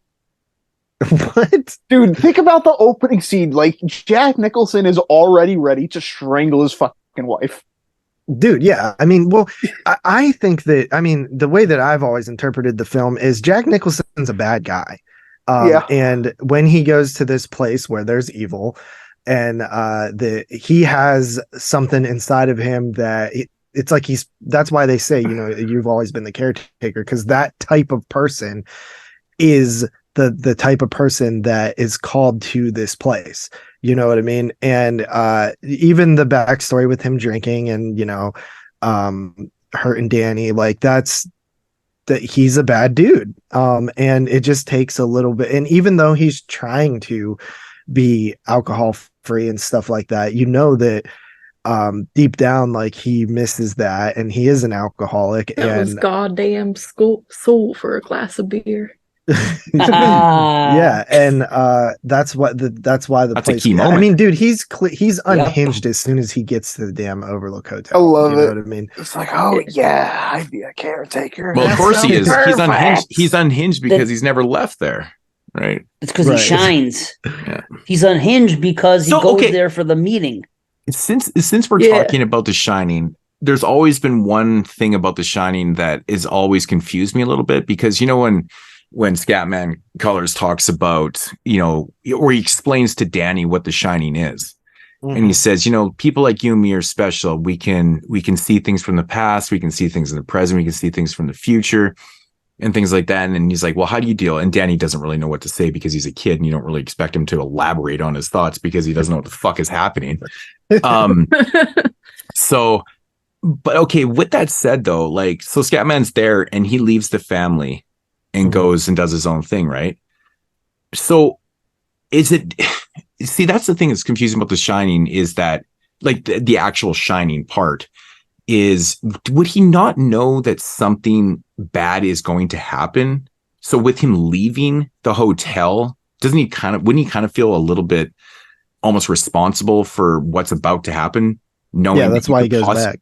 He wants to go. Of course he he goes goes winter back. break. Florida. But I mean, but you could almost prevent it, because if you could kind of see and kind of almost predict what's going to happen. I think just because that was my complaint with. I've always wondered. Wait a minute. Just because he has the ability to, I don't think that means like they just like universally always see the future and always see the past. You can't control it. It's just something that happens to you. But the point is he knows that place, and he knows that's what I'm trying to say. There's no way that you wouldn't know that something bad is going to happen up there. Well, that's my point. The fact that he leaves him, I've always thought that, like, look, I get it if you're just trying to live your life and stuff like that and not get involved, but clearly, like, he should know that there's something bad going to happen up there, because that place has got a history. We're talking like 70 years of stuff. Like, he knows the history of this place. He knows that there's things that are bad and stuff. Like, let's face it. Danny's going to go to 237. Come on, man. Right. Yeah, but he also tells him it's like pictures in a book. As long as you don't do anything, they can't hurt you. So he's trying to prep him. He's trying to say, if you see shit, just realize you're shining and basically get the fuck away from it. And I can almost almost feel like too, like in a bubble, that in theory, I guess that's a little different because there is a kid there that shines, but maybe like because of these things you're saying, where like he's more on alert and he's more like concerned for this family, maybe he's like more open to like being able to like communicate with this kid while he's in Florida, where maybe like his shining wouldn't be that strong if he like wasn't already open, like an open vessel to this kid. Mm-hmm. I don't know. Like, right. I get what you're saying. Because like there's different layers. I know, like, if like you get into like just by getting into Doctor Sleep, like you learn there's different layers to the shining.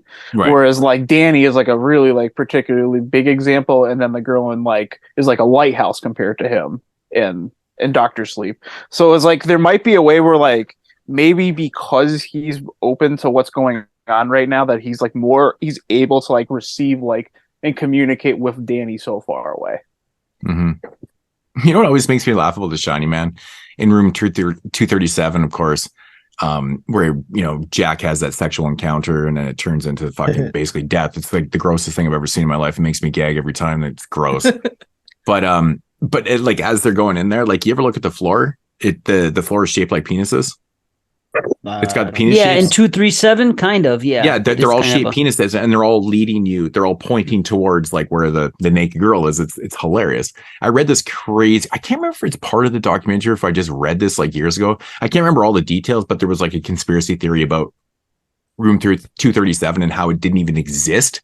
Like it exists to us, but it didn't exist to the characters and stuff. It was kind of like this hoax and stuff. And the understory with Jack and Danny was that Jack was sexually abusing Danny and stuff. And then room 237 kind of represented that whole sexual deprived. And I was like, fuck, man, that's a crazy fucking, like, there's so many fan theories about The Shining. Yeah. Yeah. And because like, and they mentioned the penis on the floor. I'm like, oh yeah, I've seen the penises before. It kind of makes sense, leading towards, I mean, that's a Kubrick thing though too, but there's like some of those conspiracy theories, like they're just fun to kind of think about and elaborate on, but you're like, they're so far-fetched, man. They're so far-fetched, but I always thought I love the locale though, the just being in this giant hotel by yourself with giant cans of fruit cocktail that you serve your family for some weird reason. That's what I always said. Could you imagine going to get something to eat? You would sit in there for 3 hours trying to pick what to eat.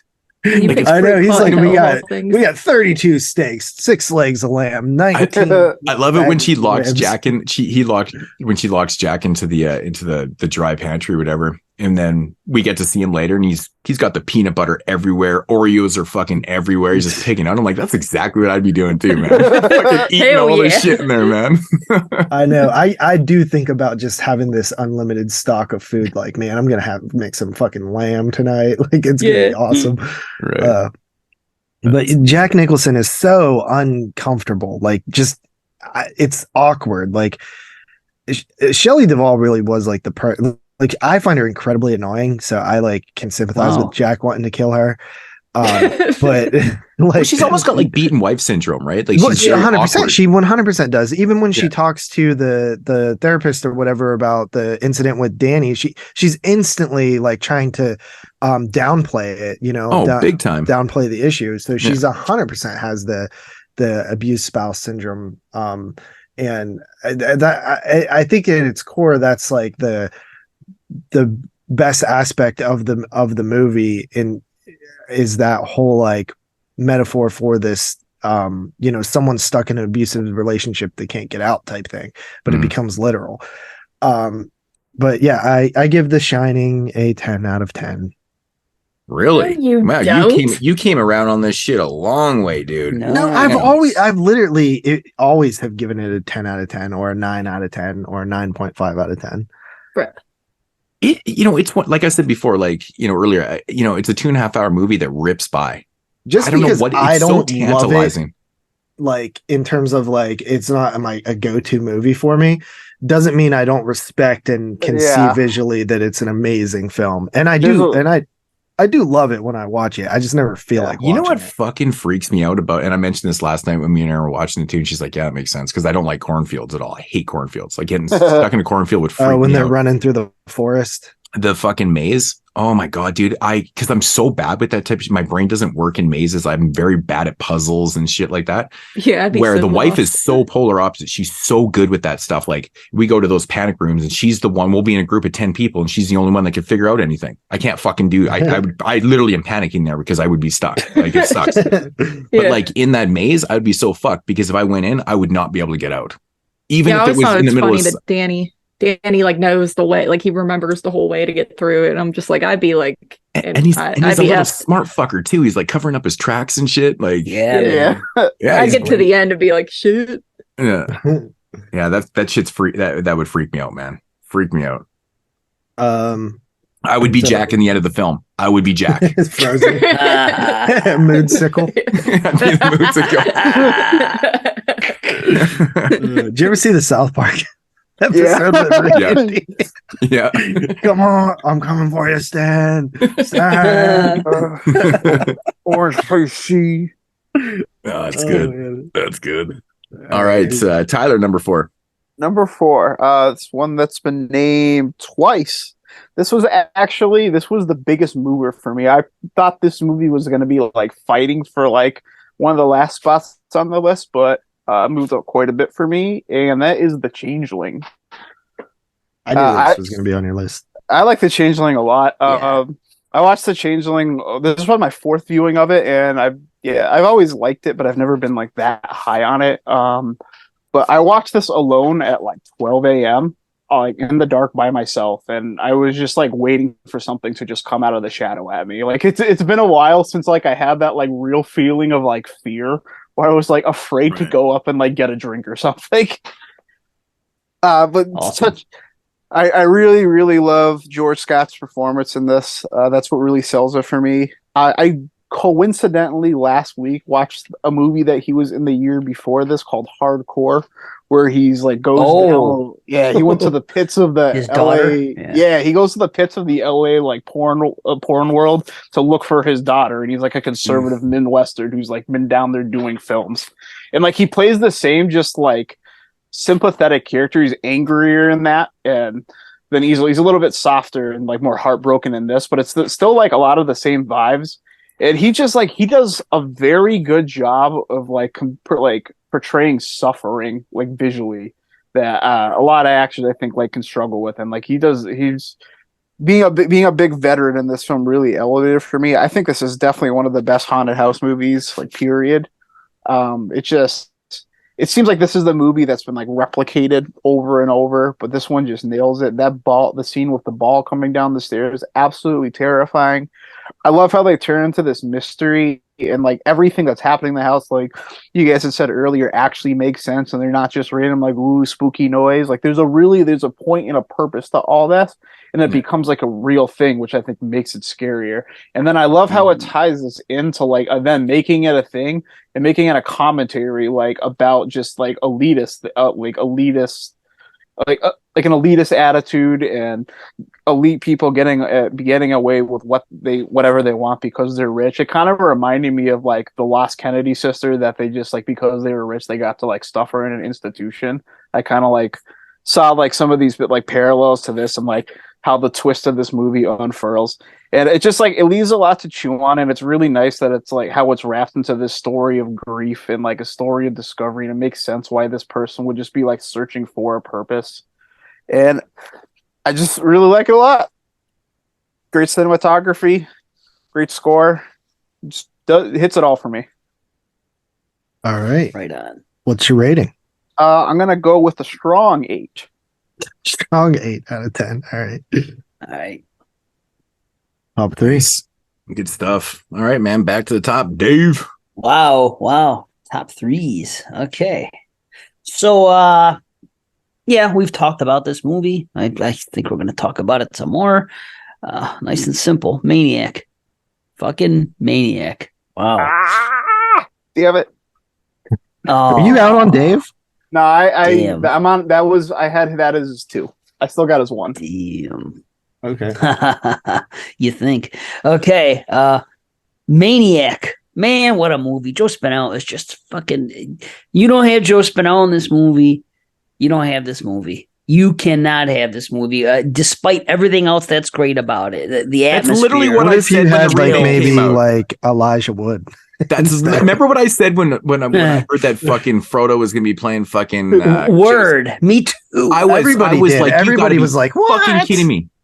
I was like, you gotta be fucking with me, man. Like, I actually like, I don't like that joke happened so long ago, and then this recently happened to me again. Like, I shit you not, the exact same thing with Frodo just happened to me again. I saw Toxic Avenger. I saw the fucking poster for Toxic Avenger, and it said Peter Dinklage, and I was like, fucking shut up. I'm like, that's fucking hilarious. That's such a funny poster. It turns out he actually is the Toxic Avenger.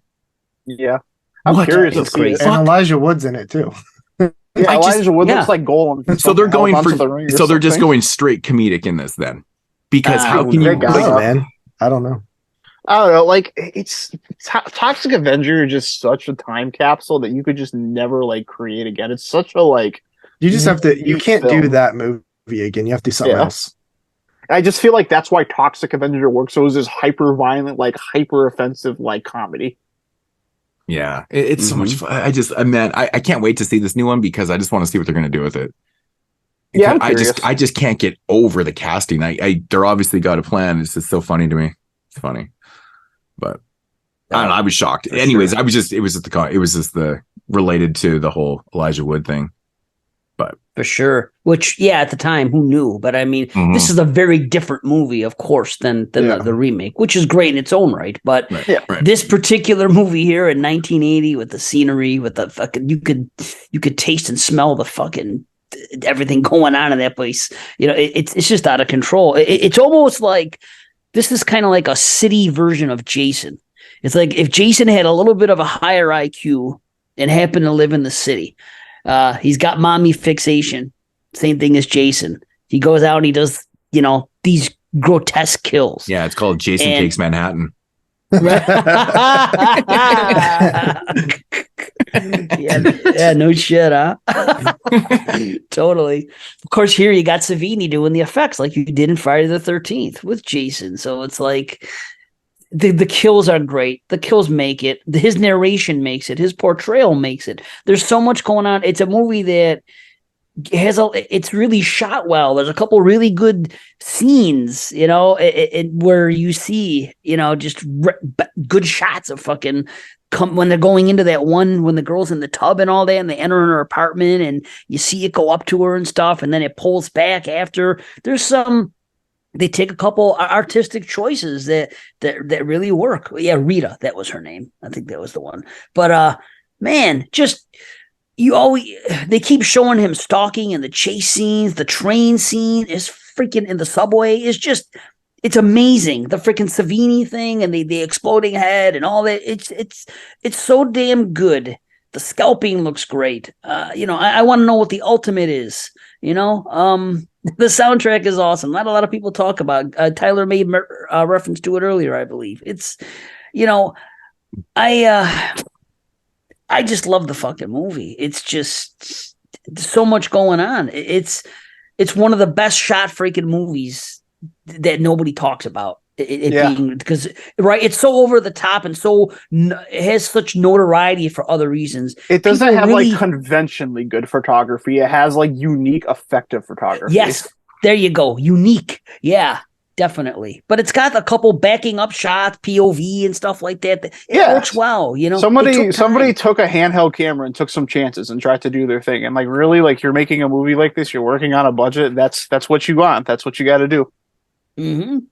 Oh, for sure. Oh, man, it's great, man. The Rita kill is awesome. The graveyard chase thing at the end is awesome. The tombstone stinger, which again came out before Friday the 13th, but they were basically doing the stinger like they did in Carrie. And when Friday the 13th wanted to ape Carrie, they did, and they had Jason jump out at the end. But this thing happened before that. But people just never talk about it. People don't remember that this came out before Friday, because they lump it in with slashers and they just think 1980, Friday the 13th, and this is just another, they think Savini. But this one was released first, What an amazing end. Those mannequins, they kind of freak me out, man. It's pretty crazy. I think that they could have edited a little bit of the final scene, cut it just a little bit. I think it lingers on a little bit too long when you see that the head is like clearly a fake head and everything. And I think they linger on. It's the only blemish on the film for me.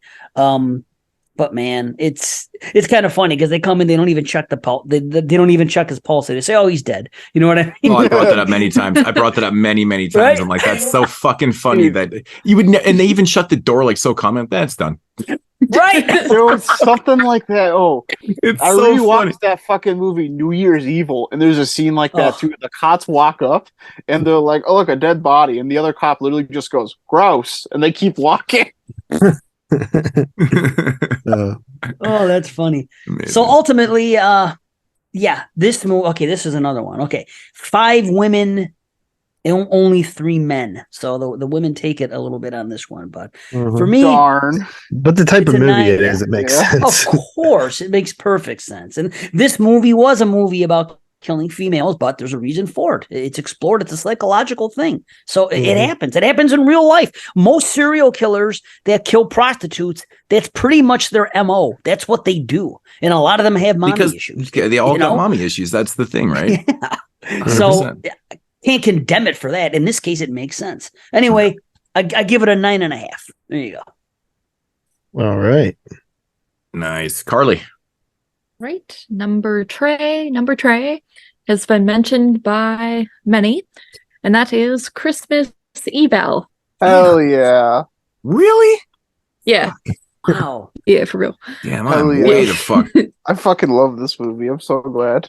Yeah, no, this is one that has slowly crept up to being one of my favorite Christmas horror movies of all time. It's just, the atmosphere is just great, and that the whole look of the film just has like that grainy, like old school. I don't even know how to describe it, but it's just got a great look. I mean, Jeffrey DeMunn playing the brother, I like him as an actor. He's been in a lot of things that I enjoy. And then just the main dude, like, it's very depressing. Like, you feel bad for the guy, and it also just feels kind of, real to life. Like, you could definitely see some, I mean, you do see it, there's like typical weirdos out there that just get picked on at work and don't really have a lot of friends and stuff like that. And then they just like kind of crack. Yeah, exactly. I can see myself being like this one day. Like, I'm just going to snap and dress up like Mrs. Claus and walk around. But I love the Santa. I love the Santa suit too. And like, the Santa suit, just like something about the mustache and the look of it, just looks like very like old school Santa. And again, another like small town feel type of movie. He's just kind of going around doing his thing, and then the ending is just like fantastic. It puts a big old smile on my face. So it's definitely one that I have on rotation now every Christmas time. Yeah, it's good stuff. I give that a 9 out of 10. Awesome, dude. Good shit. Good shit. Oh, crazy. All right. Coming in at number 3. We're going back to Italy. Because, actually, no, we're staying in Italy. I'm not going back. Jesus Christ, what am I talking about here? With another Deodato, House on the Edge of the Park. I got fucking 2 words, man. David Hess. That's why I love this movie so much, man. He's such a strong screen presence that, like, I swear he's the only dude that could ever play this properly. Right? He's done it a few times in his career, but man, he sells this shit for me big time, man.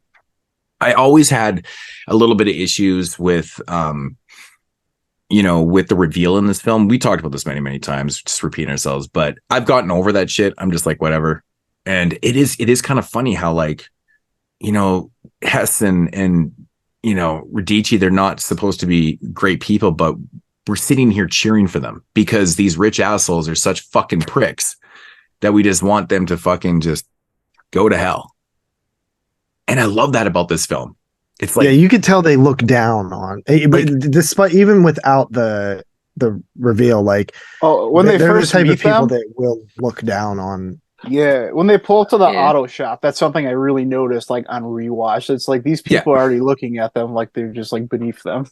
I like the commentary of classism, man. It's like you got these, and it's so true though, because you got a lot of rich people that act like this and do this type of shit. They really are looking down on everybody that isn't in their class, like isn't in their league, that doesn't live in their neighborhood, doesn't wear the same clothes. Like, it's that type of fucking, that judgment that has been plaguing society forever, and it's documented. I literally still deal with it all the time working in a hotel. Like, absolutely. I get these people that come in who are elitist and think that they're like the best thing in the world, and they do look down on, like, the hotel staff. It's ridiculous. I can't even imagine the shit that you go through. You got these people like, oh, what do you mean my fucking room's not ready? Why the fuck aren't you doing anything, Mexican?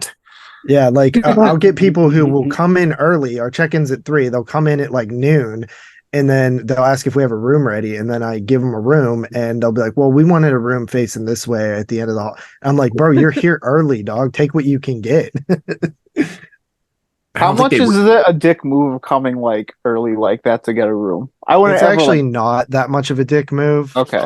But it's different in different hotels. Man, we do it all the time, man. We show up to our hotel. The check-in will be like 4:00. We know that our room's probably not ready. We'll go there and we know we'll just check our bags and, get our tickets. We'll come back in a couple hours after a beer or whatever. And sometimes the hotels, sometimes it's ready, sometimes it's not. Like when we went to Buffalo, Dave, our hotel room wasn't supposed to be ready until I think 2 or 3, and we were there at 11. And we went there assuming that we were just going to have to check our bags and just go do whatever for a couple hours. And she's like, no, your room's ready. We're like, oh, fuck, nice. But we're not those type of people. I've never had a problem, and we're just like, whatever. It happens to us all the time in Vancouver. Like, actually, we just came back from there a couple months ago, and same thing, wasn't check until 4, and our room actually wasn't ready. So we actually had to fuck off for like a few hours and stuff, but just fine. We just, went and had lunch, had a couple beers, came back and did our thing. Who cares? Why bitch complain? The worst is when check-in is at like 3 and then rooms aren't ready. There's like certain rooms that aren't ready till like 5 or 6 p.m. On like a day where we're short staffed and stuff. And like, you would swear if like people would never cannot fathom the idea that like, oh, maybe they're running behind today or something. Like, people don't understand that shit can happen like that. Right. And they're like, our room's not ready. It's 6. It's 5 o'clock. What do you mean? Check-in's at 3. It's like, yeah, dude, we had 2 people call off and we were already understaffed. Yeah, people also don't understand like why checkout time is so early, and it's like it's early that way they can clean the rooms for the next freaking people to come in. Yeah. Anyway, I digress. Yes. Yeah, House on the Edge of the Park. I got nothing else on it. I've talked about it so many damn times. I just love it. It's one of those films where, I'm never opposed to rooting for the bad guy because kind of nihilistic sometimes anyways. So I'm kind of looking for that in the world sometimes, but because it's different. Like, you don't get these opportunities very often. I think this is one of those films where it's a great opportunity where you're like, yeah, fuck those rich people, man. Do your thing. Yeah. 10 out of 10. House on the Edge of the Park. Sweet. And my turn. Staying in Italy for my 4th Italian film on my list here, and we have Cannibal Holocaust, which is like Dave Zee. I actually, when you were explaining all that, Dave Zee, I relate to it like a lot because I had a bit trouble with this movie at first too. The whole thing I kept thinking was like, I just don't understand. They're going to do all this stuff, and then they're going to just like, dude, that was our big argument when we reviewed this, and I'm like, bro, that's exactly what they're doing.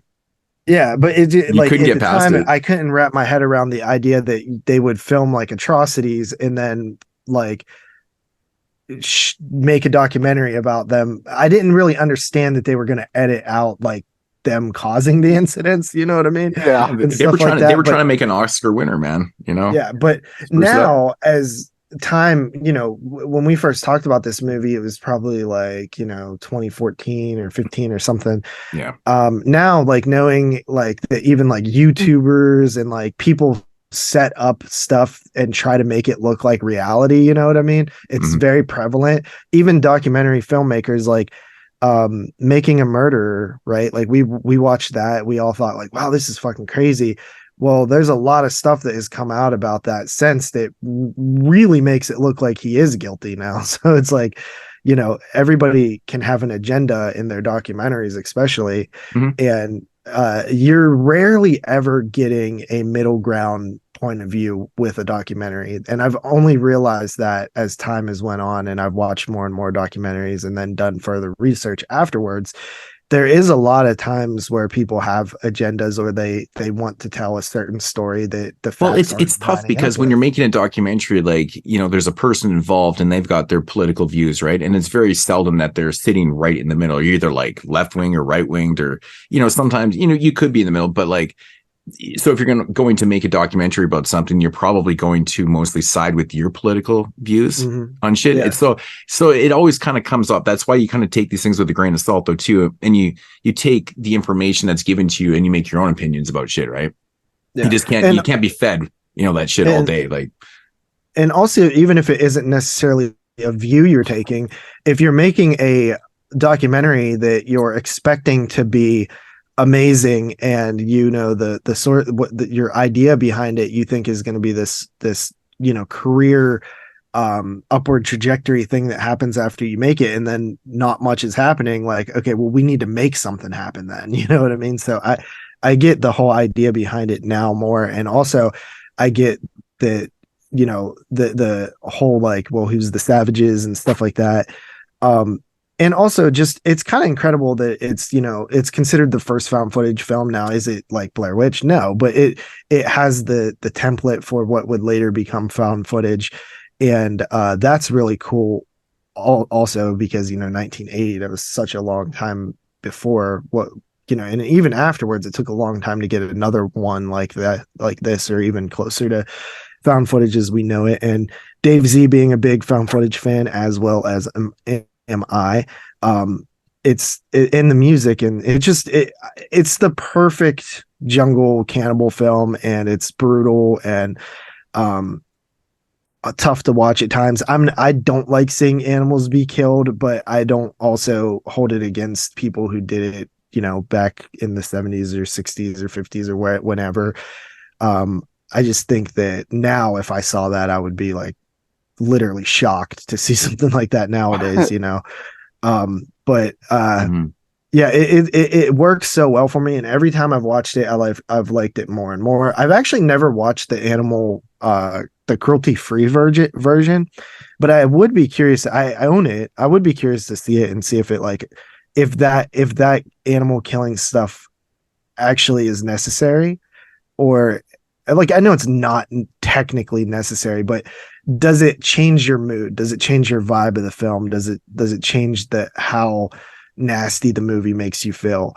I'm curious about that. So I've watched it without it before, just to do the comparison, and it actually does work better with it. Even though, as much as I don't want to be watching the animal killings, it actually does work better. Yeah, I'll in my chime opinion. In my opinion. Did.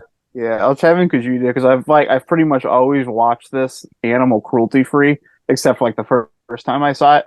Maybe the second time is, but like a majority of the time I've never watched it with the animal cruelty in it. And this time, for the full effect, I did, and I thought it was better. I evaluated it more the second time, like higher the second time than the first time. Interesting. Yeah, because I do feel like that was my theory. I thought that it would take something away from it. It is unfortunate as that is. I feel like it does take some away. Yeah. Yeah, I feel like if you never saw it, like you wouldn't know what you weren't missing.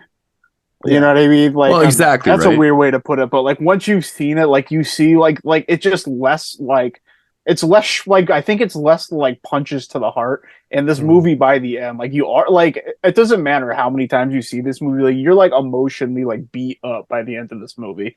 Yeah, it's a good movie, man, and it's one that like I can watch here and there. I got to be ready for it, but it's damn good. And I'll go ahead and give that one a 10 as well.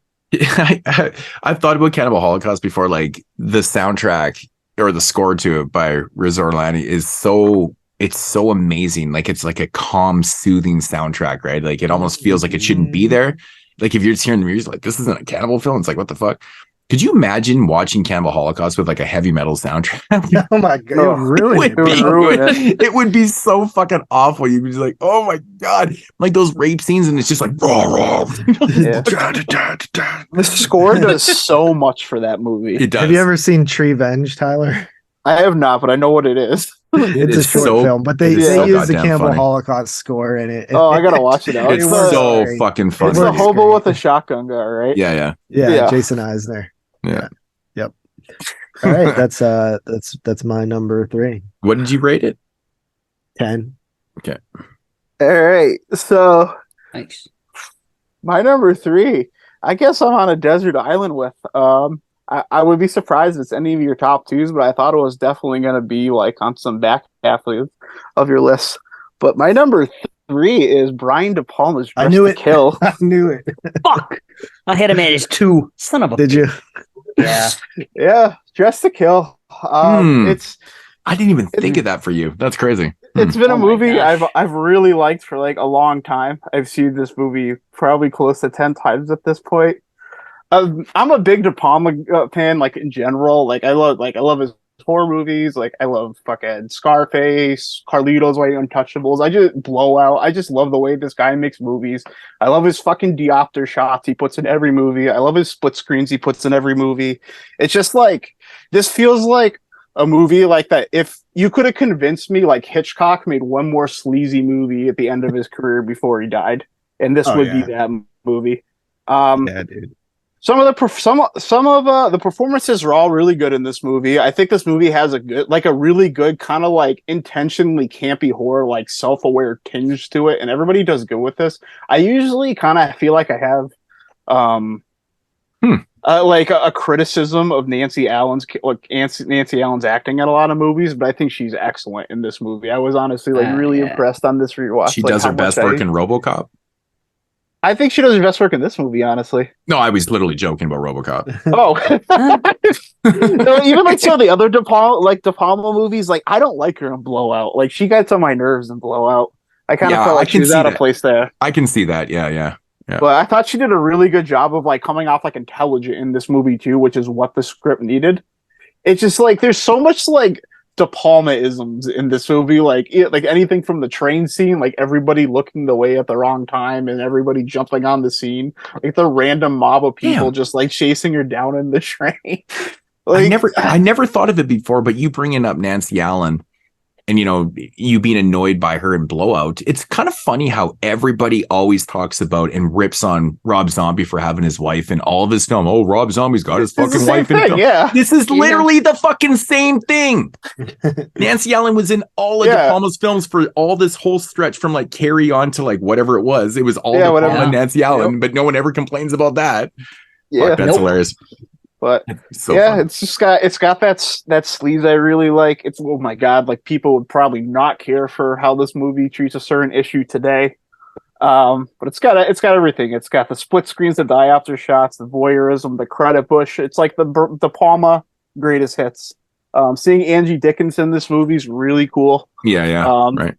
It's like it's nuts to me to see someone like in like such an old movie like Rio Bravo as a young woman and then just also be in this movie that came out way later. And like as an adult, it's like as an older person, it's really cool. I guess a really famous Swedish actor named Liv Ullmann had accepted that role, but then she like saw the violence in the movie and was like, "Never mind, I'm not doing this." And I really wish she would have done it because I've seen like a lot of movies with her in it. Oh wow! But I really love this movie for what it is. It's like a hard-boiled crime thriller with just enough like horror, self-awareness mixed in to make it into that horror canon. So it's about all I have to say about Dress to Kill. Rating? What's your rating? I'm gonna give it the strong 8. All right. Nice. You, Back Dave. to the top. Number deuce. Wow. I gotta say, unless now this is me we're talking about, so I could have forgot, but I kind of don't think I would forget hearing this name come up anywhere. But it's kind of mind-boggling to me that I'm the one that's bringing this movie up first. Is it Dress to Kill? No, it's not Dress to Kill, fucker. That was good. That was good. You probably know what it is. It's the granddaddy of them all, the one that started it all. Friday the 13th. All right, I got this right. I had this as your number 2, so I was correct. Of course I have Maniac as Dave's too. Fuck. Well, I had that as. I'm a smart cookie, man. I pay attention. I have it correct also. I had it as his. What? This is number 2, right? This is number 2. Yeah. So I had it as number 2. I figured I'm easy on this shit. So anyway, I got that one right. I got one right. You got one right. Well, that's probably 2. Okay. Yeah, Friday the 13th. What can I say? I don't think I should say much because I'll keep going on and on and on. But it is the one that started it all. The fact that this movie has been made has made a significant impact in my life and my fandom of this franchise and slasher movies in general and everything else. I mean, you're talking about a movie that actually said, hey, we have slasher, we have Halloween, we have this and that. What are we going to do? We're going to rip it off. Boom! There you go, Moodz. Awesome. Yeah. Good old Friday. It's a household name now. Think about that. Think about in 1980, this movie being made. Let's rip off Halloween. Let's put some kids at a camp. And eventually this is going to become a household name. And people are going to be fighting in courts freaking 40-something years from now about all this shit. Nobody would have thought that. Nobody, And sure, here we are, all these years later, all this crazy shit. A hockey mask has become a pop culture reference that any jabroni could put on a hockey mask and go on TV, and people are going to associate with just being a killer just for having a hockey mask on. It's ridiculous. Of course, there's no hockey mask in this movie, but damn, how about that? They take a slasher formula. They take what happened in Halloween and they say, okay, let's make every kill POV instead of just the opening. Let's freaking have all the kills be creative or gory and cool. Let's have a soundtrack for our killer every time the POV is on the screen and we're seeing it. And yeah, let's have a freaking mystery reveal at the end. And then let's have a jump scare at the end. And it's just like such a basic idea. And they come in and they just nail it. They have every aspect of the film. I'm not going to sit here and, say that this is a masterpiece of cinema, that it's top-notch acting and that it's freaking amazing script and that it's shot freaking incredibly well. That's another movie. That's not this movie. But what this movie does great, it does it in spades. And there's really not anything I'm going to say about getting into details about the characters. And although there is that great discussion with the, what's her name? The whole thing about the storm washing away into blood and Marcy and just all that. I've always kind of dug that. There is a snake killed on camera and I can't watch it. So anytime I see that thing come up and that scene comes up, just like Animal Holocaust, I turn my head because I don't like to see that shit. So I forgot about that. I never forget about any killing of an animal anywhere. I don't like to see it. But what a great idea. A perfect storm for a movie. Tom Savini is the star. They bring him in. They say, hey, we got this guy. He did Dawn of the Dead. Let's have him be our freaking guy to come in and let's see if he can do these great gore gags. Sure enough, he comes in and it's amazing. I mean, we have Crazy Ralph doing his thing. It's a whodunit. It actually builds just suspense. Is there a ghost Jason out there? We don't know. What's going on? Who's doing the killing? Just so many things. It's so simple and it's so cool. It's like a reverse Psycho. Instead of having the crazy kid, you had the crazy mom crying about her son. And man, her performance is great too. Betsy Palmer, when it happened, some people think it's a cheat. I think it's realistic, but I still say they could have easily, because she was a cook. The cook is the first person that was killed. She should have just showed up. There should have been a phone call, something. Somehow she should have come in and replaced Annie because because Steve Christie needed help because they lost their cook. Well, she used to work here, and they're going to bump into her at the freaking diner. It would have been perfect, but I don't care. I don't mind that it was revealed that way because to me, that's real life. There's no clues in real life when there's a freaking psycho killer at a camp. You don't know who the killer is till the end. Who's killing people? Could be a complete stranger. Every other movie has a stranger that does killing. Why can't this one? What does Christy say? What are you doing out here or something? No, he says, "Oh, hi. Yeah. What are you doing out in this mess?" Yeah. Fucking awesome. Anyway, I mean, the last shot is amazing. It's the most impactful beheading that I could think of in a movie. At the time, it definitely was. It stands the test of time to me just to see. It's like, it's like an orgasm when she gets her head chopped off. Boom. There you go. Dead. After that big freaking chase. You didn't see a lot of chase scenes back then. Yeah, we saw what we saw in Halloween, and it was amazing in Halloween, but still, they took what they had to do. They did it here, and they freaking hit a grand slam home run. And damn, that soundtrack. Freaking another one, another horror movie that's always going to have, it's going to be associated with that soundtrack, just like Halloween and all the other greats. It's just, again, going back to the common theme of almost every film on everyone's list, great music. Yeah, it's almost like sounds important. Yeah. It's like it was just out the frame in 1980, man. Dave, I really hope that you're wearing a diaper right now, man, because you just juiced everywhere. And I know you're old, so you probably are wearing your Depends. But he's wearing his toilet paper roll, his butt crack. I got a mud flap just in case. Yeah. No, man, this is me taking it easy. You should hear me freaking lament on the creation of slashers. I could just imagine.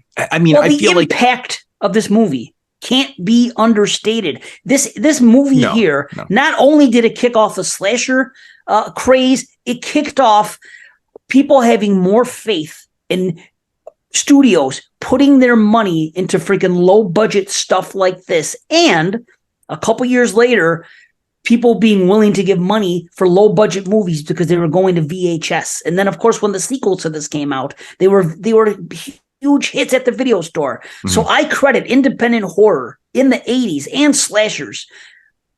They owe a debt of freaking gratitude to this movie. I think it is one of the most impactful horror movies ever made. I know not everybody is going to agree on that, but that's the way I feel as a fan of 80s and slashers. That's it. I think when we did like the 100 or what was it, 50? Was it 50?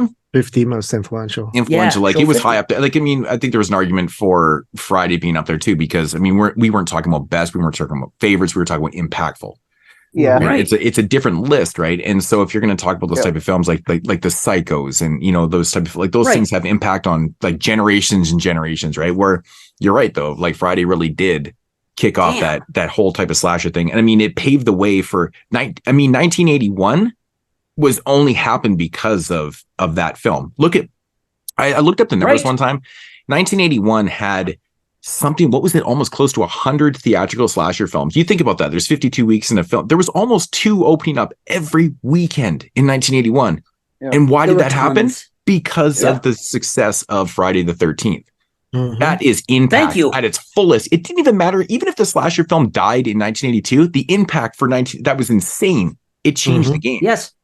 Yeah, and Maniac came out the same year, and Prom Night and Don't Answer the Phone and all those films, but they weren't big successes. Like they weren't films that other people were like, "Oh my god, did you see how much money Maniac made at the theater?" Nobody said that because Maniac actually didn't do well at all. Like Maniac is not a viewer-friendly film. Like it played on 42nd Street for a long time, but like there would be 3 people in the theater all the time. Yeah, it played in grindhouse theaters, right? Like, but Friday the 13th was an actual success story, and it played in tons of theaters, and people were going. And word of mouth was crazy with it. Yeah. So Dude, Paramount had the presence of mind to say, we're going to wide release this movie and we're going to put it up against The Shining. And it freaking blew The Shining away with freaking finance. Everyone fucking hated The Shining. Right. It was The Shining were going to see this, because people took a lot of stock in critically acclaimed films and stuff, and The Shining was getting shit on. And I mean, obviously that was a misstep. It makes me wonder, like, movies that like critics hated in like the last year or two, like Men, for example. Like, what if like 25 years from now, like people are really like, you guys are fucking stupid. Men is a masterpiece. Yeah. But this is also the era of when teenagers became a marketable audience for horror.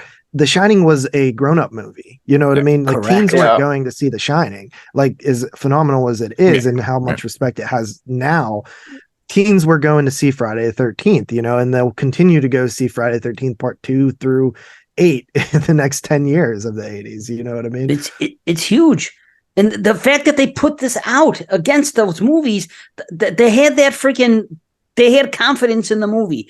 And look what it led to. Now look at this. These are, in my opinion, these are the big slasher things. These are the game changers. And you have Torso, which I credit as the first slasher. You have Black Christmas. You have Halloween. You have Friday the 13th. You have Nightmare on Elm Street, because what it did in 84. And you have Scream in 96. Those are the most influential things in the slasher genre ever. And that is an argument I'm willing to have with somebody about. But Friday, without Friday the 13th, you don't have what comes after it. It's the single most impactful slasher. That's all. 5 men get killed and 5 women. They're even. So suck it, Siskel and Ebert. And there you go. And if Prom Night would have came out and Terror Train, if they didn't have Jamie Lee Curtis in them, they're going to be no one would have fucking small seen hit. Those movies. Yeah. No, dude, they would not have kicked off the slasher freaking subgenre of the 80s. I'm sorry. I can't agree with that. But anyway, let me move on. It's a 10 out of 10. Even David Copperfield couldn't fucking do his magic for Terror Train, man. If Jamie Lee wasn't in that movie, the best thing about Terror Train, man, is literally the dummy death at the end. It is the funniest shit absolutely. Ever. Fuck, is that ever funny? That's great. I was willing to forgive the first 95 minutes of Terror Train for that dummy death. It is the fucking funniest thing. It's so good. It's so good. Yeah. Awesome. So there you go. 10 out of 10. Did I honey dick just now? Say yes. Yeah. Yes. Really? Awesome. Twice in a row. I knew it. Oh, you're gonna honey dick her again next round? We're twinsies, of course. We're twinsies, man. I know we would be. Yep. Yeah, I'm just taking the honey dick. Anyway, yeah. So number 2, Friday the 13th. What else is there to say? It's a great move. I love. One thing I've always loved is how it's like raining the entire, the entire nighttime of the movie. And that was like the last little bit of thunder that was left, and you just stole it. What, from you? You were gonna say that? You don't even like that. You're just draws. I always said I like that. But yeah, I like the rain aspect because it just seems so like muddy and shitty, and then like people be running around in the rain, and then like I like how they're just sitting and they're playing Monopoly and just playing guitar and stuff like that. And it's just very simple, and everyone bitches about stuff like that. And they're like, there's nothing going on. But I don't know. I enjoy watching that stuff because it makes me, first of all, it makes me wish I lived during that time period where you didn't have cell phones and you just kind of hung out and played games like strip Monopoly and such. That just seems like the good old days. But this movie, obviously, I grew up with. It's one of the first horror movies I was introduced to as a youngin'. So, and the first Jason scared the crap out of me at the end of this movie when I was a kid. I think I probably cried when he jumps out of the lake. It's just terrifying. And I love the ending music. Like, you don't get that in the other movies, just that very chill music at the end. It's just so chill when the credits roll. Right? It's she survived, Yeah, everyone can relax now, and then they play it during the end credits, and it just gives me chills every time. Great move. I go back and forth on this one, in part 5 being my favorite actually of the Friday the 13th, so oddly enough. But yeah, I love it. I can watch it anytime, and I give it a 9 out of 10. Awesome.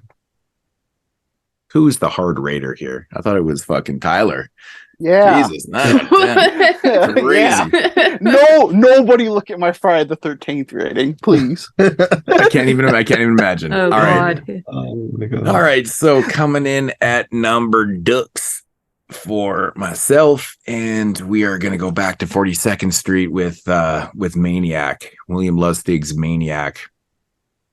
I have Moodz is in the wrong order. Yep. I think one of my favorite I mean, I love these character studies, man. I've always championed this film so much. I mean, obviously, I love the gritty, grimy, gross look to this. The scenes on 42nd Street are amazing, but I love Joe Spinell. He's perfectly cast in this, but he also was, involved in writing this film too. So it kind of made sense why, he played it so well. But I mean, talk about the most oddball pairing with Carolyn Monroe, who I've always considered to be one of the most beautiful women that ever graced the silver screen. She's so fucking beautiful, with one of the greasiest ever too, man. It's like the greatest combination. I love that contrast. It's so great. It's so great to me. Man, did nobody mention Carolyn Monroe? Fuck, that's crazy. She's so amazing.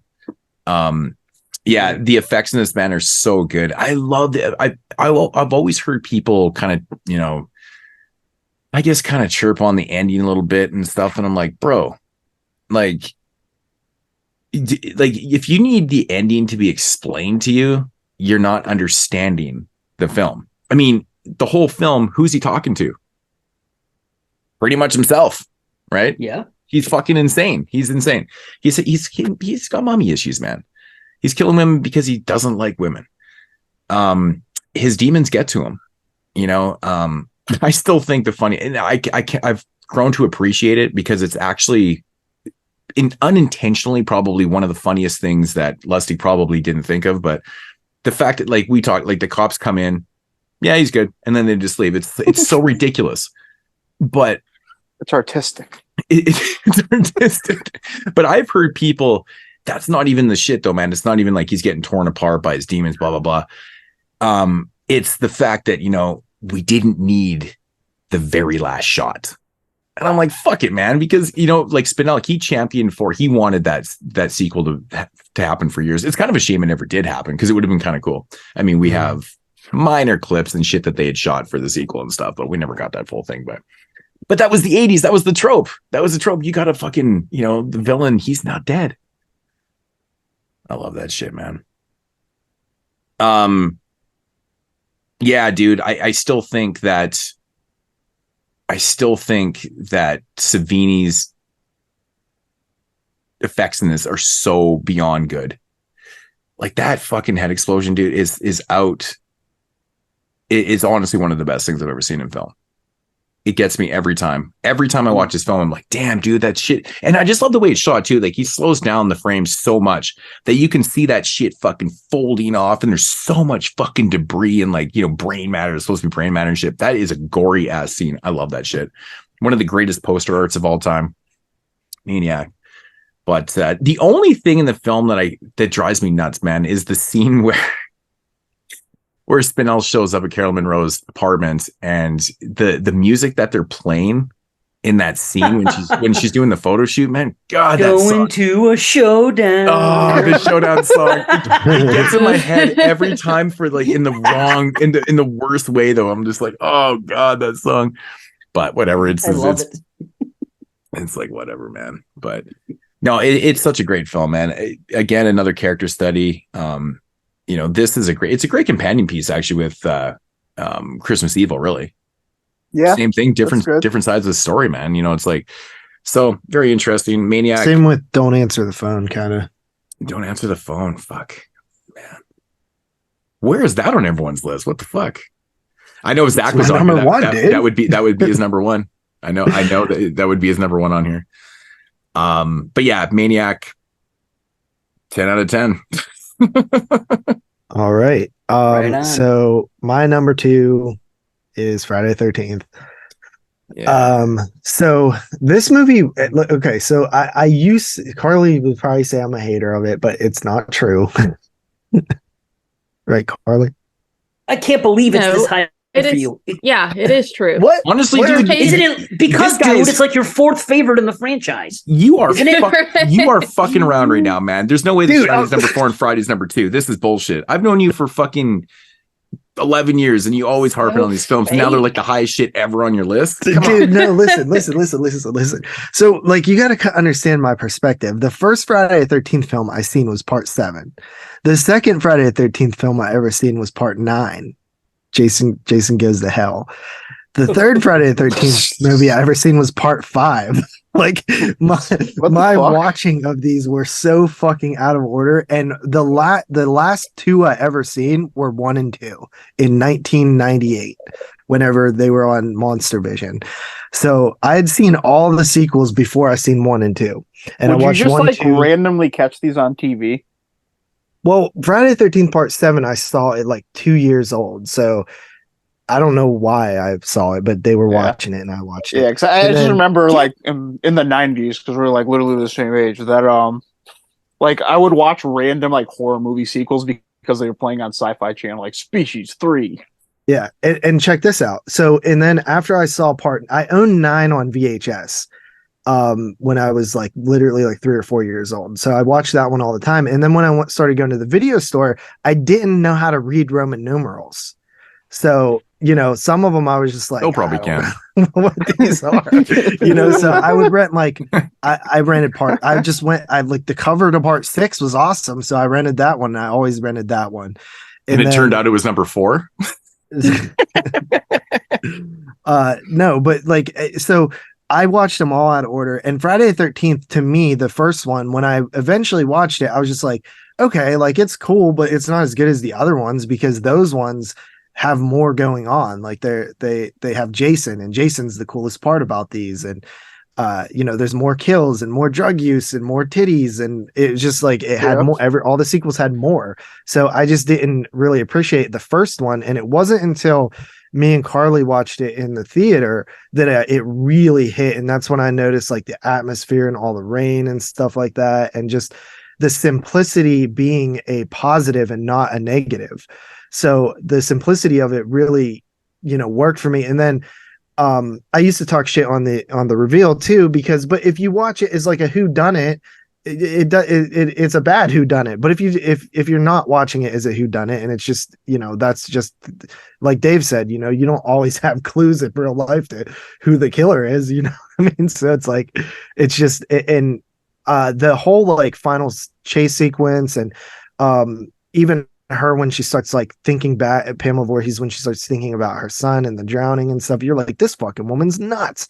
And I thought it was really cool in retrospect now to cast somebody like Betsy Palmer, who had like a long career before Friday the 13th, in sort of that titular role. And it reminds me a lot of like Whatever Happened to Baby Jane and sort of those actresses of yesteryear. And it kind of is a hag exploitation film in a way, right? With a psycho biddy.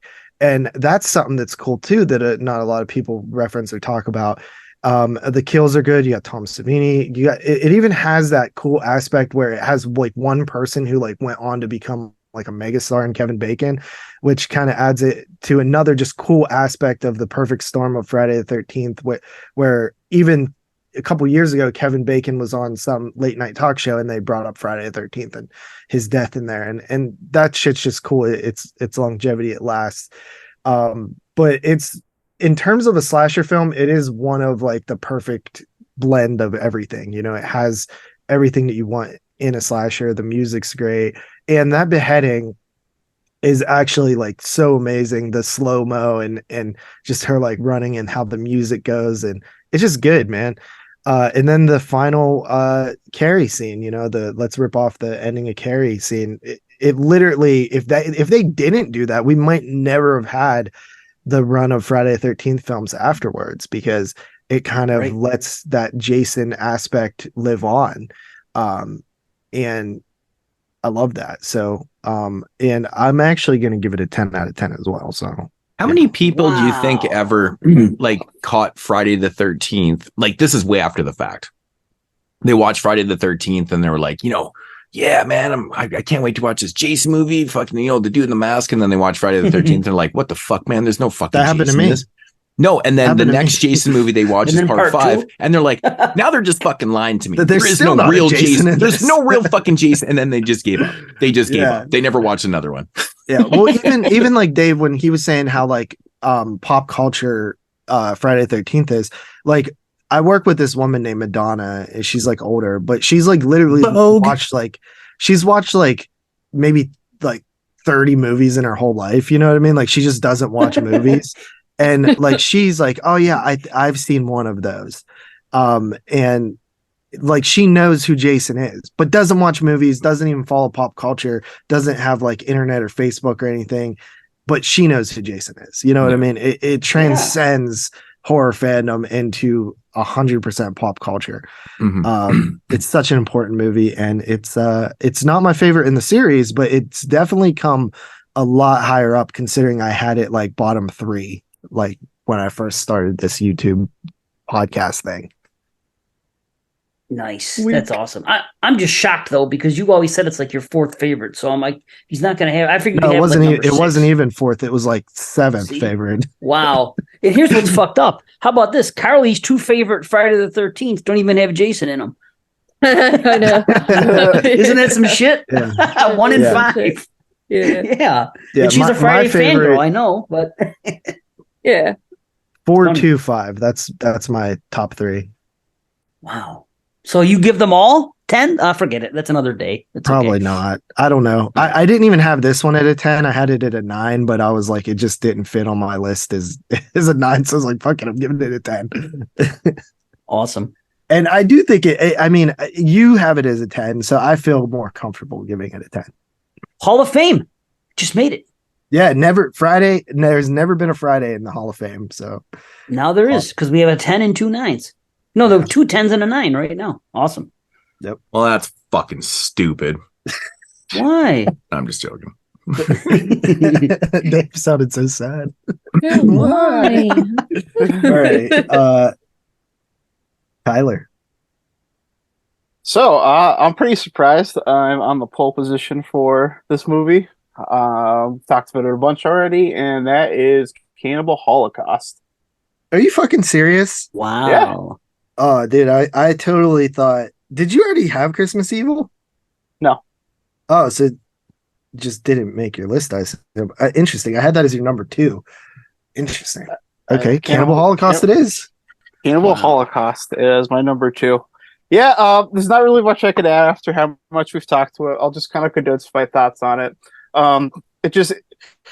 It's important to understand that in the context of this movie, like, movies in different parts of the world had different standards at different times, and the real burden of this movie is the animal killings that like holds it back for a lot of people. I was like a lot of like you guys, where I watched it like when I was like first got into horror, I watched it like on my laptop. Then I bought the Blu-ray when it came out, like right when it came out, and I watched it again. And then I like literally didn't watch it for like 7 years, and it was nothing I really ever had a desire to. I rewatched it last year, and like I was excited to like watch it again, and I just like really liked it to the point where I'd even like call it, like put it like in like my top 100 favorite movies. I really like in time have like felt like I understand what this movie's like trying to say, and the point it's trying to make, where like I just didn't when I was younger.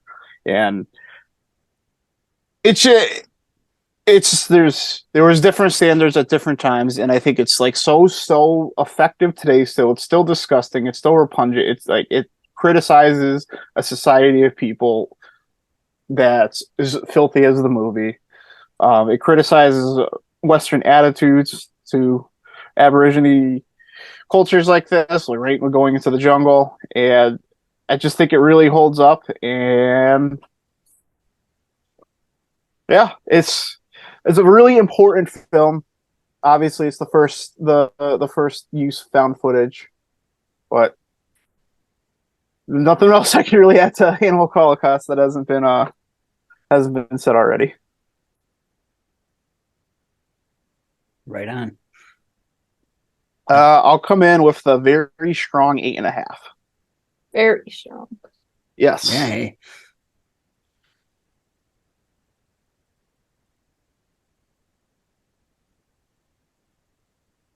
Hello. Oh, Moodz is muted. Moodz is muted. He probably went to the bathroom or something. Oh shit! Sorry, I was actually talking. Fuck, my bad. I did have. Oh yeah, you were muted. Oh no! I just said with the found footage thing. I was like, yeah, 19. I think it was 89. McPherson tapes came out in. I don't know if you guys ever seen that one. And then Man Bites Dog. I think it was 92, and that's another one that was early predates. 90s. Yeah, that predates the whole. Obviously Blair Witch, and even the other one that came out the year before. You're talking about Why is the name fucking slipping my mind? Anyways, but you guys know what I'm talking. There is other films that are predating Blair Witch and shit. So more, for sure. Yeah, more than that. For sure. Yeah. That was just the first one, I think, Ghost like in like this Watch. generation of like popular culture that like took it to the extreme. Was like, this is some real shit we found in the woods. McPherson tape. Well, that's why I said Ghost McPherson Watch. tape and Man Bites Dog in 92. I think America's Deadliest Home Video was in America's Deadliest Home 93. Video. Yeah, 93. Ghost Watch. The Last Broadcast. Last broadcast. That was the one I was trying to think of. That was the one that came out the year before. I actually, I Came out the same year, but I think it came out. It was filmed before it. Yeah, it was It was the year before, I think. It technically was 98. Blair Witch was 99, I think. But was Blair Witch? Okay, so yeah, correct. you're right. Yes. It was 98. Yep. yeah. But Okay, so all right, number one's Dave. You're up. Number one, I probably not going to be a surprise to anyone. It is my favorite horror movie, so naturally it's going to come up on top. It is The Shining. And I was right on Dave for one and two. I should hope so. Shit, I think I had the easiest two of anybody, but myself and Carly. I'm only gonna be right on you and Carly's number one. You know what? I think I knew that The Shining was your favorite film, and of course I got it wrong because I'm a fucking idiot. I got Friday number two right though. I got that right, man. I'm so bad at this game. I had Moodz on Cannibal Holocaust, Shining, and I had everybody else on Shining Maniac. Dude, that's crazy. Wow. I had Moodz at Cannibal Holocaust Shining as well. Wow. Man, amazing. Well, this movie is I'm kind of obsessed with it and everything about it. It's to be fair, Nicholson's performance in this movie is probably my favorite performance of anybody in any movie. So there's that, and that's just one thing. You know what I mean? That's not even to talk about Shelley Duvall, who is freaking great, and just I like her in it too. Technically, my God, technically, what can you say? It's Kubrick's. I don't know. To me, it's his finest work. I mean, other people might think differently, but I'm a horror fan, so it's my sensibilities. But everything about it, the way it's shot, the score, everything, it's scary. That's the thing. Nothing scares me. Really, so many times in movies, there's so many times I could count so many scenes in my life that actually creep me out. Consistently to this day, every time I'm in a hotel, I think about The Shining. It can't be helped. I don't like being in a hallway alone in a hotel. I don't, because of The Shining. It's always, and I'm glad that something can freaking scare me in this world, and it works. The scene when he sees the twins in the hallway, hello, Danny. Since the first time I saw it, it's always been the creepiest shit. Even when he's playing darts in the freaking thing and he turns around and looks, and the way they zoom in on his face and then they show them and shit, it's just, to me, it's terrifying. And, the woman in the tub, just so many like things. Like a fucking leper, man. Ugh. Oh my God. Disgusting. Dude, yeah.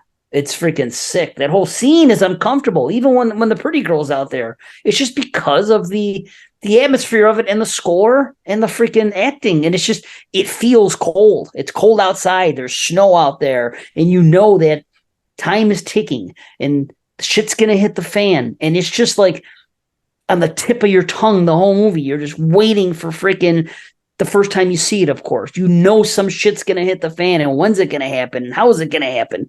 And then you're scared right from the beginning. You're just spooked out with freaking Danny talking talking to Tony in the mirror, and then he gets the flash, and he sees the twins, and he sees the elevator with the blood. And just on top of that, for me personally, it might be the most quotable movie in the history of movies for me. I quote this movie all the time, and I think there is a lot of comedy in it. For me, it's my sense of humor. There are just some lines that are dropped in this movie that are just damn funny. Then, of course, there's the real creepy scene. Well, yeah, there's definitely. I was just gonna say when they're even like I get what you're saying with the comedy now. Like when they're in the car right at the beginning and they're talking about the Donner Party. He's like, I know all about cannibalism. I seen it on TV. And he's like, hear that, hon? He's seen it on the TV.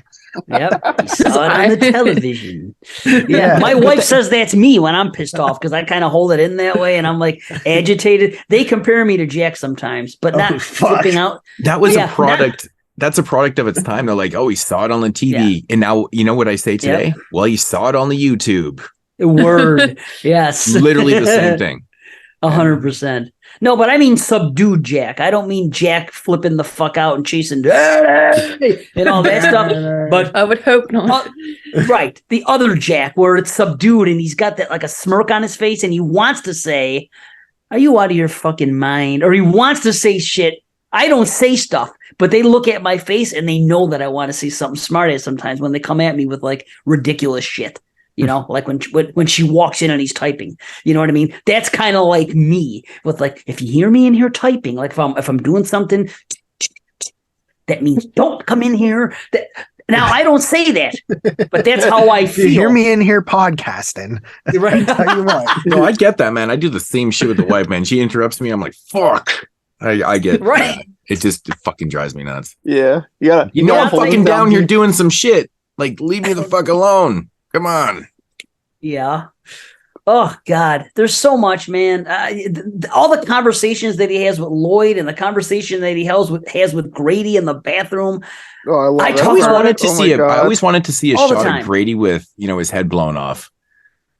Oh my God. Right. They never show that. Like we see quick little clips of the girls that are hacked up and with the axe and stuff. I don't know if they don't show anything with the wife, right? No. Yeah, so like they completely fucking except her in the tub. Yeah. Is that her in the tub? I know. I believe it's her in the tub. They explain 237. Well, I guess it doesn't matter, but they explain who that is in the book. I guess it doesn't really matter in the world of the movie. No. I guess not. Yeah, and I forgot. No, it doesn't. It's been a minute with the book. But yeah, I mean, just a quick little glimpse of Grady with the fucking, you know, some Tom Savini effects all over the place. Maniac style. Dude, that would be awesome. Yeah. And dude, that one scene really creeps me out in another kind of way when he tiptoes into the bedroom and he thinks that his dad's asleep.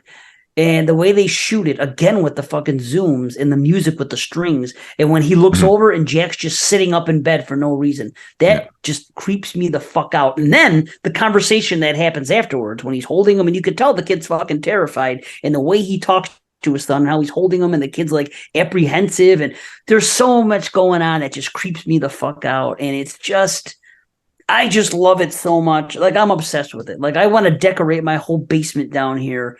I want the room 237 carpet to be my entire basement because I fucking love that carpet. Everyone loves the other carpet. I love that one too. But the dick carpet, as Moodz said earlier, it isn't so much that they're shaped like dicks. It's just the colors, the fucking purple. No, they're literally shaped like dicks. They actually are shaped like dicks. Like me and the wife pointed out. I was like, "Fuck, they're shaped like." She's like, "They are dicks." I'll put dicks on the floor then. They're totally dicks. You know? Hilarious. I love the way it looks. I love the maze. I love so much about it. And I'm just not going to go on because I'll just keep going. People are. I'm the same way, man. I think this movie as a whole is just, it's got so many memorable scenes, man. Like the scenes where he's talking to, you know, the dude at the bar. Fuck, I just forget his name. I'm so bad with names. Yeah, Grady. Great. Yeah, I'm fucking loving it, man. I love those scenes. Oh my God. Yeah, best so goddamn bartender from Timbuktu to Portland, Maine. Or Portland, Oregon, for that matter. Every fucking thing. Kind of like to know who's buying his drinks for him. Everything. The conversation. Like, married man, are you, Mr. Grady? Just fucking. I could go on and on and on and on and on. I do love those scenes. Those scenes are some of my favorite in the movie. Yeah. Even the discussions with his wife when he's angry are fucking great. The stuff that comes out of his mouth when he's teasing her at the end and mocking her and just everything he's fucking incredible. And he's placed in this movie that is creepy and just has an atmosphere that nothing else feels like this movie to me. And this is the kind of movie I can watch anytime, doesn't matter. And luckily, thank goodness, my family loves it too. we all watch it together at least once a year, if not twice. So I'm very lucky that they're into it as well. Mm-hmm. So it's my favorite. It's 10 out of 10, and it's fucking. I love The Shining. What can I say? Yeah, all right, Carly. That film actually is not in our Hall of Fame, but it is now. Gotta be right. Who's had it so far, and what are they rated? Me, you, and Moodz, I think. Yeah, we all gave it 10s. Oh wow, there you go. Yeah. Good, because I'm not helping it. All right, so my number one should come as no surprise. It is Patrick Still Lives. I'm funny. Okay, anyway, no, it's obviously The Shining. Yay. Yeah, I just looked up that carpet and it does look like penises. I actually never noticed that. Yeah, the purple thing looks like the head. I've noticed it for years, man. It's I've never paid I just love how it's that. pointing towards the naked chick. Its penis is pointing to the naked chick. It's fucking hilarious. It's so good. True. Yeah. But yeah, The Shining, great film, great atmosphere. It's it flies by for me, which I usually hate on long movies, but this one's 2.5 hours, and it just it flies on by, and I can put it back in and watch it again if I, had 6 hours in a day to kill. But anyway, it's always creeped me out. The score in this movie is fantastic. Like nothing can even be happening, and it just like has like this building like tension, like, and then like what the hell you call it? The drum, the cymbal. Yeah. I was in band once. I forget. I'm blowing it. yeah, that. No, but yeah, it just builds up and it's intense, and Jack is terrifying. I love the hedge maze. The whole end scene, Jack frozen at the end scared the crap out of me when I was little. But like I remember my mom saying like this part's kind of funny whenever they show him frozen, and it came on and I literally was like, no, that's not funny. Yeah, I was like so upset that she felt bad. She was like, oh, I thought you would. I'm sorry, I'm a horrible parent. But anyway, but it's a great film, great characters, love them all. Yeah, all that stuff. I never read the book still. I do need to. I've always, I've been curious. I keep meaning to do it. Yeah, I do. I've read it so long ago and I've watched the movie so many times. I'm so removed from it. I can't remember the book because I'm just so familiar with the movie. Do you remember the ending? Don't spoil it. You know what's I'm not gonna. You know what's funny? I actually said last night. I even said to the wife last night. I actually can't remember the ending in the book. No shit. Oh, wow. I literally said that to her. It's so long ago. I can't like. I just picture. It's crazy. Can't remember. Isn't the book ending the same as the mini series ending? I've never seen the mini series. Okay. Yes. Oh, I've never seen the mini series. Yeah. The book ending is like probably is. The book ending is pretty brutal. Mm-hmm. Yeah. Yeah, it's cool. It probably. Hey, how about the dog giving that guy a blowjob? I love that fucking scene. How about it's one of my favorite scenes ever. It's hysterical. I fucking love it. It'd be scary to see, but I do love seeing that. I want a shirt of that. Him looking and the fucking dog looking at him. Oh my god. Jesus. Yeah, but I love it. I got to meet Danny this year. Nice. At a convention. That's awesome. Danny Lloyd, huh? Hey, Lloyd. Yeah, and the idiot in front of me literally had him sign a Dr. Sleep poster, which I know he's in it for a split second, but I just thought that was like really stupid. Dude. Like he literally is a cameo appearance. Right. But yeah, that's kind of annoying. Yeah. 10 out of 10 though. All right. Awesome. All right. Perfect score all around. Coming in at number 1 is Fulci's City of the Living Dead. Wow. I was way off, man. Like fucking Moodz. Yeah. I don't get it. Like, what did you guys have for, like, what was Maniac? Cannibal Holocaust and the fucking Shining, man. I had Maniac and Cannibal. I messed up. I had House on the Edge of the Park as your number 1, and Maniac is number 2, and House was your number 3, I think. So yeah. Wow. Wow. Dude, once again, my number 10 is your fucking number 1. I know. When you said City of Living Dead number 10, I muted my mic and laughed out loud. I was like, "What the fuck? This happens all the fucking time." That's like so the third crazy. Time, I think. I swear it's more than that. It seems like every show. It's so bizarre. So I just thought this would be kind of a dead like Fulci's. I mean, I guess just because your favorite you director do doesn't love have Fulci. your I know you do, but I just Maniac. like Maniac, Cannibal Holocaust, and The Shining. Right. I just thought were like your favorite shit. Well, ever. to be honest, man, like this top 10 list was so fucking hard to make, dude. Like I was struggling so bad with this. I had like 15 things that I could have like put on my top 10 and would have been happy with. Yeah. So City Living Dead, I mean, we've said everything I need to say. I mean, shit. It's amazing. 10 out of 10 for me. We've talked about this in podcasts. We talked about it like what 5 times and almost all of us have it on here. It's just everything I love in a film, man. It's eye candy for the moods. I mean, it's atmospheric, it's gory, it makes no fucking sense logically, which is amazing to me. That's not a rip. It's a good thing. It has everything I love. It's got nastiness, got great fucking kills, dude. Radici's death is like, how can you like, dude, it's one of the best. Like 1980 not only has some of the best performances, it has literally some of the best kills. It really does. And gore effects and shit. 10 out of 10 for me. I feel like I've been saying that all night. Right, yeah. I have been, but I mean, it's City. I love this movie so much. Like, you know, The Beyond forever was always my favorite of the 3 films, but you know, man, I mean, City was always right there. I should sit down, rewatch all 3 and just come to a conclusion, but yeah, I'm not sure which one's my favorite anymore. I always would say The Beyond too, but I think it might be this. Yeah. Did it make the Hall of Fame? I have a 9 and you have a 10, right? 9, 10, 8 point. I had an 8.5. It wasn't in the Hall of Fame before? No. Oh, wow. Damn. Okay. All right. JP, number 1. My number 1 is Maniac. I don't know if you guys knew that or not. I did not know that. No. Darn. Yeah, Maniac. I every time I watch it, I just fall in love with it all over again. It's got everything that I love in, you know, like Friday the 13th, for example, but it just adds another level with the psychological aspect of it and the performance of Joe Spinell.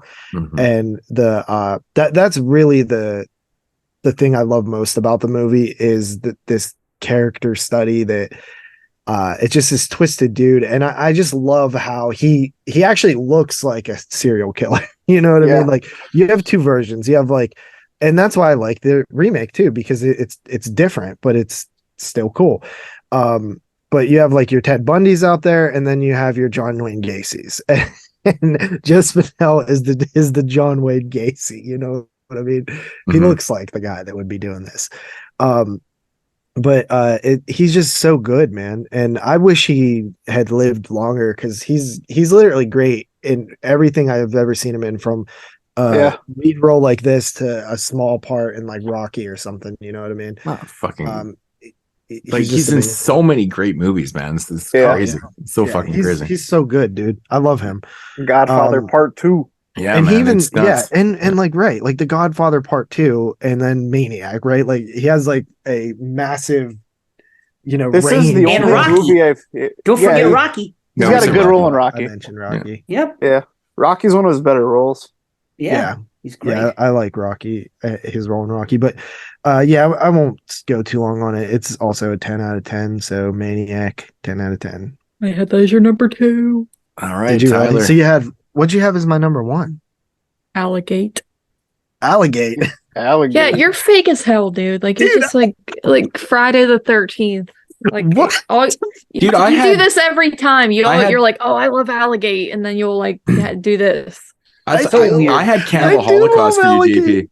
Really? That's surprising to me too. You know what's funny? I thought you were gonna Landmine Goes Click, and I thought you were gonna have Cannibal Apocalypse at number 1 or some crazy. And it turns out it's not even on your fucking list. It actually shocked me. I know, wasn't on your bro. list. That was a tough one for me. That was the one I was referencing. That it was really tough for me. Not actually, to be honest. You know, the funny thing is, you ever watch Christmas Story, and when the dad goes to plug in the tree, and he's like, "Well, there's just one too many." That's how I felt. Anytime that it was like, I don't have enough of something, or there's too many, rather, I'll always say that. I'll be like, "Oh, there's just one too many," and I'm like looking at these 10, and I'm like, dude, I can't fit everything in. You could have just started at your number 11 again. That's always a good time. Now, actually, when you said alligator at your number 8, I was like, no, Cannibal Apocalypse, I don't think is even going to make it on here. I just had that weird feeling. I don't know what it was, but yeah, I'm doing really bad. But Tyler, what's your number 1? Oh yeah, it's a movie we've talked about a ton. What can I say? It's the cinematic masterpiece that is Christmas Evil. Shut up. It's The Shining. It's The Shining. Oh, motherfucker. I was literally, because I don't know. I had that. Yeah, it's The Shining. Yeah. Okay, The Shining. So I actually got that right. I actually guessed on that because I had no idea, and I guessed The Shining. And I had Maniac as his number 2, but Dave if Dave remembers, he has some inside baseball for me on this movie, because not only do I think this is the best horror movie of 1980, I think this is the best horror movie ever made. Right? Yeah, I did know that. Oh wow! See, I didn't know that. I just took a wild stab at this. Yeah, that was my number 1 on my top 100. Style. Yeah, that was my number 1 on my top 100. Oh shit! Oh man, yeah. But for me, like, there's nothing I can really add that hasn't been said already. But for me, like, the thing that really just makes The Shining tick and makes it like my favorite movie is just the sheer atmosphere and isolation. And it's mainly because of the cinematography from that opening shot where you're just like we're with the score and the helicopter shot, seeing the long road and how isolated the tunnel is. So like these big wide shots with large fields of depths in these rooms where they just look like they look like set pieces, like in a large room when they're having these conversations. Like you guys are already talking about, like the ones of Grady, the ones with the bartender. Everything about it just like it ticks all those boxes for me. I love the editing. I love those little jump cuts you get of like blood rushing through the elevator, like Danny screaming, the body's hacked up. There's just everything about it is just perfect for me. Could go on and on about it, but there's really nothing else I can add to this point. But that's what makes The Shining tick for me. Kubrick's also, in my opinion, the greatest filmmaker to ever live. I'm just going to be high on anything he puts out, and I think The Shining is a perfect 10. Yeah, I said that about the opening credits and shit like that. Those shots where it just kind of gives you this. Yeah. It goes in and it gives you this whole wide thing, and then it just sets in this like it just sets it up so perfect, man. I love that. It's like one of the greatest opening sequences, man. And like this movie, even too, like it's still like people still have conversations about like what does it mean. And I think it's very open to interpretation. Like the way Kubrick would want it is like it means what you want it to mean. It means like what your interpretation is, and like that's the kind of thing that keeps you coming back to. I'm always like seeing new little things about this movie every time I watch it. Yeah, I actually when I first like got into horror, I was a lot lower on this movie. I thought this movie was like slow and overrated. I was like that on The Exorcist too, but we grow up, I guess. Wow. Those were my 2 favorites, like from jump as I was a child. Well, like I didn't see The Exorcist, and I think I actually see a lot of like, you know, like people just like getting into these classic movies now that are like late teens, early 20s. Like I really didn't see The Exorcist till I was like 21, 22 years old. And it was just always this movie that was like hyped to me being like this terrifying movie, and like it just like it had impossible expectations to me, you know what I mean? It didn't really. I was reading the books in fucking 6th grade. Yeah, it didn't really click with me like to like how I would respect it now till I saw it in a theater like in like 2019. Damn. Well, so here's a question: Is this the first time a movie has gotten 5 10 out of 10s to go in? No, Scream has got 6 10 out of 10s. 6? How fucking many were on that show? Moodz didn't give it. I was on that show 96. I gave it a 10. I know that.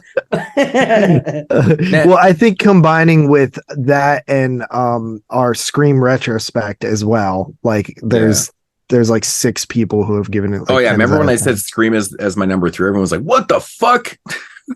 And someone's like, "What the fuck could his number 1 be?" Yeah. 96.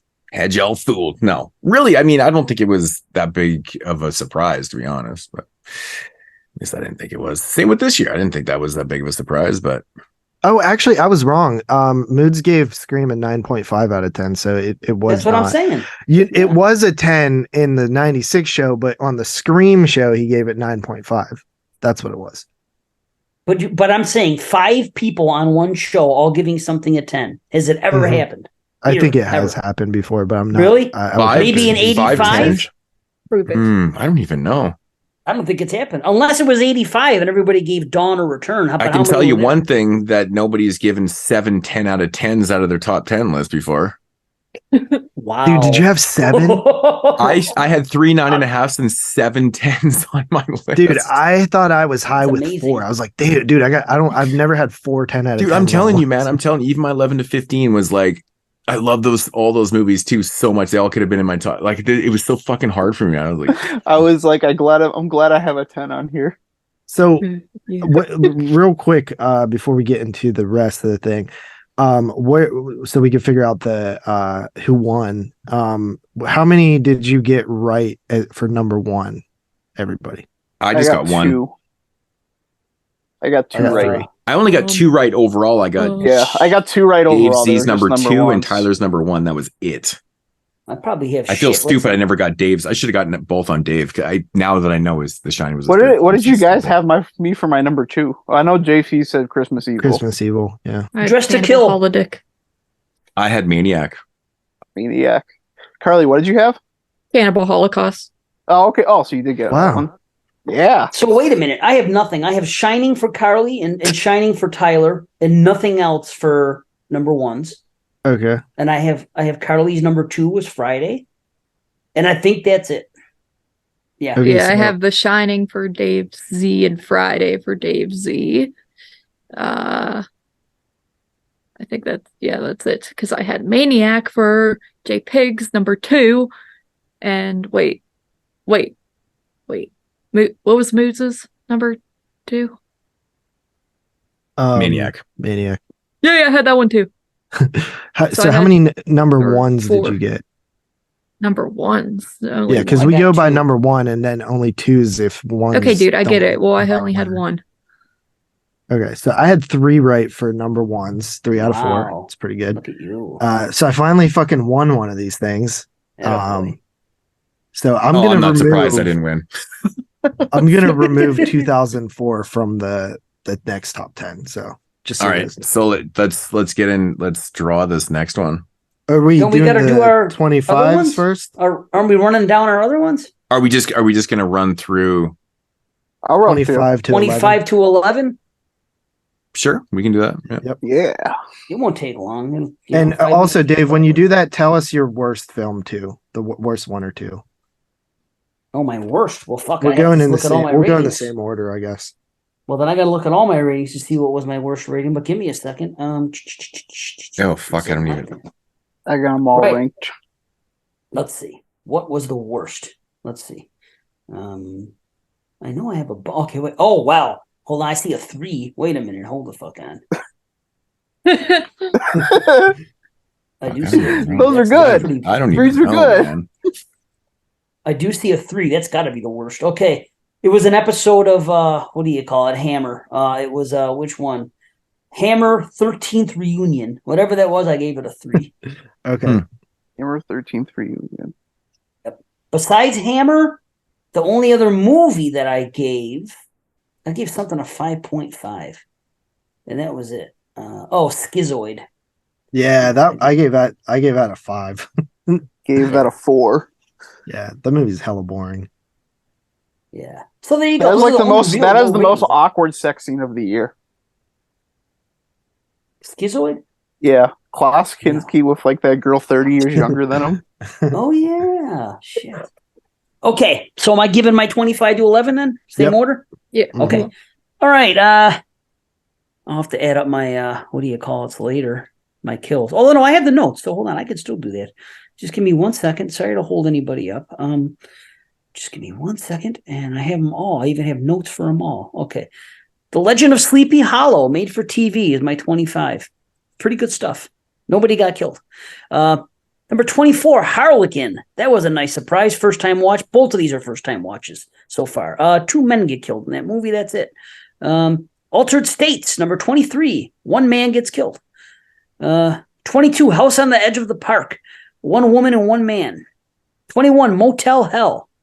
5 males, 1 female. And all these movies have been 7.5 if anybody cares. I don't know if we're supposed to do that or not. But number 20, Cruising.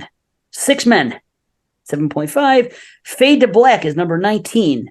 4 male, 2 female. 7.5. Contamination. What a nice surprise. Wow. And I'll tell you what. All of these movies that I just mentioned, except Motel Hell so far, were first time watches. So including Fade to Black. Yeah, all of them. Contamination, 7.5. 18 men and 1 woman. Man, what a fun movie. I like that one. That was fun. It is fun. Yeah. 17, Prom Night. 3 women, 3 men. Another 7.5. Number 16, first time watch. The Attic. 1 man gets killed, and I give it an 8 out of 10. 15, Without Warning. That was a nice surprise, man. I love the way those freaking little aliens looked and shit. That was fucking fun. Wow. First time watches. 7 men, 1 woman. 8 out of 10. Humanoids from the Deep was not a first time watch. So there's one.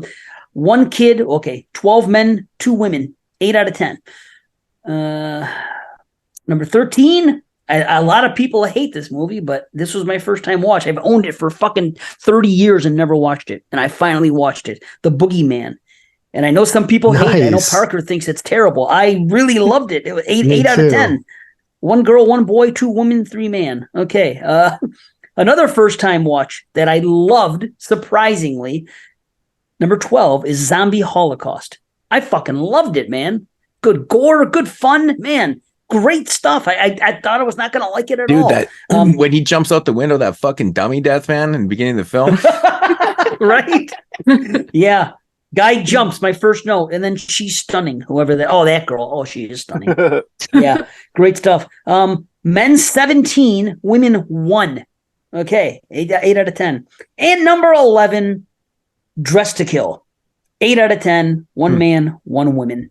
Yep. There you go. All right. Wow. Nice. All right, Carly. All right. Number 25, Island Claws. I thought that was a lot of fun. Number 24, Terror Train. Classic, kind of. 23, Fade to Black. First time watch, and I thought it was pretty cool. I'd like to watch it again. 22, Nightmare City. Again, thought it was pretty cool. 21, Zombie Holocaust, which I believe J Pig and I saw at a drive-in as well. And that was, surprisingly found that one to be enjoyable. 20, The Boogeyman. Honestly, I barely remember what happened in that one. I just remember it was weird. And it's a lot of mirrors. Yeah, okay, yeah. I'm a sucker for mirrors. Okay, cool. Yeah, but 19, Cannibal Apocalypse. 18, Don't Answer the Phone. 17, Mother's Day. That's one that's like grown on me. 16, The Fog. That's one that I'm kind of with JP. I've never been a huge fan of it, but it's grown on me over the years. 15, The Hearse. I just remember like that one gave me like Burn Offerings type vibes. I remember liking it for that. 14, Cruising. I would have to give that one more watches because it is hard to understand. I feel like if I want to watch it a few more times, it would be higher up. 13, Motel Hell. Another one that I didn't care for at first, and then upon repeat viewings, I've grown to really like it. 12, Eaten Alive. Another one I was... Oh, wow. Yeah, I was surprised that I actually really enjoyed that one, I recall. And then number 11, Humanoids from the Deep. That is one that I watched very early on, and I wanted to give a rewatch to because it felt like it actually could have almost made the top 10. Well, it almost did. But it's loose in my memory. I just remember having a really fun time with it. So it's fun, man. And your worst? Oh, my worst is actually Patrick Still Lives. Which isn't dude, Patrick Still Lives is fucking so sleazy and awesome. It's great. Well, I'm surprised that Moodz didn't have Motel Hell in his top 10. It just seems like a Moodz movie. It does seem like something you would love. Yeah. I got a lot of I got a Motel Hell fucking beer coaster sitting on my table right now. I know it's kind of fucking weird. All right, so number 25 for myself is Lindsay's Eaten Alive. Number 24, Anthropophagus. I don't think it was mentioned by you guys. Number 23, Carly, you'll love this. Patrick Still Lives. It's so fucking sleazy and ridiculous. Wow. Oh my god, it's like one of the funnest watches I've had in a long time. It is really sleazy. It is, number 22, Night of the Demon, which I don't think has been mentioned either. It's interesting. Mm-hmm. Number 21, Motel Hell. There you go. Number 20, which is Death Ship. I don't think anyone's mentioned that, and I've always stated my love for Death Ship. I love it. It's so just boring. No, it's so fucking. I love it. It's so much fun. It's great. Great poster. Great poster. Great poster. I can watch Death Ship. I've watched it way too many. I'm never bored for a second in it, man. I love the whole fucking supernatural Nazi shit, man. It's literally a death camp. It's literally a death camp. It's amazing. Number 19. Well, that's not actually amazing. You know what I mean? Fuck. Whatever. Number 19. Dress to Kill. Number 18. The Changeling. It's kind of funny how like some of your people's top 10s are so high on other parts of their list. It's kind of funny to me. Mm-hmm. I thought the Changeling would have made Moods' list. So did I. I really did. I thought it was going to be like number 3. I know. I you know, it's fucking okay. So this is how much I love this year. So what was it? Number 25 to number 22. Those are all 7.5s. 21, which is Motel Hell, which was 8.5 or 8. Number 20, which is Death Ship 9. Dress to Kill at number 19 is a 9.5. The Changeling 9.5 at 18. Number 17, Friday the 13th, which is 9.5.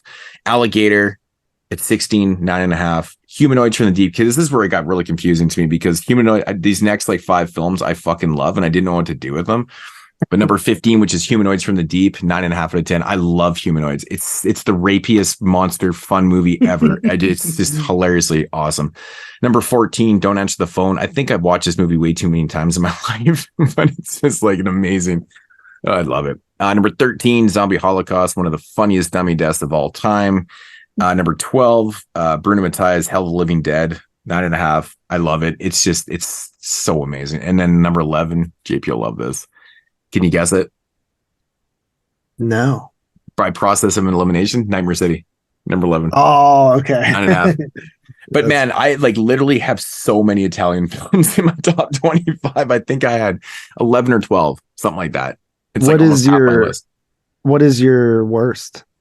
I want to say probably Cannibals by Jess Franco. I think I gave it like a 2 out of 10 or something like that. It's fucking horrible. It's really, really bad. All right. So my worst, I'll start with that. One of them is the Demented, which is like a rape movie. It was one of the video nasties. Yeah. Yeah, it's not good. Monstroid sucks, and The Day Time Ended. Monstroid is terrible. You know what's funny about Dementia? That movie has the most annoying lead character in the history of cinema, where she screams and screams. It's so fucking irritating, dude. It's so bad. You literally can't get through it, man. Like I found myself muting. The Daytime Ended is awful as well. I don't know if anybody else I didn't watch that one. I didn't watch that one. Okay, so my 25 to 11. Number 25, New Year's Evil. I actually genuinely like this movie a lot.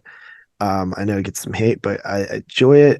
Number 24, Terror Train. Love Terror Train. Number 23, Eaten Alive. Lindsay's Eaten Alive. Love that. Good Italian. Great breast removal in that one. Mm-hmm. Number 22, I don't even know if this was mentioned. Macabre. Did anybody mention that? Lamberto Bava's Macabre? No, I somehow left it off my list of my top 25. I don't know why. It just that and Contamination are 2 films like I'm surprised didn't make my top 25, but yeah, it is what it is.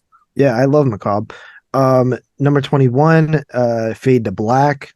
Mm-hmm. Number 20, The Fog. So it did make my top 25. I do like The Fog. I just don't love it. Number 19, Don't Answer the Phone. Probably one of the funnest surprises of the year. Then another fun surprise at number 18, Humanoids from the Deep. That movie kicks ass, dude. It's so much fun. Number 17, Anthropophagus, which is honestly much better than you would ever think it would be. Like it is actually great. That's Mr. Parker in that movie, George Eastman. Yeah. Number 16, a sleazy little trauma escapade in Mother's Day. And then number 15, probably the film that I was so most happy with out of like Discovery wise, and that's The Children. And then we have 14, Dressed to Kill, Brian De Palma. 13, I don't know if anybody mentioned this, The Unseen. That was a first time watch as well. It's on Dave's list actually. It made his top 25. That's cool. I liked it. Yeah. I like The Unseen too, I guess, just 25 spots, right? Yeah. Number 12, Cruising. Phenomenal. And then my number 11, and all these ones here I could have had on my list. But number 11 was the toughest one for me to leave off, and that was Cannibal Apocalypse. I just couldn't fit it, man. I couldn't fit it anywhere. There was just one too many. It's crazy because I had it at number 10. I know it was tough to keep off because I do love that movie. I've watched it like 5 times since in the last like 3 years. The first time I seen it. Yeah, I liked it a lot. I bought it on the Arrow sale that just went up. Dude, I love the scene where the biker chases Radici through the fucking through the flea market. I love that whole fucking. That's such a great scene, man. So yep, those were my and honestly, dude, like I missed like a bunch of stuff that should have been on my list. It was just hard, and I just fucking gave up with the 25 because I'm like, this is too complicated. I'll change in a year anyway. I know, like one like Fade to Black. I'm a big fan of that movie. It didn't make my list. Like I said, Contamination, Macabre. Like there was a few films. Like doing a top 30 would have been easy for me. There's easily 5 more films. Yeah, right, so I have like 8 films that could have made my last 2 slots. All right, well, you're up. All right. I'll start with the worst. My worst film was Windows. I could not have been more bored during this movie. Dude, Windows is such a fucking bore fest. I agree with that too, man. It's so fucking boring. It was just like shots the whole movie of people being like scared they were being watched. Yeah, it is boring. Like, yeah, I watched it, but I don't remember it. Did anybody watch Deadline? I watched Deadline. Deadline was my 32. Deadline was fun, man. Oh, yeah. It was the first Deadline time. Was cool. I liked it. It was the first time watch for me. It's actually a Canadian film, and when Vinegar Syndrome put it, I was like, "Oh fuck, man, cool!" And I was really impressed with it. I actually think I watched it twice. It's pretty fun. All right, so 25. I have Eaten Alive. Oh, I want to say too before I start this, with the top 25, I was kind of generous to horror adjacent movies. Okay. Right. I just love, so top 25, I had Eaten Alive. 24, I had Hex. 23, I had Friday the 13th. 22, I had Cannibal Apocalypse. 21, I had We're Going to Eat You. That's a fun one. Man, 20, I actually forgot about Hex. Hex is a great Shaw Brothers film, man. Crazy. Yeah, I liked it a lot. Yeah. 20 is Fade to Black. 19 is Humanoids from the Deep. 18 is the movie that fell the furthest from where I thought it was going to be, and that's Inferno. Wow. 17, I don't know. Just didn't hit. 17 is Altered States. 16 is a movie called Forbidden Zone. Mm-hmm. It's so fucking goofy. I saw you rated this movie a 1. It's so goofy, man. I hated that movie too. Oh my god, I don't remember. It's retarded. It's like scenes of not. It's like an R-rated Rocky Horror Picture. Oh, it's fucking weird. Yeah. Yeah, it's just like scenes of nonsense over and over. Yeah, so weird. Yeah, I do remember movie. it now. Yeah, it was. Yeah, I just nonsense is. It was too much. I couldn't do it. I had way too much fun with it. Well, good for you. 15, I had Christmas Evil. 14, I had Alligator. 13, I had Wolf Lake. 12, I had Encounters of the Spooky Kind. 11th, I had Deadly Encounters of the First Kind. Wow. Okay. Interesting. And the worst movie those are both fun. The worst one was Windows. Okay. Yeah, you just mentioned that. So also we have this list Dave provided us. If you want to hear Dave's top 10, top 25, he did do a show on his channel. You could check that out, but he also did our statistics for us. So I'm not going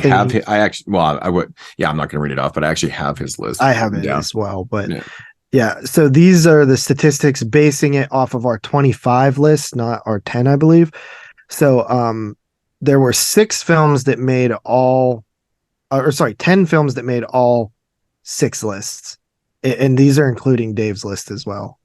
The Shining, Cannibal Holocaust, Maniac, Cruising, The Fog, House on the Edge of the Park, Alligator, Christmas Evil, Humanoids from the Deep, oddly enough, and Friday the 13th. There were 5 films there's 5 films that made 5 lists: Dressed to Kill, The Changeling, City of the Living Dead, Inferno, and Cannibal Apocalypse. And the funny thing about those, Carly was 4 out of the 5 of those were not on Carly's list, and Cannibal Apocalypse was not on Dave Z's list. There were films that made 4 lists: Fade to Black, Eaten Alive, Zombie Holocaust, Don't Answer the Phone, Motel Hell, and then there's 3 and 2, but I won't read those ones. And 1. Most unique lists. Anybody want to take a guess at who had the most unique list in the 25? Me. Tyler. It was Tyler. Tyler had 6 films unique to his list. Dave Zee had 5 films unique to his list. Moodz 3, Carly 3, me and Dave 1. Or sorry, 2. The most in common, Jesus, Dave, he put a lot of statistics here. Tyler and Moodz had 16 out of 25, the same. Tyler and Parker had 16 out of 25.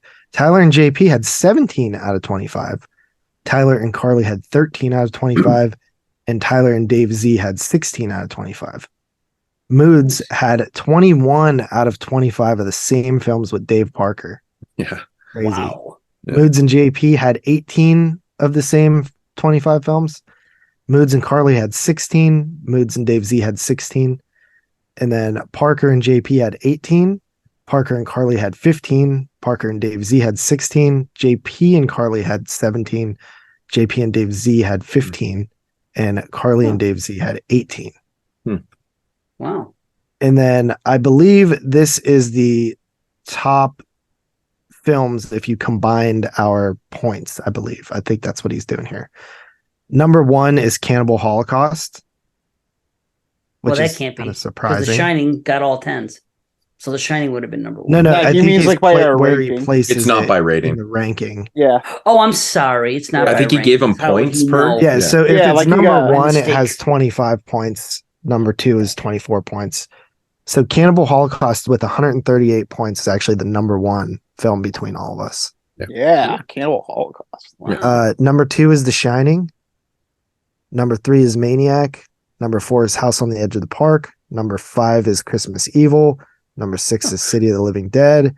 Number 7 is Friday the 13th. Number 8 is Alligator. Number 9 is Cruising. And number 10 is The Fog. Wild. So like 8 of those films, I think you're in my top 10. It's crazy. Yeah, I had all of them except for Cruising, I think. And all except for Cruising and The Fog.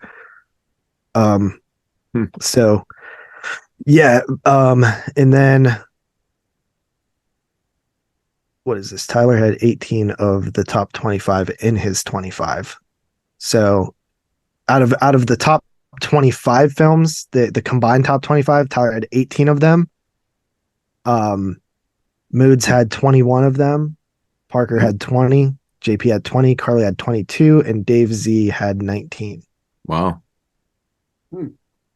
Moodz was wrong on Cannibal Holocaust. Tyler's predictions for Moodz was both wrong. Tyler's prediction for JP was both wrong. Tyler's prediction for Carly was 1 correct. Tyler's predictions for Dave Zee was 1 correct. Moodz had wrong for both of mine. He had the second one correct for Dave Zee. He was wrong on both of Carly's. And then he was 1 correct on Tyler. I was wrong on both of Moodz's. I had both right on Dave Zee. I had 1 right on Tyler and 2 right on Carly. So I definitely did the best. Carly was wrong on me was correct on Moodz' second. Dave Z was correct, or Carly was correct on both of Dave Z's, and then was right on Tyler's 2, I think. And then Dave Z was right on both of Carly's, wrong on both of mine. Why do you guys think I love the alligator so much? Moodz was you're like the champion of that movie. That's all you talk about. Yeah, you bring that up. You just talk about the movie a lot. You don't go around talking about The Shining and Friday, but whatever. I didn't think it was going to be near your top, but like I thought it was about where like you were going to put it, but yeah, I didn't know. Yeah, I know you like that movie a lot. And then that movie's great. One correct on Tyler. So that is the little statistics that Dave put together. We thank you, Dave Parker. There was a little bit more, but we're running a little long. So that was awesome. Come on, that was awesome. Parker. Yeah. Dave's great at that shit, man. He did it up so quick too. I know. Yeah, that was like fucking so quick, man. It's crazy. Yeah.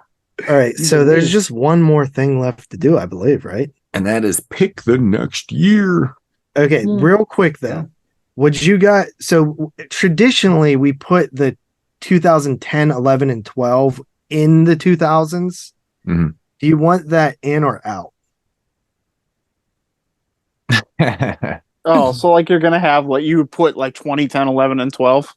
Yeah, because those are the three that we didn't do before we started the podcast. Yeah, I think we should just include them.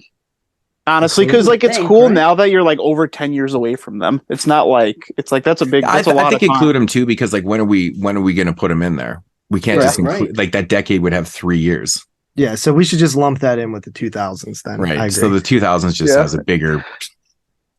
Yeah.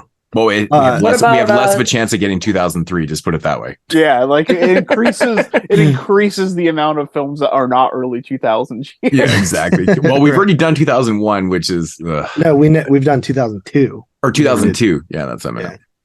Yeah. Were you going to say something, Dave? I was going to say, is 69 going to be in there? Because I know you started with. We put 69 with 70. Yeah, we do. Okay. Okay, so I want it. Right. Well, the only one, this one is specifically 2000s because we only have done 2000s years and we've done 3 or more every other decade. So after we do this 2000s, then other decades will be eligible again. We discussed this last time with picking 1980 on purpose. Basically, we're trying to get more even coded, but so the eligible years for this, there's 10 of them. It's the year 2000, 2001. I removed 2004, but 2003, 6, 7, 8, 9, 10, 11, and 12 are there. Yeah, we've already done 2002 for the people that didn't catch that. Yes, we've done 2002. Is that it? 5, 2, and 5. Oh, and 5 and 2005. Yep. Yes, we did 2005. All right, are you guys ready? Yeah. I would not be opposed to 2012. I would really like to because we started in 13, right? 13 was the first one. Yep. Right. I want 2000. 7's 2010 is 2008 would probably be the best idea right now. I think 2011 is a shitty year. I'm pretty 11 and like 4 are like the worst. But I think 12 wasn't that bad. There might have been 12 is good, but 10 is actually great. 10 is great. I don't remember. I'd have to look at 7 is great, man. 7's great too. All right, you ready? Yeah, come on. All right, let's go.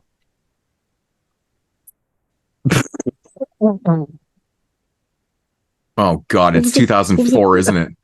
I mean 2006. It is 2011. No. Didn't someone just say it was the worst year? Yeah. Let's see what we got. Let's see what we got. All right, let's see what we got. 2000. Cabin in the Woods, The Skin I Live In, Take Shelter, Megan Kill is List. missing. Yeah. Okay.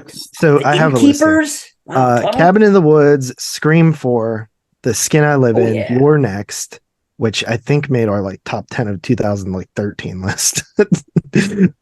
Take Shelter, The Strange Thing About the Johnsons. That's a short film by yeah. Oh my God, that movie's so fucking weird. Dude, it's honestly amazing. So Final Destination 5, The Thing remake, Kill List, Fright Night remake, Paranormal 3, Dave. Yes. Grave Encounters, Dave. There you go. Megan is Missing, Dave. Yeah. Human Found Centipede footage. 2, Yes. Red Riding Hood, Innkeepers, Kotoko, Red State, The Right, Don't Hug Me, I'm Scared, The Roommate, Detention, Sleep Tight. That's another great one. Priest, Absentia. Oh, awesome. Hostel Part 3. Dude, Guilt of Absentia Romance. literally creeped me out, man. That movie. Oh, creeped it's me out. great. The Woman. Nice. Oh, sorry. June- Then Mood hates Moods. Oh, Sleep Tight is 2001. That's actually in our fucking Hall of Fame. Father's Day, baby. Apollo 18, Awakening, Twixt, Boo, Silent House, the remake, Wrong Turn 4, The Darkest Hour, The Tunnel. That's the good tunnel too. That's Hellraiser Revelations. We've Shark reviewed that on Night, here before. Livid. Adam Chaplin and Livid. Adam Chaplin, Nice. Livid. Oh my god, terrifying. National It was Theater 2011. Live, Oh, that's the short. Moth Diaries, Quarantine 2. Yeah, the short film Terrifier. Not The bad. Divide, Father's Day, Lovely Molly, which is pretty good actually. Oh, the, yeah. The Bunny Game, Hard Labor, Bobby, Manboard, Theater Bazaar, 6,000+ titles. What the fuck? Chillerama, Retreat, Vile, and then we're starting to get Husk, Zombie Ass, Night of the Toilet Dead, Father's Day. Dylan Dog Dead at Night, Apartment 13. Zombie Ass. I love that movie. There's probably a little. There's a bunch of stuff I can't wait to rewatch. Zombie Ass is so much fun, man. Yo, have you guys seen The Taint?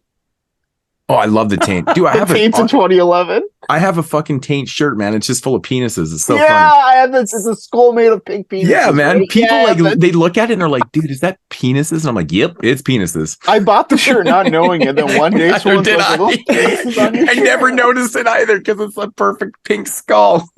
The Devil's the Rock. 237 Actually, floor. you know what? This year's actually pretty. There's good. an absolute banger that none of you have seen and you didn't name. What is it? Guilty of Romance by Sion Sono, the guy that Yeah. made Cold Fist. That movie's Yeah, fucking cool. I know Also, the- I knew the Alice movie. Kills too, man. Right, Oh, Alice yeah, Kills, Alice yeah. Kills. Yeah. I like this is a good year. I'll watch like 50. That's all I need to watch. Yeah. That's good.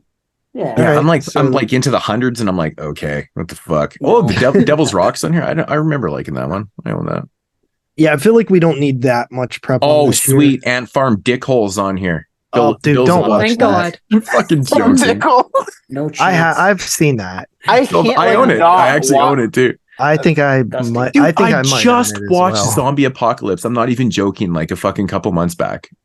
Like, if I'm gonna get the opportunity to watch It's a movie not called bad. Can't Hold Dick Form, like I'm gonna watch it. No, don't. It's fucking Bills me. Above, Bills dude. Above. It's only 85 minutes. There's probably an extended cut. That's Only 4 eight. The hours. house is October built. Crazy. Evil. House there is you go. October built. 2011. Lots of found I footage. guess. Let me look at my Manborg. found footage Manborg was list. 2011. Yeah. What the fuck? Yeah, Manborg and Father. Oh, dear God, Noah's 2011. Nice. There's actually a handful of films I'd never seen that I wanted to, like Apollo 13, which is or Apollo 18. You know what's funny, JP? Found footage. That movie, that Yeah, Killer I got Bird something movie, like that too. that Killer Bird movie that I'd mentioned a while ago, Roadkill. It's Yeah. from 2011. Wow. I have eight movies on my found footage challenge list alone from 2011, and those are like my greatest hits of found footage, and I have 8 of them for that year. Yeah, I'm like to the third page of Oh, Donner Pass. Go figure. I'm at the third page of Letterboxd, and there's actually still stuff that I like in There's here. still, I'm at like almost at 200, and I'm like, I still own movies in here. This is so bad. These are probably Yeah, I'm horrible. done pretty far, and I'm Ginger like, Dead getting, Man at 179 Part 3. Yeah, I've got that. Never. Come on, man. It's called Saturday Night Cleaver. Like, that's Shut amazing. up, It's so good. Oh my Mask God. Maker. Camel This isn't Spiders that from bad. 2011. The Taint. Yeah, the Taint. It's at 190 in here. That's crazy. The Taint. Yeah, the Taint's like been forgotten. I think I Yeah, know that's my a top 10 shame, man. already. It's got a wicked soundtrack too. Yeah, it had a good. I had like a good some fuck. good visibility when it came out. I always mention this shit, man.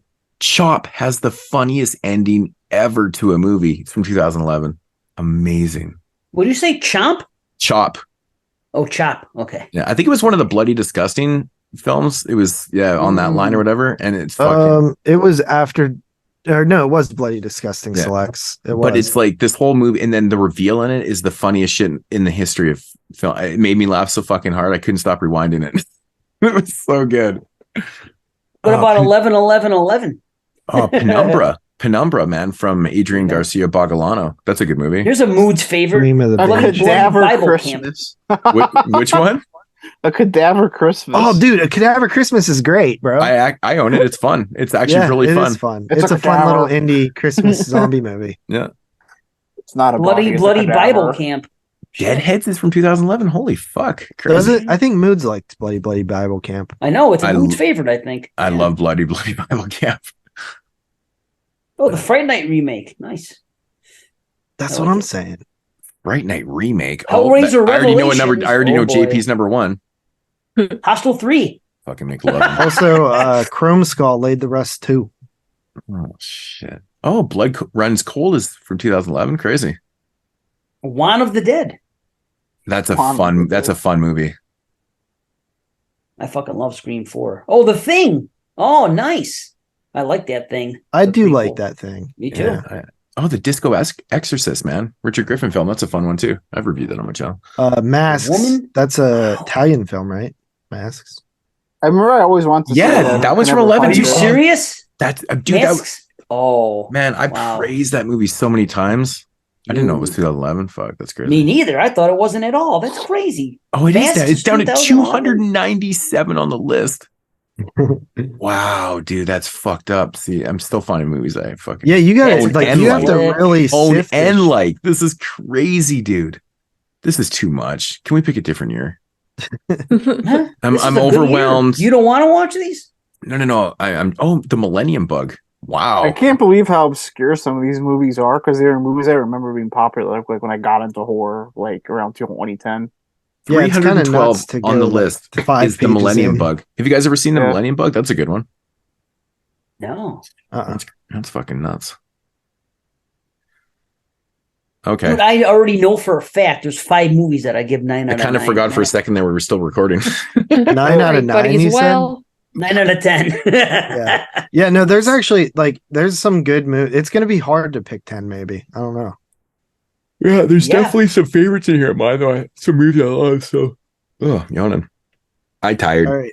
Well, I guess that's about it. That's 6 hours. Exactly where I wanted to be, which was be done by 11. So that's great. Yeah, that was 6 hours. So yeah, that's good. All right. Well, that's going to conclude the top 10 of 1980. Thank you, Tyler, Carly, and Mr. Dave Zee for coming on and joining us. That was amazing. And y'all going to be back for. What year was it? 2011. Oh my God. We just went through 300 movies and I forgot what year it was. I'm so dumb. I'm actually really excited to rewatch some of these. Me too. Yeah. I could watch The Taint any day. It's I watched a lot of these movies once, like probably around 2011. Definitely check out Penumbra. That's a good one from Bogalano. It's a good film. I've always wanted to see Megan Is Missing, so I guess I have it. Oh, dude, I love it. We're gonna have a conversation about that movie. I can do without it, man. Fuck. Oh, I watch it like once a year. That's a very polarizing movie. Like, there's people that say that's the worst fucking movie ever made. There's people that love it. The thing that pisses me off about that movie is that the acting is so bad in it, man. Oh, it drives me nuts, dude. I'm just saying, there's a scene where there is a child taking money from people to go into a party where there are literally like adults smoking crack. Right. Nice. All right, let's wrap it up. We are out of here. We'll check you guys in the next episode. I'm probably going to say it's going to be Zoology 2, Volume 2, right? Most likely, yeah. Is that what we're going to go with? And if it is, then it'll be dogs and then cats. I don't know. But we'll be back soon. Oh boy. Fucking name. Yeah. All right. We out of here. Deuces.